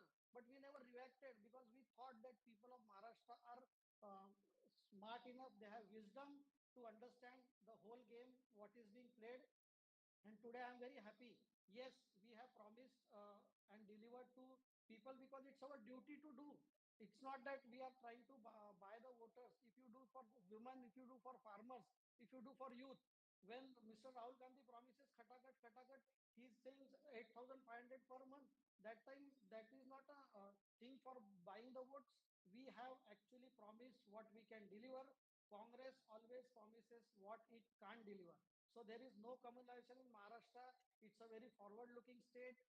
We have won across Maharashtra. So there is no saying that it's a region politics or it's a communal politics or Okay, it's a okay, financial yeah. politics. Meeta Chakraborty, please respond. Yeah. Okay, my limited query is batenge to katenge. Okay, कौन काटेगा? You know, one community saying that we want to support one particular MLA candidate from our constituency, that's fine. Even if a bunch of people come and say that, you know, we want to support BJP, there's nothing wrong in it. In election campaigning, when you're interacting, please No, let but me can you finish. say that on Please religion let me basis there finish. were Please, I did not interrupt you. across Now the you have to issues let for me the finish my point. but Stop across the interrupting me. religion Otherwise, I'll what interrupt you every time you ceremony. start speaking. Mr. Bakre, No one Mr. will. Bakre, just hold on for a few moments. Yes, please go Okay. on. So whenever So a community or a group of people supporting a candidate, supporting a political party, political formation is absolutely acceptable. What is not acceptable is when you use words related to violence. When you are saying कि बटेंगे तो काटेंगे, my limited query is कौन काटेगा? One Indian citizen दूसरे Indian citizen के ऊपर हमला करेगा क्या? What do you mean by saying बटेंगे तो काटेंगे? So are you not talking about civic unrest here? Being in a position of power, you have to act very responsibly, sir. And which you did not do. Just because you want to win an election, your love for power is so high that you do not want, you are willing to compromise with Indian security. And after that, you say India first. Which is a complete contradiction. For you, it is power first. It's always power first. And also, this excessive use of cash, excessive use of power, the role of election commission, the way the entire Okay, election was quickly, being quickly, conducted. because now we just have a few more minutes left. Amita, I just have a question right now. Sanjay Raut, who's a partner in the Maha Vikas Aghadi, he's just tweeted in Marathi, and because I understand the language, let me just translate that. What he basically wants is a re-election on ballot paper this time around, because he says these results are not what the Janta has actually voted, so they are not exactly what the people's mandate is. And asa nikal laguts shakat nahi, which means this is impossible. So he wants ballot paper election. Does the Congress agree with that? Do you accept the results or do you not? Okay, first of all, we have to have a closer look at the election results. Listen, when after Haryana elections, when we went back to the election commission and we made some complaints in writing, we had some specific data and evidences backing it up. Like we had certain EVM machines which were 98% charged, whereas bulk of the EVM machines were 50 to 60 to 70% charged. So our limited queries, can you please scientifically explain, as after the whole day of usage on the voting day and after so many days being kept in the strong room, how come some EVM machines, without being tampered or without being recharged, have 98% charge? So our query was very specific, and we had supporting evidence and data supporting our claims. So here, without looking into the data, without looking into specific instances, I don't think I'm in a position to say that whether we think this election have been rigged or not. Having said that, right now we always have shown grace in defeat. It's not that we haven't, and we always accept the results. The results are to be accepted. Okay, so the Congress is accepting the results. The Shiv Sena UBT is completely, confounded. Mr. Bakri, just because you raised your hand, I'll let you have a quick 30 seconds to wrap this up. Just short, in very short time. Mr. Sanjay Raut says a lot of things every morning. People of Maharashtra have stopped taking him seriously.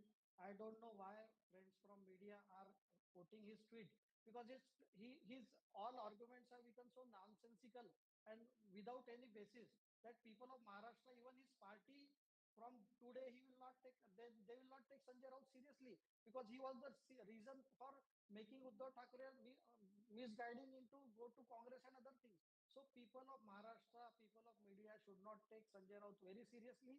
He says things which he doesn't believe to be true also, and nobody takes him seriously. Okay, so you are dismissing everything that Sanjay Raut has said. Meeta Chakraborty and Mr. Samir Bakre, thank you so much for joining us this afternoon on Hindustan Times.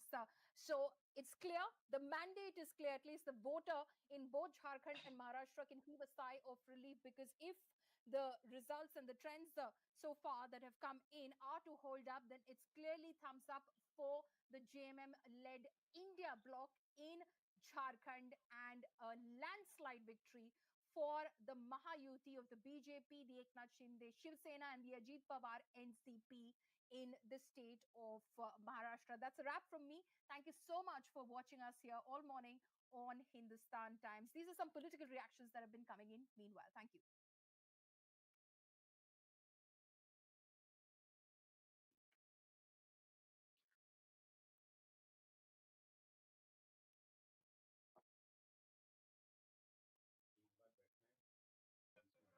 जिस तरीके से unavailable रहे, from the starting you were saying unavailable and not accessible MLA, I think he's on the verge of uh,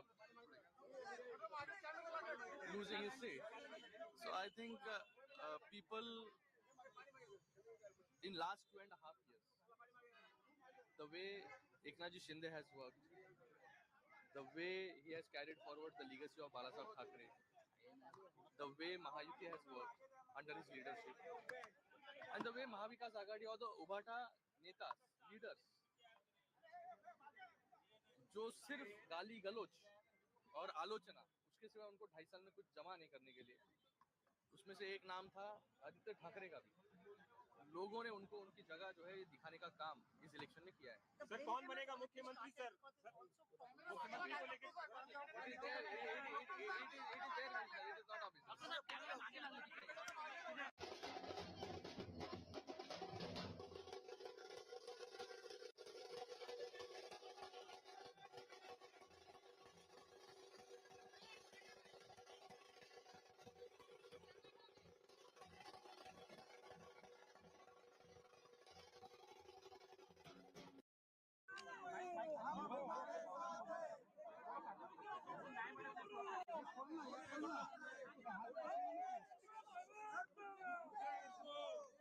sir मोठ्या प्रमाणात महायुतीच्या seats या लीडवर पाहायला मिळत आहेत. जल्लोष सुरू झालेला आहे. सर पहिली प्रतिक्रिया तुमची काय सांगाल? निकाल तुमच्या बाजूने येतो दिसत आहे. तमाम जनतेचा खूप धन्यवाद व्यक्त करतो. जो प्रचंड विश्वास हा महायुतीवरती दाखवला, माननीय मुख्यमंत्री एकनाथ शिंदे साहेबांवरती दाखवला, त्यांच्या नेतृत्वाखाली जे आज महायुती इलेक्शनला सामोरे गेली, त्यांच्याबरोबर दोन्ही उपमुख्यमंत्री महोदय देवेंद्र फडणवीस जी, अजित दादा, ज्या प्रकारे या तिघांनी मिळून काम केलं गेल्या 2.25 वर्षांमध्ये ना, तर भूतो ना भविष्य असे रेकॉर्ड तोड निर्णय घेतले, डेव्हलपमेंटची कामं केली आणि त्याचबरोबर वेगवेगळ्या योजना आणण्याचं काम आज महायुतीच्या सरकारच्या माध्यमाने झालं. आज त्याचाच हा विजय आहे की प्रत्येक घटकापर्यंत पोहोचण्याचं काम महायुतीच्या सरकारच्या माध्यमाने झालं. म्हणून आज हा एवढा मोठा विजय जो आहे तो आपल्याला पाहायला मिळतोय. मुख्यमंत्री कोण बसणार? मी एक साधा कार्यकर्ता आहे बाबा, मला हा प्रश्न कसा विचारता तुम्ही? आम्ही कार्यकर्ता म्हणून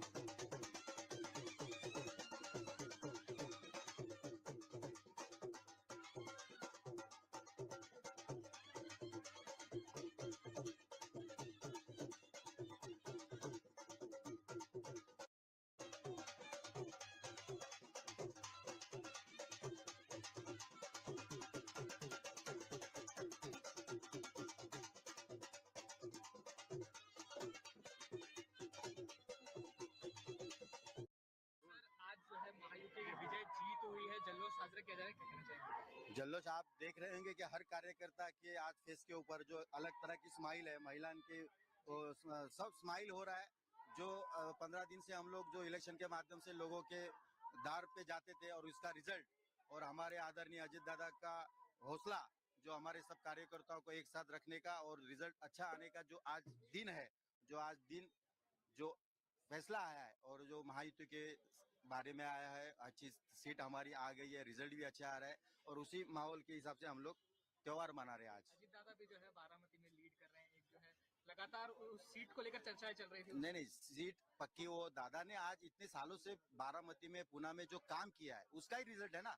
आज एक दिन में रिजल्ट चेंज होने वाला नहीं है ना, उसका रिजल्ट जो सालों से बारामती में जो काम करते हुए हमारे दादा। आप सुबह 6 बजे देखते होंगे कि बारामती में दादा घूमते रहते हैं, ये रोड का देखो, वो रोड का देखो, तो वो रिजल्ट उसको लोगों ने आज पहचाना है कि बाबा नहीं, जो काम करने वाला।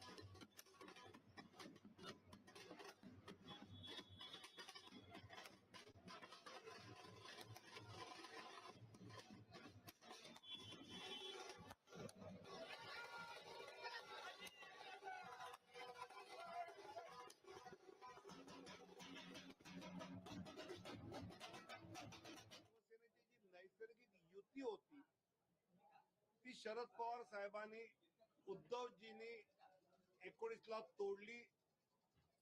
त्याचा एक वेगळा राग विशेषतः माननीय बाळासाहेबांच्या मतदारांच्या मनात होता. रोज सकाळी राज्याचं राजकारण कलुषित होणारं वक्तव्य भांडूपवरनं यायचं आणि ज्यावेळी एकनाथ शिंदेनी बाळासाहेबांचं हिंदुत्वाचं धनुष्यबाण, हिंदुत्वाचं शिवसेना नाव हे हिंदुत्वाच्या मूळ प्रवाहात भाजप बरोबर आणल्यामुळे एकनाथ शिंदे साहेबांना बाळासाहेबांच्या विचारांची मतं ही बीजेपीच्या बरोबर मिळाली.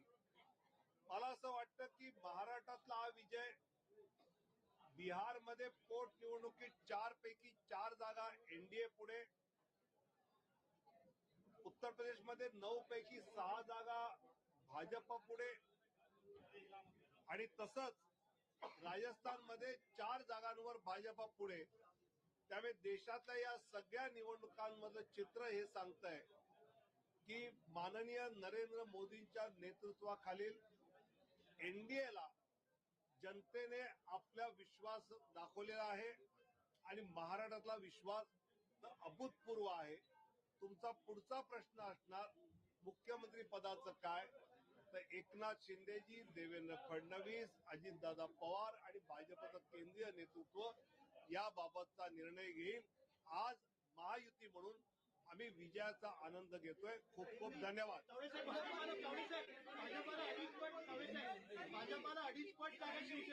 महाराष्ट्र में मतदाताओं ने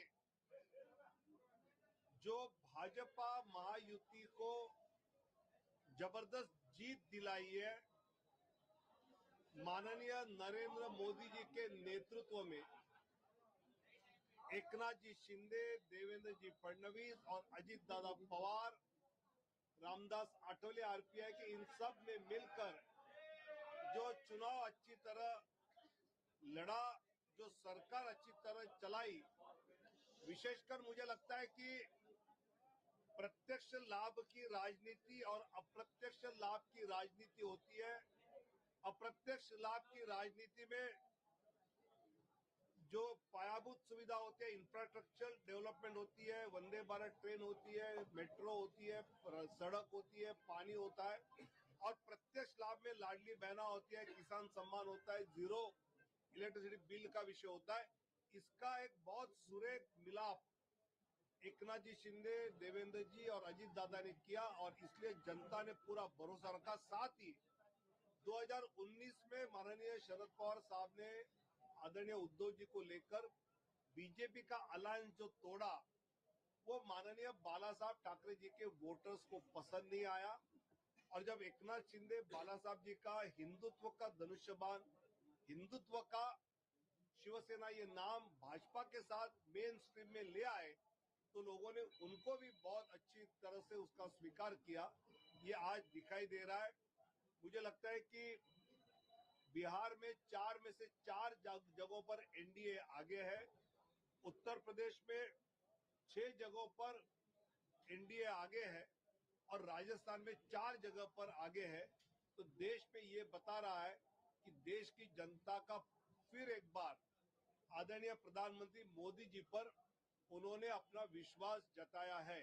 आपका सवाल ये होगा कि मुख्यमंत्री किसका होगा, कौन होगा?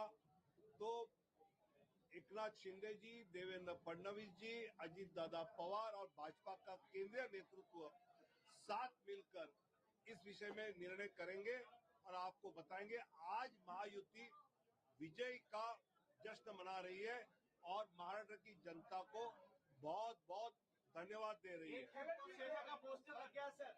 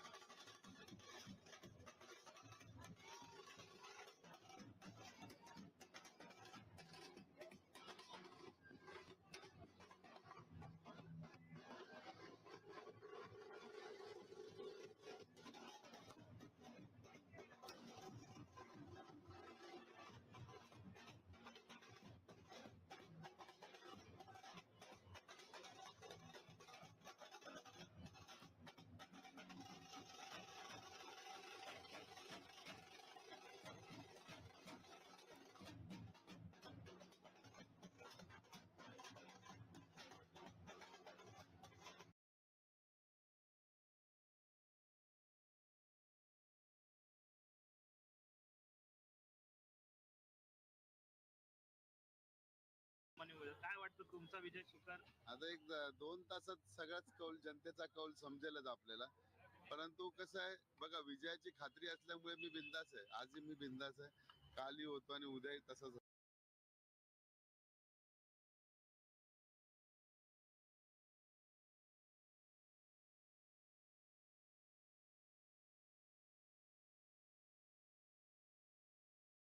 तेव्हा बनताना आलं, आता आमदारच्या रिंगणात तुम्ही उभ्या, आमदार बनणार विश्वास? मला एक तुम्हाला सांगतो ना, मी जेव्हा राजकारणात आलेलो, म्हणजे मला वाटते 93-94 ची गोष्ट आहे. आमच्याकडे BMC ला रानडे बाई होत्या आणि ती मला एकदम मुलासारखी करते. तेव्हा खिशात पैसे नसायचे, तीच नाश्ता द्यायची.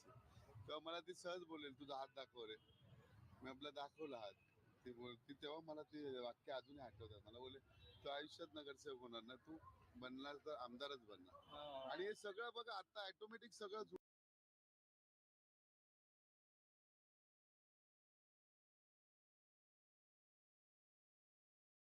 घटकाने या ठिकाणी भरभरून महायुतीला मतदान केलं. गेले 2-2.5 वर्ष जे महायुतीने काम केलं त्या कामाची पोचपावती या निवडणुकीमध्ये जनतेने दिली आणि म्हणून महाराष्ट्रातल्या जनतेला मी पुन्हा एकदा त्यांच्या मनापासून आभार मानतो, त्यांना मनापासून धन्यवाद देतो की पूर्णपणे जे काम आम्ही केलं 2.5 वर्षामध्ये त्याचं मोजमाप, नोंद आणि त्याची कामाची पोचपावती या महाराष्ट्रातल्या जनतेने आम्हाला दिलेली आहे.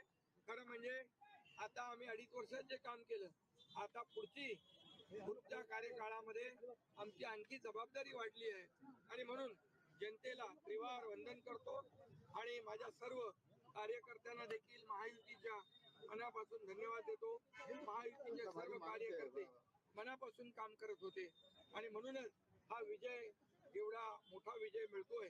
मी माझ्या ठाणे मतदारसंघातल्या कोपरी पाचपकडी मतदारसंघातल्या देखील मतदारांना धन्यवाद देतो की खूप मोठ्या लीडने, मार्जिनने त्यांनी मला विजयी करण्याचं काम करतायत आणि त्यामुळे मी पुन्हा एकदा सगळ्यांना मनापासून खूप खूप शुभेच्छा, मनापासून सगळ्यांचं, सर्व मतदारांचं मनापासून अभिनंदन. आज मैं महाराष्ट्र के तमाम मतदाताओं को बहुत बहुत धन्यवाद देता हूँ, उनका अभिनंदन करता हूँ क्योंकि ये विक्ट्री जो है ये लैंडस्लाइड विक्ट्री है. ये मैंने कहा था कि महायुति को थम्पिंग मेजोरिटी मिलेगी और इसीलिए मैं तमाम मतदाता जो है, मेरी लाडली बहनाओं को मैं धन्यवाद देता हूँ, लाडले किसानों को मैं धन्यवाद देता हूँ और लाडले हमारे भाई है, लाडले सीनियर सिटीजन है, सभी वर्ग जो है, सभी वर्ग को मैं धन्यवाद देता हूँ कि उन्होंने ऐसी विजयश्री प्राप्त कर दी है कि न भूतो न भविष्य तो ऐसी विक्ट्री जो इस बार मिली है, जो 2-2.5 साल हमारी महायुति ने काम किया है. ये महायुति ने जो काम किया है उसके काम के ऊपर ये जनता ने शिक्कामोर्तब किया है, काम को तवज्जो दिया है, प्राथमिकता दी है और इसीलिए महायुति को इतनी बड़ी जीत हासिल हुई है. इसलिए मैं महायुति के पूरे महाराष्ट्र की जनता को तो धन्यवाद देता ही हूँ, उनका स्वागत करता हूँ, लेकिन महायुति के सभी कार्यकर्ताओं को भी धन्यवाद देता हूँ. उन्होंने जो काम किया है बहुत ही बढ़िया काम किया है और इस चुनाव में हमारे महायुति को जिताया है, इसलिए मैं बहुत बहुत उनका आभारी हूँ.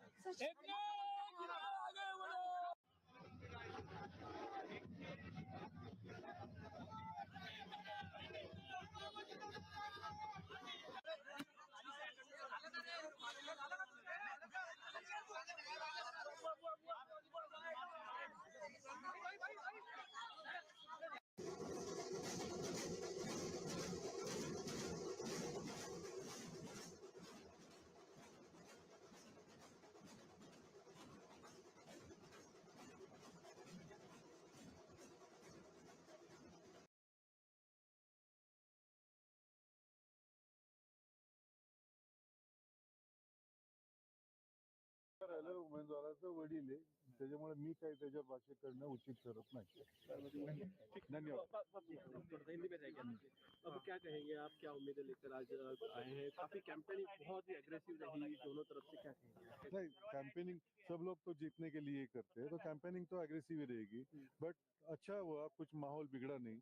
आपने देखा है कहीं कोई झगड़े नहीं हुए, कुछ शांति सब चल रहा था, तो सब एक दूसरे को जानते हैं। बारामती ऐसे बहुत सुलझा हुआ था, ये है क्या बोलते हैं, कॉन्स्टिट्यूंसी है, तो अच्छी तरह से वोटर्स तो बहुत समझदार है। जो 60 साल से शरद पवार साहब को सपोर्ट कर रहे हैं, तो उनसे इंटेलिजेंट वोटर तो हो ही नहीं सकते। क्या लगता है बारामती का वोटर क्या सोच रहा है इस बार?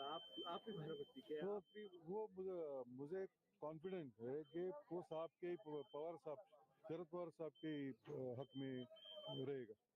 अजीत पवार कहते थे कि मैंने काम किया है, मुझे ऊपर सुप्रिया सुले, नीचे यानी विधानसभा में, तो उसको लेकर किस तरह फिर आप लोगों ने वो उन्होंने अभी शुरू किया। अब अगर जब लोकसभा चल रही थी तब तो वो नहीं बोल रहे थे, तब तो एक वो, और दूसरा अगर वो अभी ये बोल रहे हैं तो क्या हमारे वैनी को हराने के लिए खड़ा किया था?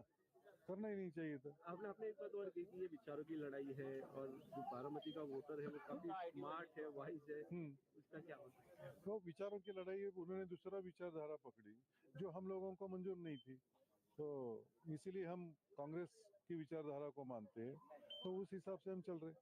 अपने बेटे की जीत को लेकर कॉन्फिडेंट है आप? 100%। महाराष्ट्र का चेहरा है नागपुर। हम लोग तो बहुत फॉर्चुनेट है कि दक्षिण पश्चिम के हमारे वो नेता है। सारे महाराष्ट्र के लिए वो देवेंद्र जी फडणवीस हो सकते हैं, हमारे लिए तो देवा भाऊ है, तो हमारे दिल की बात है। अपेक्षा तो कोई है ही नहीं, एक ही अपेक्षा और एक ही नाम है, देवेंद्र जी फडणवीस। मराठीत सांगा, आजचा दिवस किती महत्वपूर्ण आहे? देवेंद्र फडणवीसांच्या मतदारसंघात तुम्ही कार्यकर्ते आहात. आम्ही देवेंद्र फडणवीसांच्या मतदारसंघात कार्यकर्ते आहेत. त्याचं कारण असं आहे, देवेंद्र फडणवीस म्हणजे सुशिक्षित, सुरक्षित आणि सुसंस्कृतिक महाराष्ट्र, म्हणून आम्ही देवेंद्र फडणवीसांचे कार्यकर्ते आहोत. आम्ही भारतीय जनता पार्टीचे, ज्याची फिलॉसॉफी हिंदुत्ववादी आहे किंवा ज्याची फिलॉसॉफी खूप पॉझिटिव्ह, अशा या राष्ट्रप्रेमी जी आमची पार्टी आहे त्याचे आम्ही कार्यकर्ते आहोत. त्याच्यामुळे आमच्यासाठी हा दिवस अत्यंत महत्वाचा आहे. फडणवीसांसाठी आजचा दिवस कसा असेल? अत्यंत महत्वाचा, आणि मला पूर्ण आशा आणि पूर्ण हे आहे की पूर्ण महाराष्ट्राचे नेते आहेत देवेंद्रजी फडणवीस, परंतु आमच्या दक्षिण पश्चिमचा फॉर्च्युनेट भाग असा आहे की आमचे ते देवाभाऊ आहेत, एवढे सगळ्यांच्या मनामनात आहेत असे देवेंद्रजी फडणवीस यांच्यासाठी हा दिवस खूप मोठा, आणि त्यांच्यापेक्षा जास्त आधी कार्यकर्ता माझ्यासाठी मोठा म्हणजे मी देवेंद्र फडणवीस, ही आमची सगळ्यांची भावना, आणि या भावनेमध्ये आम्ही या सगळ्या गोष्टी करतो. महत्वाचा दिवस आहे आजचा, तुम्ही फडणवीसांच्या मतदारसंघातले कार्यकर्ते आहात. मी हेच म्हणेन की आजपासून खरं आमची दिवाळी सुरू होते. दिवाळी ही आता आम्ही मनवणार आहोत. आजचा रिझल्ट आल्यानंतर खरी दिवाळी आमची आज सुरू होईल. देवेंद्रजी फडणवीस यांच्यासारखा कार्यकर्ता न भूतो न भविष्यती असल्या प्रकारचा कार्यकर्ता आहे, आणि असे माननीय श्री देवेंद्रजी फडणवीस हे आम्हाला लाभले, हे आमचं खूप मोठं भाग्य आहे. आजचा दिवस फडणवीसांसाठी कसा असेल? आजचा दिवस फडणवीस साहेबांसाठी सर्वात महत्वाचा दिवस, अत्यंत महत्वपूर्ण असा दिवस आहे. एक इतिहास रचला जाणार आहे, हेच मी सांगू इच्छितो. थँक्यू.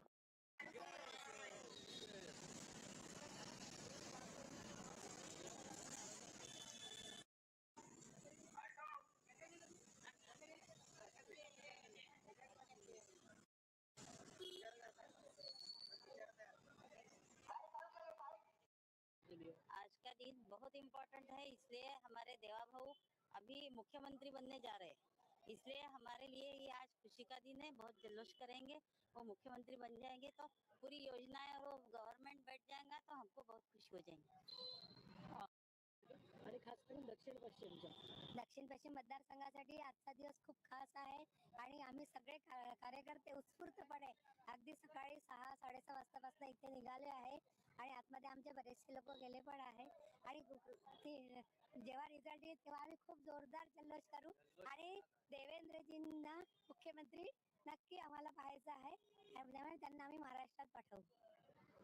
मुझे बताइए कितना महत्वपूर्ण दिन है आपके लिए और देवा भाऊ के लिए? हमारे लिए तो बहुत ज्यादा महत्वपूर्ण, क्योंकि केंद्र में मोदी जी की सरकार और महाराष्ट्र में देवा भाऊ की सरकार, ये विकास और इसके कार्य के लिए बहुत जरूरी है, क्योंकि आज की तारीख में देवा भाऊ हमारे लिए हमारे देवा भाऊ है, और हम चाहते हैं कि 25 तारीख को उनके शपथ विधि में हम जरूर जाएंगे मुख्यमंत्री के रूप में.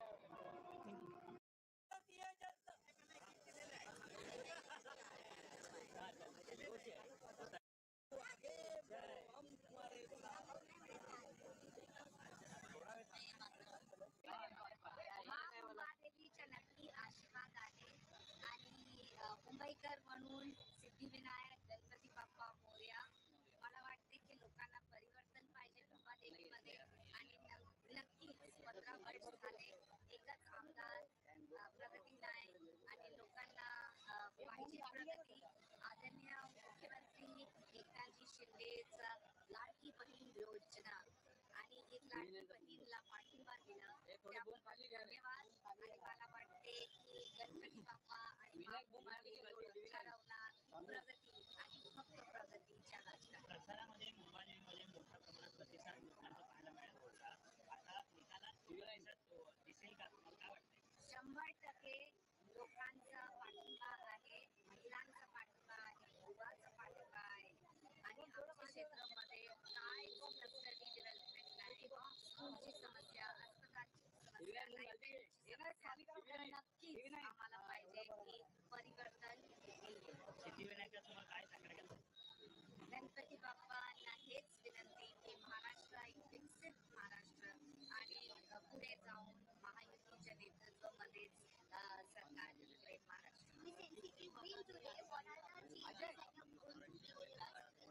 I think that too many changes required. 15 years you had an MLA but no developmental role.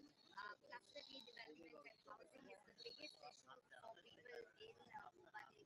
If you look at women, what do women want? They want safety, security. There are no hospitals, there are no schools. Unfortunately, open spaces is a distant dream.